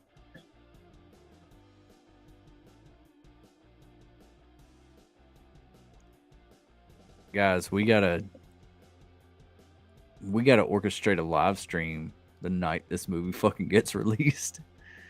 Dude, like I said, I am seeing it the earliest showing I possibly can. I just sent you the tech. I sent it to you on Instagram there, Destin. You want to look at it, man. You can see. I don't know that this is the same room. It could be. It probably is. I think we're just seeing it from. Dude. You see it? Like there's blood on both sides. Well, there's the ladder's right there. Yeah, the ladder is there. It's true, but the question is that the same side? Maybe it's just an editing error. Because the picture I just sent you, that's from the Red Band trailer, so they can show more blood in the Red Band trailer. Maybe. Yeah, it definitely looks like it could be different. It's got to be the same. I mean, how coincidental is it with a ladder in this situation, right in front of Ghostface? This has got to be the same scene. Well, the question that we've the really bizarre theory, right, is what if they. All right, so say they're getting chased by Ghostface. Conveniently, this thing gets set up in some way. They start crawling across, and as they get across, they see another ghost face across the way. So But then they're they already gotta come- there. They're already there. Yeah, I know. We don't know. Who would they crawl? Whose room is this that they're crawling across to? That's the thing. I don't know, man. Like, there's a lot of questions still. Like, they've showed a lot, but they haven't shown a lot. If that makes sense. Yeah. they did. that Whoever definitely- edited this trailer was a lot better than Scream 5. I don't know, man. They fully gave away 2 kills. So Yeah, but they didn't give away 2 killers. maybe. Yeah. Yeah, it is. Scream 6 is going to be 3D in Australia and New Zealand, Wow. Yeah. which is crazy. Man, yeah, there's so excited. much to talk about. I'm excited. I don't So- even know where to go from here. I'm probably gonna wrap it Way up too here early soon. predictions. Yeah, Is it 3 Ghostface killers? And if so, who are the 3? yeah. At least 3. All right, I'm gonna give y'all 2. Mhm. Name it right now before we end the stream. Who do you think the 2 Ghostface killers are? Just put your predictions out there right now. And Jack we'll do Champion, this. Henry Zerny. Huh? What? Jack Champion and Henry Zerny. Okay. Jack Champion, Josh Segura, and Hayden Panettiere. I know you said 2, but I'm giving 3. What about you? Man, I'm torn. I'm gonna say Kirby Reed, Josh Segura, and I think that they're gonna try to turn Tara. But this is the thing. This is what I wanted to touch on earlier. Is I think they're gonna try to tear the Carpenter sister apart, like of whatever Sam did to the family, whatever. And Tara might give in a little bit, but not fully. And it's just kind of like, yes, sis, you did do that, and you don't know which way Tara is really going to go because we've all been speculating about Sam, but I think we're going to be worrying about Tara at this point. And if Tara does do something evil by the end of this movie, I think Sam's going to let her go. You know how like Dom Toretto let Brian go at the end of Fast and the Furious? Yeah. Something like that. Okay. And that's her holding that mask at the end, being like, I know you're still out there, but, leave it up. Leave it up for speculation for the next one. That's interesting. It's bold. That Bold. is. That's really bold. I don't know. I think none of it's Think going to about happen. because I felt like it, like it though. the Scream TV series. Remember how what's her name? I'm slipping her name up. Piper, Not Piper, Emma, not Emma, and what's the other Brooke? girl? No, not Brooke. With Noah. Noah's friend. Yeah, and she actually did. She was kind of an accomplice. She was burning evidence at the end of season 1 and leading into season 2. You didn't know if she was she was Ghostface or a part of them or what. Audrey. And guess what happened with that? They never resolved that storyline. Well, they went into season 2. They just didn't resolve season 3. But they never resolved whether or not Audrey was good or not. Right. And that's what I think that they might do with Tara. I think that they might just let her just escape. Sam might let her go because she can't bring herself to kill her sister. Like, I don't know. I think that there's going to be more drama in this that's going to break up the sisters. There's got to be a break and then bring them back together in the next one. Why? That's just the way movies go. That's strategy. I don't know. That's just how I really do think. Like, they're always going to be just strong and be together because of this whole entire situation. Like, no. Like, I see Tara having a chip on her shoulder against her sister for everything that Sam put the family through. You keep saying everything Sam put the family through. Sam didn't put the family through anything. But Their she was a mother did. troublemaker. Judy Hicks even said Their mother put the family through everything. yes. Like, the mother was the but one I who think- cheated. The mother was the one who lied. The mother was the one who, like, let's not. I don't like Sam, but Sam didn't really do anything. And what kid isn't a troublemaker? Look at Vince. Vince is a troublemaker. They're all troublemakers. Two of them were they're killers. So, like, Sam didn't put the family through anything. She's a damn wolf in sheep's clothing. Christina Carpenter now, she cheated on her husband. She lied to him and let him raise another man's baby. That is true. Like, Christina is the bad guy here. Now, Like, if we do get crushing her. flashback scenes, I would love to see a scene. And I think it would be perfect of introducing Christina Carpenter if she's a killer or if she's whatever. We're doing a backstory on her story or whatever.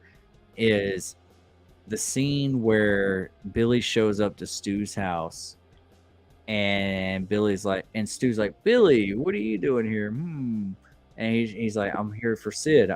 I wish we could talk. And they go upstairs together. Yeah, I think we should talk. And they go upstairs together. And then, like, Randy's like, there goes my chance with Sid. Damn. And then Stu's like, as if. And then while we hear that in the background, the camera, we see it from a different angle from this flashback. And we see them walking up the stairs, and we still hear Randy and Stu talking.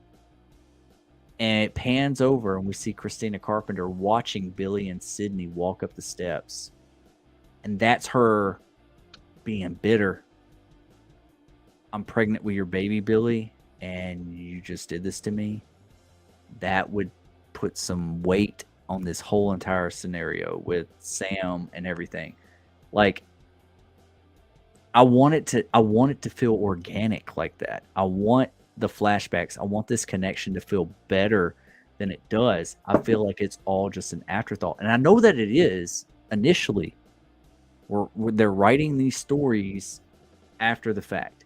But let's write it in a way that's smart. Let's write it in a way that, like, feels like we're still a part of 1996, of that era. You're just going to be like, oh, well, Billy had a baby, blah, blah, blah, blah. That's like, I like it, but I need more. I need more connection there. You know, I feel that. And that's how I felt when Sydney, introduced herself and she knew who Samantha was, but yet we didn't get any clarification. Dewey nor Gail knew who the hell she was. I thought that was a real big problem in Scream 5, and I said to myself, Wes Craven would have never made that mistake. Yeah. Make us believe. Make us believe. Wait, just did it's a Sydney simple say she knows who flashback. Sam is? Yep. I Right. thought it was Sam saying she knows who. Sam said, "I know who you are." No, Sydney said to her, I know who you are. You're Billy's daughter. Yep. Yeah. Yep. Hmm. Yep. She says, yep, I know who you are. You're Billy's daughter. And then that's when Sam said, yeah, I am. Sorry if that's a problem for you. Like, that's when she started getting bitchy with Sid. Yeah. That's why I'm always like, just give us something. We don't have to see Skeet Ulrich's face. We don't see Nev's face. We don't have to see Stu's or Randy's. We just hear their voices. It can be dubbed from the film. And we just see it from a different angle than walking up, and we just pan over to Christina's face, seeing the traumaticness that comes over her face from seeing Billy go up the stairs with another girl, with Nev. And that builds questions in our mind, like, oh, there's motive right now. That's why Christina's got to be a killer now, or whatever. See, I'm I'm actually gonna disagree with y'all. I think there's like less connection. I think I prefer that moving forward because it's very obvious we're trying to get away from all of that. We're trying to get rid of if we're getting rid of Gale, we already got rid of connected it. Dewey. But it's What? already connected. Why are we but trying to get it's connected in one way. Kind of two, if you think about Debbie Salt, Miss Loomis. But that's it. The more you tie connections to that place while simultaneously getting rid of the characters that came from that place, the harder it's going to be. I don't think they're even going to introduce Christina. If I was a betting man, I'd say we don't ever see Christina Carpenter. I think that's poor. If they don't, if they do not introduce Christina, I think that's going to kind of. Why does she matter? Like she doesn't. Because she matters like Maureen Prescott. Yeah, almost. she definitely does. She's the reason why Samantha Carpenter is Billy Loomis's daughter. Yeah. She is the beginning of this new trend. She's the new timeline. I mean, we never met Roman's father. Roman started the entire thing. Roman was a son of 1,000 maniacs, just like. No, that's Freddy Krueger. You're thinking of someone different. I know, but that's what happened to Maureen. You don't know who his father is because she was done dirty in Hollywood. But what I'm saying though is they never went into that. It's very important because that person assaulted Maureen, fathered a killer. It never went into that. That would be pretty significant, especially seeing Roman started the entire thing. Yeah, but so I'm just saying, like, motive was that he was illegitimate. Roman said they. He said they. So yeah, men. Roman's situation was he was like an illegitimate kid. Like he wished he had the life that Nev had. Well, yeah, obviously he was born out of wedlock. If you want to go, if you want to get into those terms, but yeah, it doesn't. What I'm saying though is it's the same situation. Like you're saying, Christina Carpenter is an important character, and I don't think she is. Her daughter is important. The only thing she did that was significant was have sex with Billy Loomis and lie about it and kept it a secret for so long until her 13-year-old daughter found out, and it destroyed everything she had built. She lied to Tara's dad. Like she matters. I mean, she definitely does matter. Who's Tara's dad? Right. I don't think she does. Like the story is going to go on without her. It will. Like, and if that's the case, then they should have never even introduced this new Samantha Carpenter character in the first place. You got to have Christina come back, or you got to introduce her. You know what I mean? Because all the secrets lie with Christina. You know what I mean? It just does. Or at least you got to do something with that. I mean, I always felt that was a miss. I mean, in so many ways, if you don't, you're kind of being the same way as it with Maureen Prescott. We got to live out through her story, but we never got to see her. Like only But at this point, we saw more Maureen than we did Christina. Right. Well, no. What we saw flashbacks of Maureen because her story had already played out, just like Christina Carpenter's story has already played out. What her significance to this story has already been done. Well, see, this is why her story isn't completely played out. She's still alive. Maureen was dead. That's why her story was able to completely play out through Sydney. You know what I mean? If Maureen was still alive, we don't know how. Obviously, it's movies, but. Yeah, but we wouldn't have any story. Yeah, so I just feel like in terms of being a little bit different from the original, you know what I mean? You have to have this character back. Whether she's a massive red herring or a killer, I think she would be more of a massive red herring than anything.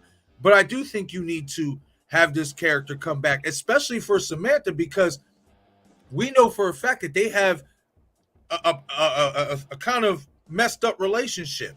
You know what I mean? And for Samantha's story arc, especially for those who don't want to see her as a ghost face and want to see her come out, on the other side of this, I think that restoration with her relationship, unless Christina gets killed, but even before she gets killed, I think that type of, storytelling and, stuff between her and her mother, I think that has to, be equated into the story. That's just me though. Yeah, and they could introduce her. I'm not saying I know. I'm not saying, it will or won't happen. I don't think it's going to happen in 6, though. I don't think it's going to happen at all. I mean, personally, I don't think it will, because it doesn't. I think Why would they go all the way across the country? If not in this one, I think that Christina Carpenter needs to be introduced as a official character. I think she was just there to give a backstory. Like, that's all she is backstory. She's an afterthought. Yeah. I mean, no, well, not an afterthought. Like, because they actually gave, like, did y'all know that Tara's father he's named in the script? What's his name? I can't remember what it was. He's named in the script for part 5, though. I don't remember what it is, but he's named. Like, this stuff is in there, but it's just exposition, man. Like, they have to give Sam something to talk about. Like, that's all she is saying, hey, I'm Billy Loomis's daughter. Just so y'all know, this is how I'm Billy Loomis's daughter. That's like, so this entire thing, even with this shrine, like, why are we triggering Sam? What is going on here? Well, I mean, I can think of one person who was a little obsessed with Billy Loomis. His name's Stuart Macher. Like, you think? Okay. Do you think Stu knew about Christina? Oh yeah, him and Billy were like. Well, see, but then again, he didn't know about, Hank and Marine. Billy didn't tell him that. Everyone thinks that. No one can prove that. Yeah, but the look on his face, that proves it. I'm sorry. That doesn't prove it. That's interpretation. That shock look on his face to me proves that he had no fucking idea that was the motive. Like, you can't take that as proof. That's purely interpretation. You are interpreting his look. Like, that is not proof. You can't prove that he didn't know. Yeah, but I think that's enough proof for me. Like, you know what I mean? Just that shot, like, I think it, and also it was even more shocked that Billy had a motive, because Stu, as we know, he just wanted to do it for fun. I mean, like I said, you prove to me, like, show me proof that Stu didn't know. If all the proof someone can provide is a photo of how he looks, I can provide you several photos of anything making anyone look any emotion you'd like. Then that's like kind of saying, like, if you can tell when somebody's lying, you know what I mean, to somebody. I never said I could. No, but I'm just saying, like, that's kind of like saying, okay, I can tell when somebody's lying. I can tell somebody when somebody doesn't know what the fuck is going on. Like, you know what I mean, or you can. I mean, they may be pretending. Like, that's the thing. Like, you can't really tell, and especially if Stu's a sociopath. If he's a sociopath, normal body language, normal emotions don't happen to him the same way. And Stu is clearly a sociopath. Yeah, but then why would be a state of shock? Like, it shouldn't even matter to him. You can't say he's in shock. Oh, his face is like, that's a face of shock. Like, to a normal person, to a sociopath, you don't know what it is. Like, you can't look at someone and say you're with 100% certainty this is what they're feeling and this is why. You can't. That, like, there are body language experts that go to school for years and can't accurately do that with sociopaths. Like, oh man, I'm going with he didn't know. I don't think he knew. I mean, that's fair if you want to say that. But my original point. Another reason though why too, even though him and Stu were really were close or whatnot. This is another thing, and Roman even said this, get yourself a partner, basically frame them, have somebody, to back you up. I also think Billy was using Stu for that as well. That's why I don't believe Stu knew 100% everything about Billy with Marine and Hank. I don't think he knew. I don't. Stu wasn't the person to blame it on. That was Cotton. Yeah, I know. But I'm saying, I just don't think Stu knew because of that whole situation. Like, you know what I mean? Like, even, what's his name? Roman said it. or whatever. Like, basically, he told Billy, find a partner, find somebody to frame. I think that even though Billy and Stu were friends, at the same time, Billy was also still manipulating Stu. Stu didn't know everything. Yeah, he seemed kind of puzzled whenever Billy gave off his motive. And everyone says that. Cool. If you think that, but you have no proof of that. Like, I mean, his look kind of gave it away. Like, I thought we were. Bro, we've been talking about this for like the past 5 minutes. Like, that look don't mean nothing. Like, I could show you where he looks angry when he's definitely acting. I can show you where he's laughing when he's definitely worried. Like, it doesn't mean he thinks it's funny. Like, emotions happen to different people for different reasons at different times. Like, he can have that look and y'all can pull up photos of it. It doesn't mean that he didn't know. And back to the original point, even if he did, it doesn't mean that he didn't know about Christina Carpenter. Yes, if Sam has a mom, she has to be Latina. I don't believe so. I don't believe so. There's plenty of Latinas who are pale skinned. Like, they don't have to look like a Latina to be a Latina. You know what I mean? Well, like, if you got a pale white man as a father and you come out clearly Latina, and we know Jenna and Sam are both Latina, so yeah, the father can't play into it because Billy was white. So one white person. Well, hold on. We assume Billy was white. We don't know what his ancestry is. Just like I'm sure a lot of people didn't know Lynn McCree is Hawaiian.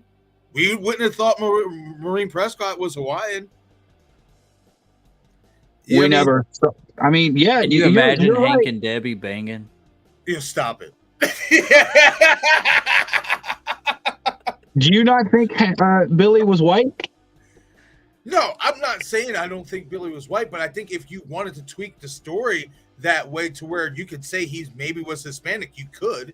You know what I mean? Because we've never gotten like a nationality report on him. You know what I mean? I don't think they tweaked that story that much. And not to get political, but in today's environment, you think they're gonna take away that opportunity to add an inclusivity role? I mean, the way I look at it, they do it all the time. I've seen multiple, you know what I mean?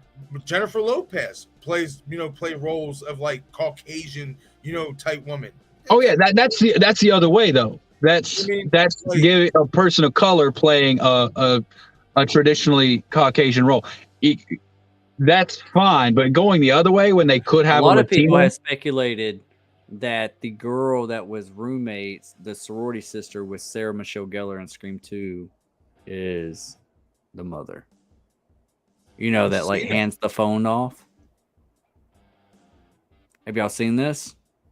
Like, really? the girl is like, like is Cece Cooper there? Yeah. Who's speaking and hands it off. A lot of people are speculating that's Sam and Tara's mom. That'd be interesting. I mean, I guess they would allow babies in the dorm because Sam would have already been born. Yeah.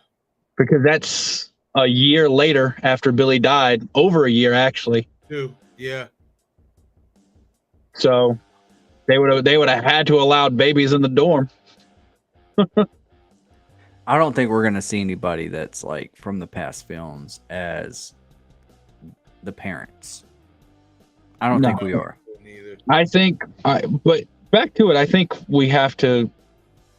I don't know. We never got a nationality on Billy, but we know both sisters are Latina. Billy is only the father of one of them, and he's assumed to be white. I don't know any short of like Freddie Prinze Jr. He's about the only Latino I know who looks that white. I'm so surprised that Freddie Prinze Jr. has never been in one of these movies or Jennifer. I've honestly seen like Latina women like as white as y'all, like dead serious. Like it's possible. Yeah. It's possible. Yeah, my wife. Yeah, I'm just saying when you have someone as white as Billy, and no matter what, like white in skin color. Yeah. You're gonna need you don't mix that with white and get the skin color that Jenna Look, and here's the thing, like my wife could tan one time and she'll be tan for a year.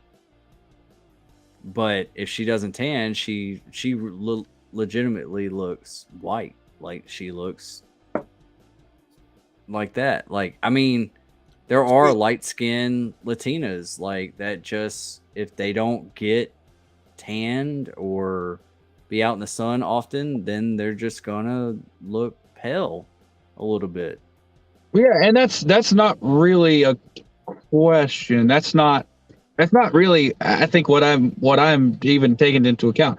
I'm taking into account the fact that Billy, I'm assuming, is white, and you're right, it is an assumption. It kind of gives me like Italian a little bit. Yeah, like he doesn't give, for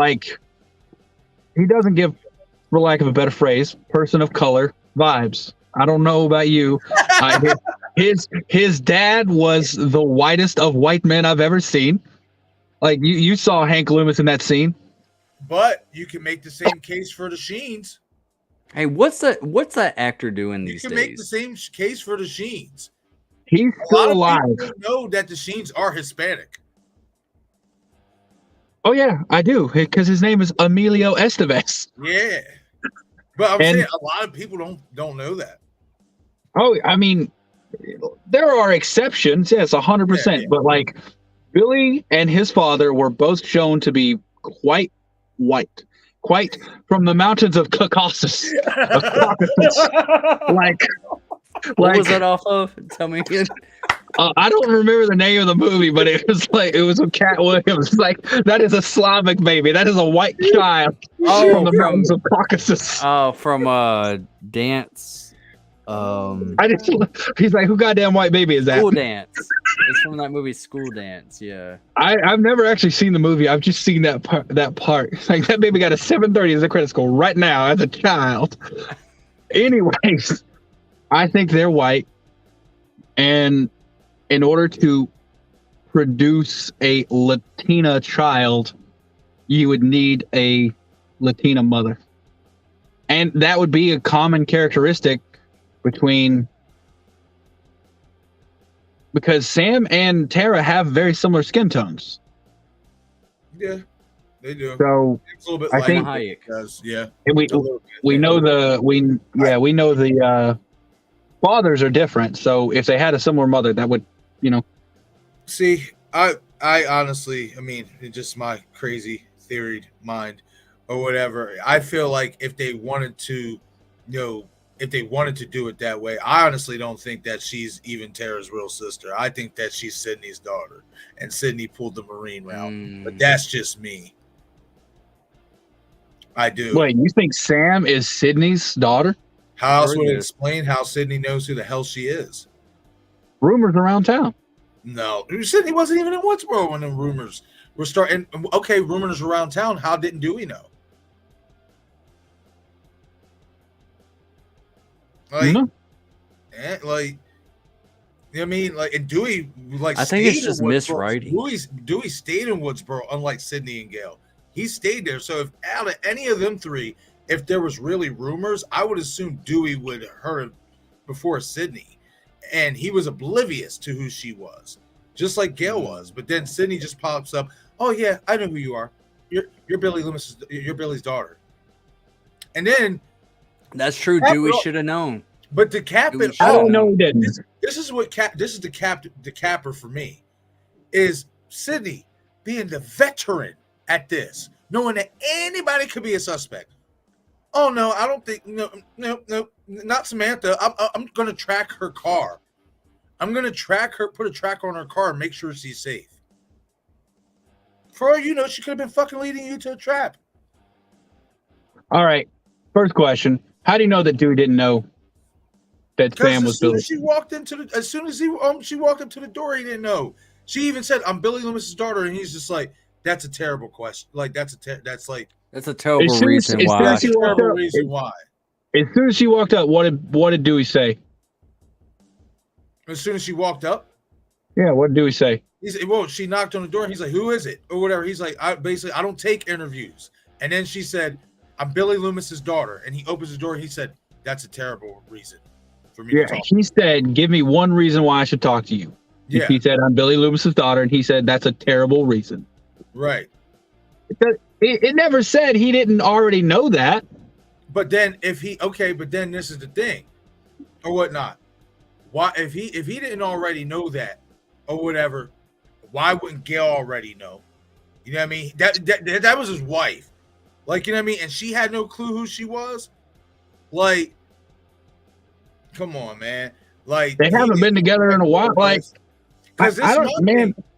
if he really knew who she was, then this is something that he should have been concerned about coming for a long time.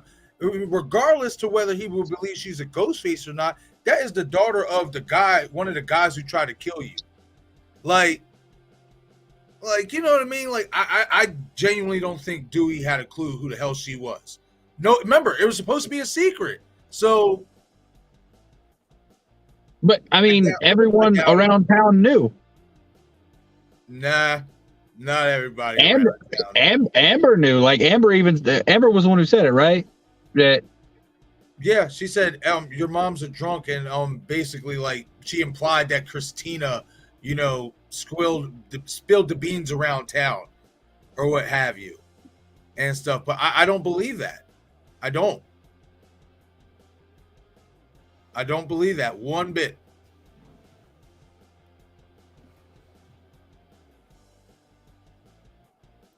Good points. I want to say. Honestly, I'm just going to go back to what Destin said there, man. I think we're putting more thought into this than the writers ever did. Like any kind of logical inconsistency we're finding is because it wasn't necessary to the story.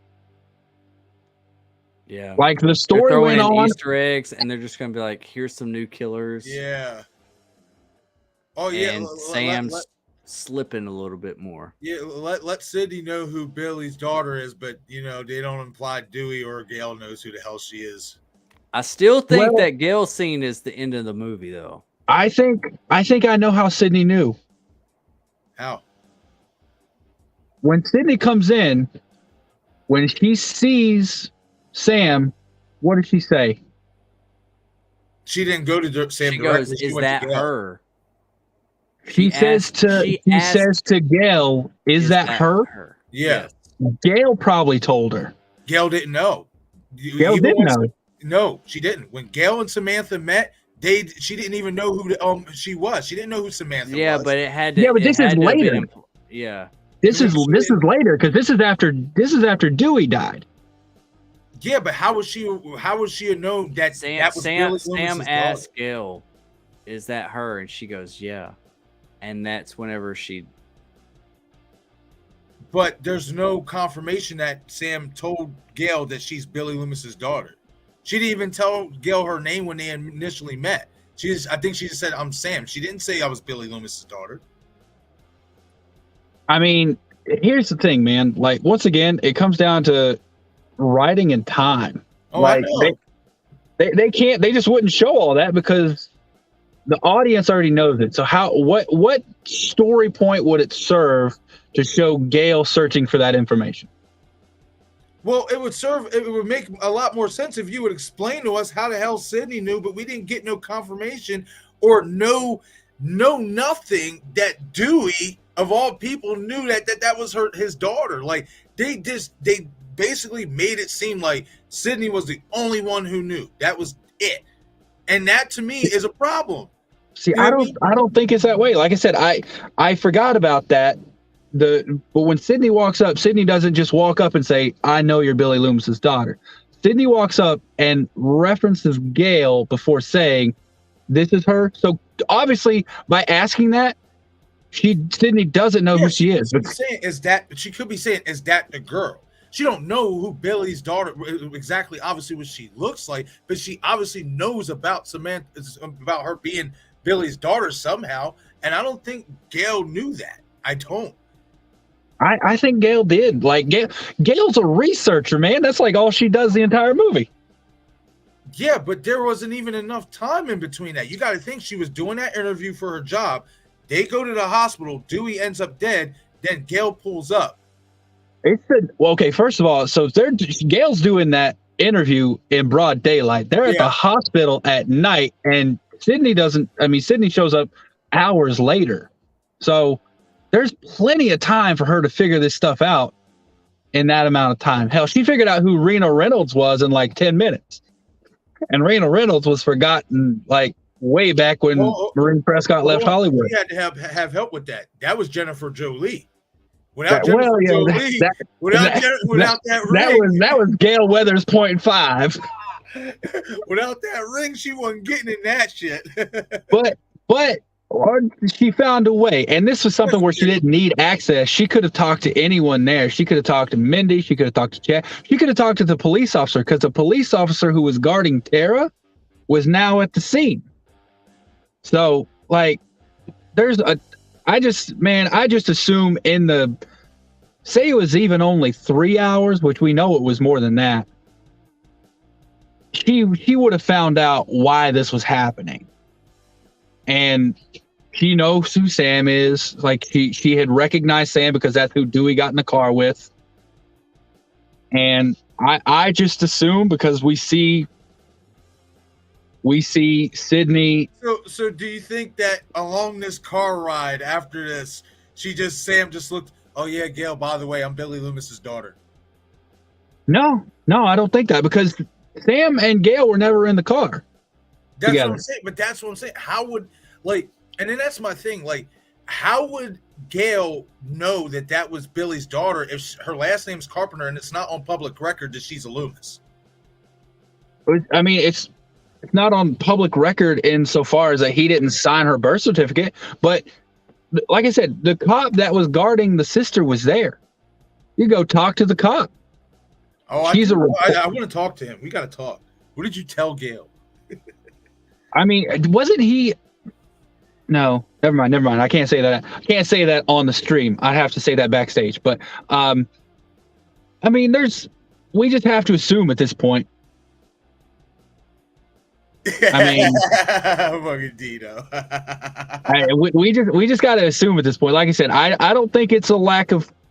I don't think it's a lack of story. I think they're just focusing on other things. And at this point, 5 movies in, assuming we know that like Gail can go search and find things and stuff. And I am assuming that Dewey already knew. Like, I don't think there was anything in there that said he didn't know. I don't think so. Because when he asked that question, like, he wasn't even looking out the door. Like, he couldn't see who it was.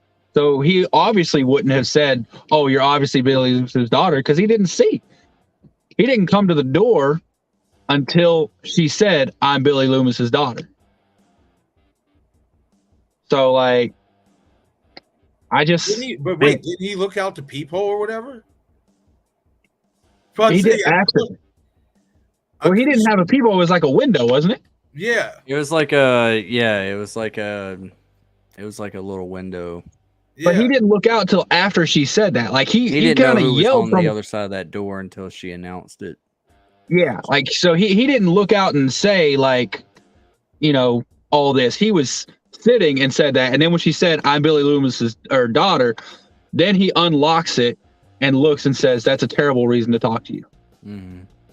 But, like, I mean, we can infer, like, you can infer that he didn't know that she was his daughter. I can infer that he did, because we never got a confirmation either way. But honestly, I don't think it matters to the story. That's why I don't think they included it. I think they were, honestly, I think they were rushing to get through things. See, but we don't know that 100% for sure, because we know right now we're getting the B script. We don't know what that A script with Sidney Prescott had in it. You know what I mean? So that could have been connected to the story or whatever if Sidney was going to be in it. You know what I mean? Like, so that's why I say stuff like that. I just hope that certain little loose ends. I'm sitting there looking for it to be, something like astronomical, but just tie up some loose ends from 5. You know what I mean?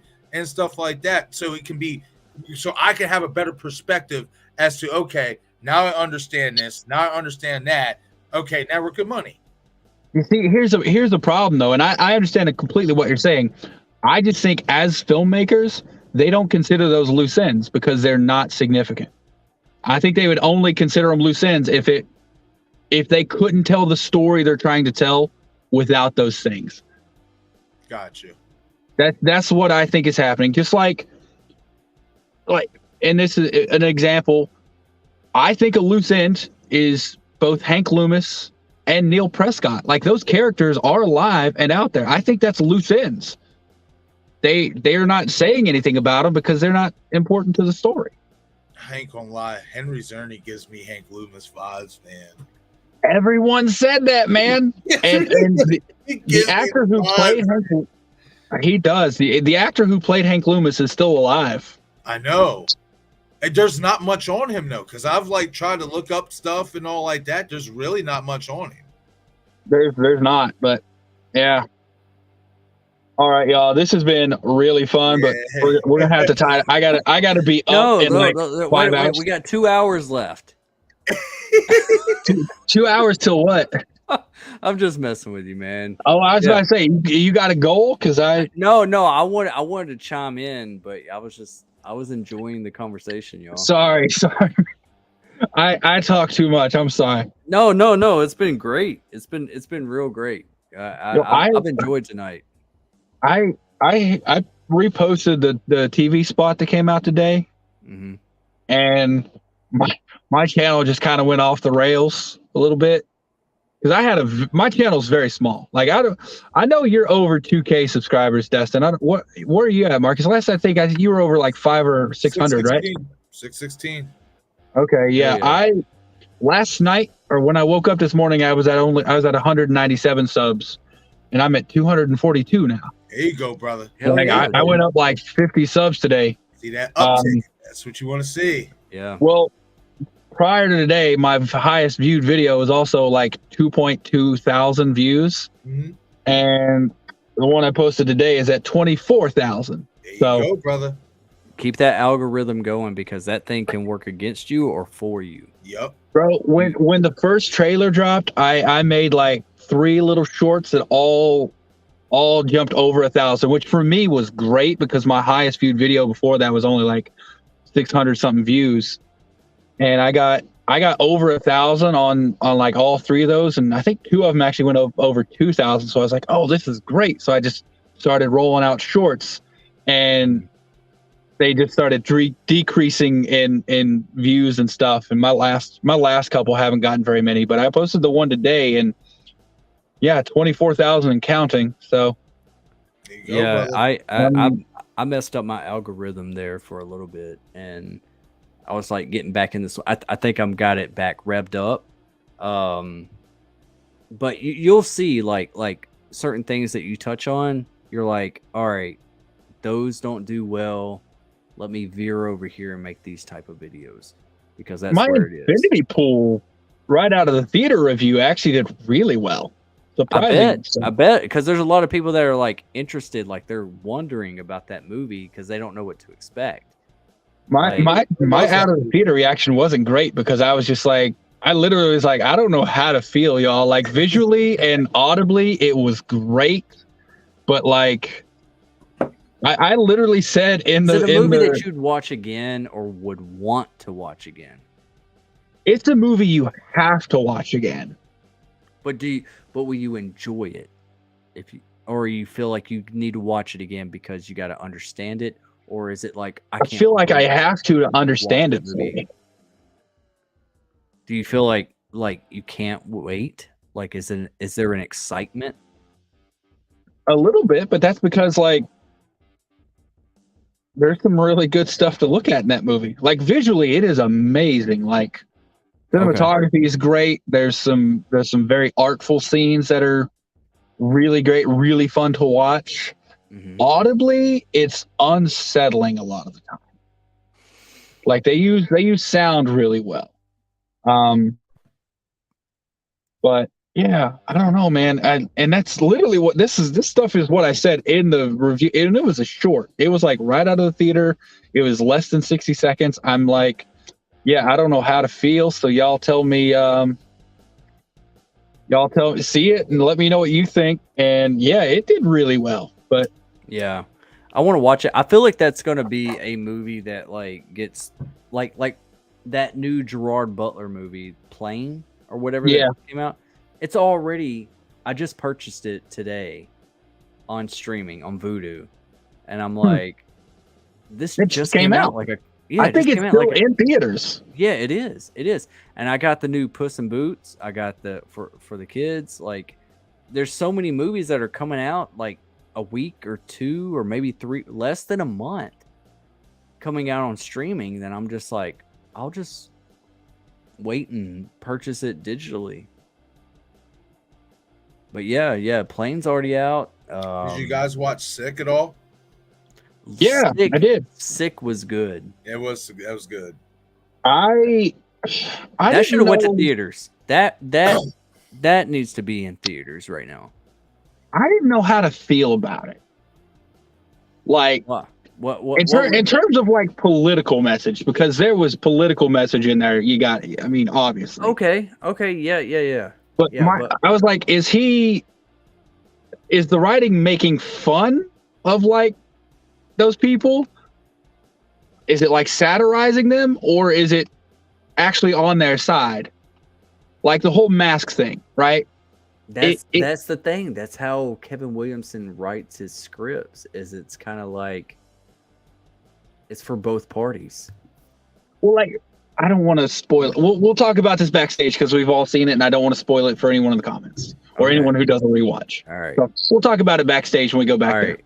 Well, all right. So I'm gonna end this right now, even though we're over 5 hours. This has been crazy. This has flown by, guys. Yeah, it really has. Like, I looked down and I was like, "Oh, it's 4 o'clock, and I gotta be up and there at 10."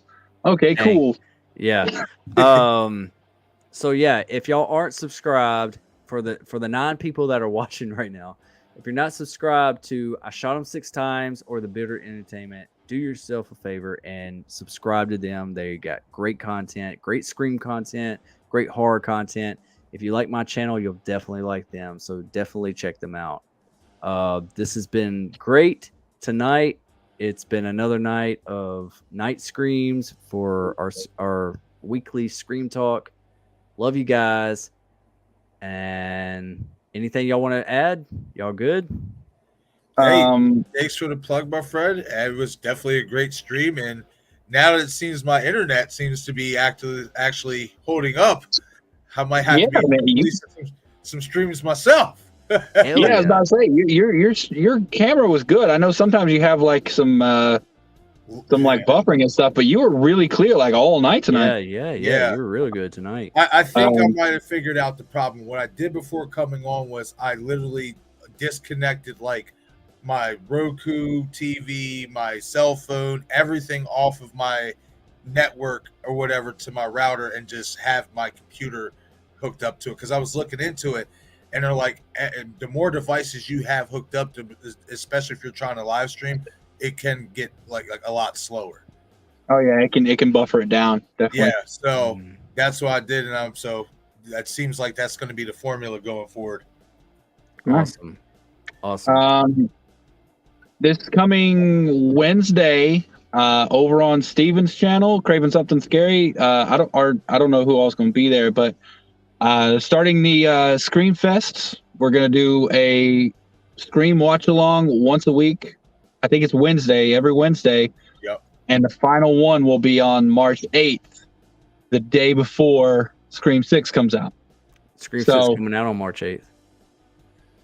Overseas it is, and that's the thing, we don't know. Like, I hope it comes out on the 8th. That means I got less time to wait. But as of right now, it's every Wednesday, starting this Wednesday, Scream 1, and then following Wednesday will be Scream 2. I gotta talk to yeah. him because count me in for all that. I don't even. I think he's got. I don't even. He pretty much messaged me and like, "Hey, be here this day." Yeah, he's scheduling on. it down, so he's probably going to hit you up on Instagram. That's Yeah. But yeah, that's starting this week. Also, end of February, I'm going to be having a live stream on my channel where we do a Ghostface showdown.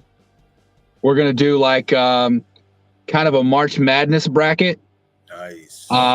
With all ghost faces. We're gonna have a live spinner, so you spin it and it'll say, okay, you know, Debbie Salt goes here, and she's gonna be going up against Stu Macher, and whoever it lands on is who's gonna be going against each other.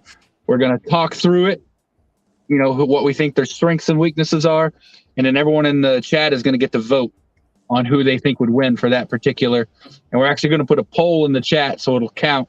You only get to vote once and all that jazz. And we'll, you know, crown the top ghost face at the end. Nice. Awesome. Heck Yeah, Hell yeah. that's that. All that stuff's coming up. I figured I'd shamelessly plug it. Yeah. Marcus, anything else? I do have to reach out to them, but I now that I got my live streaming hopefully back in order and stuff, I'm going to be getting a hold of the creators and the directors of Dylan's New Nightmare.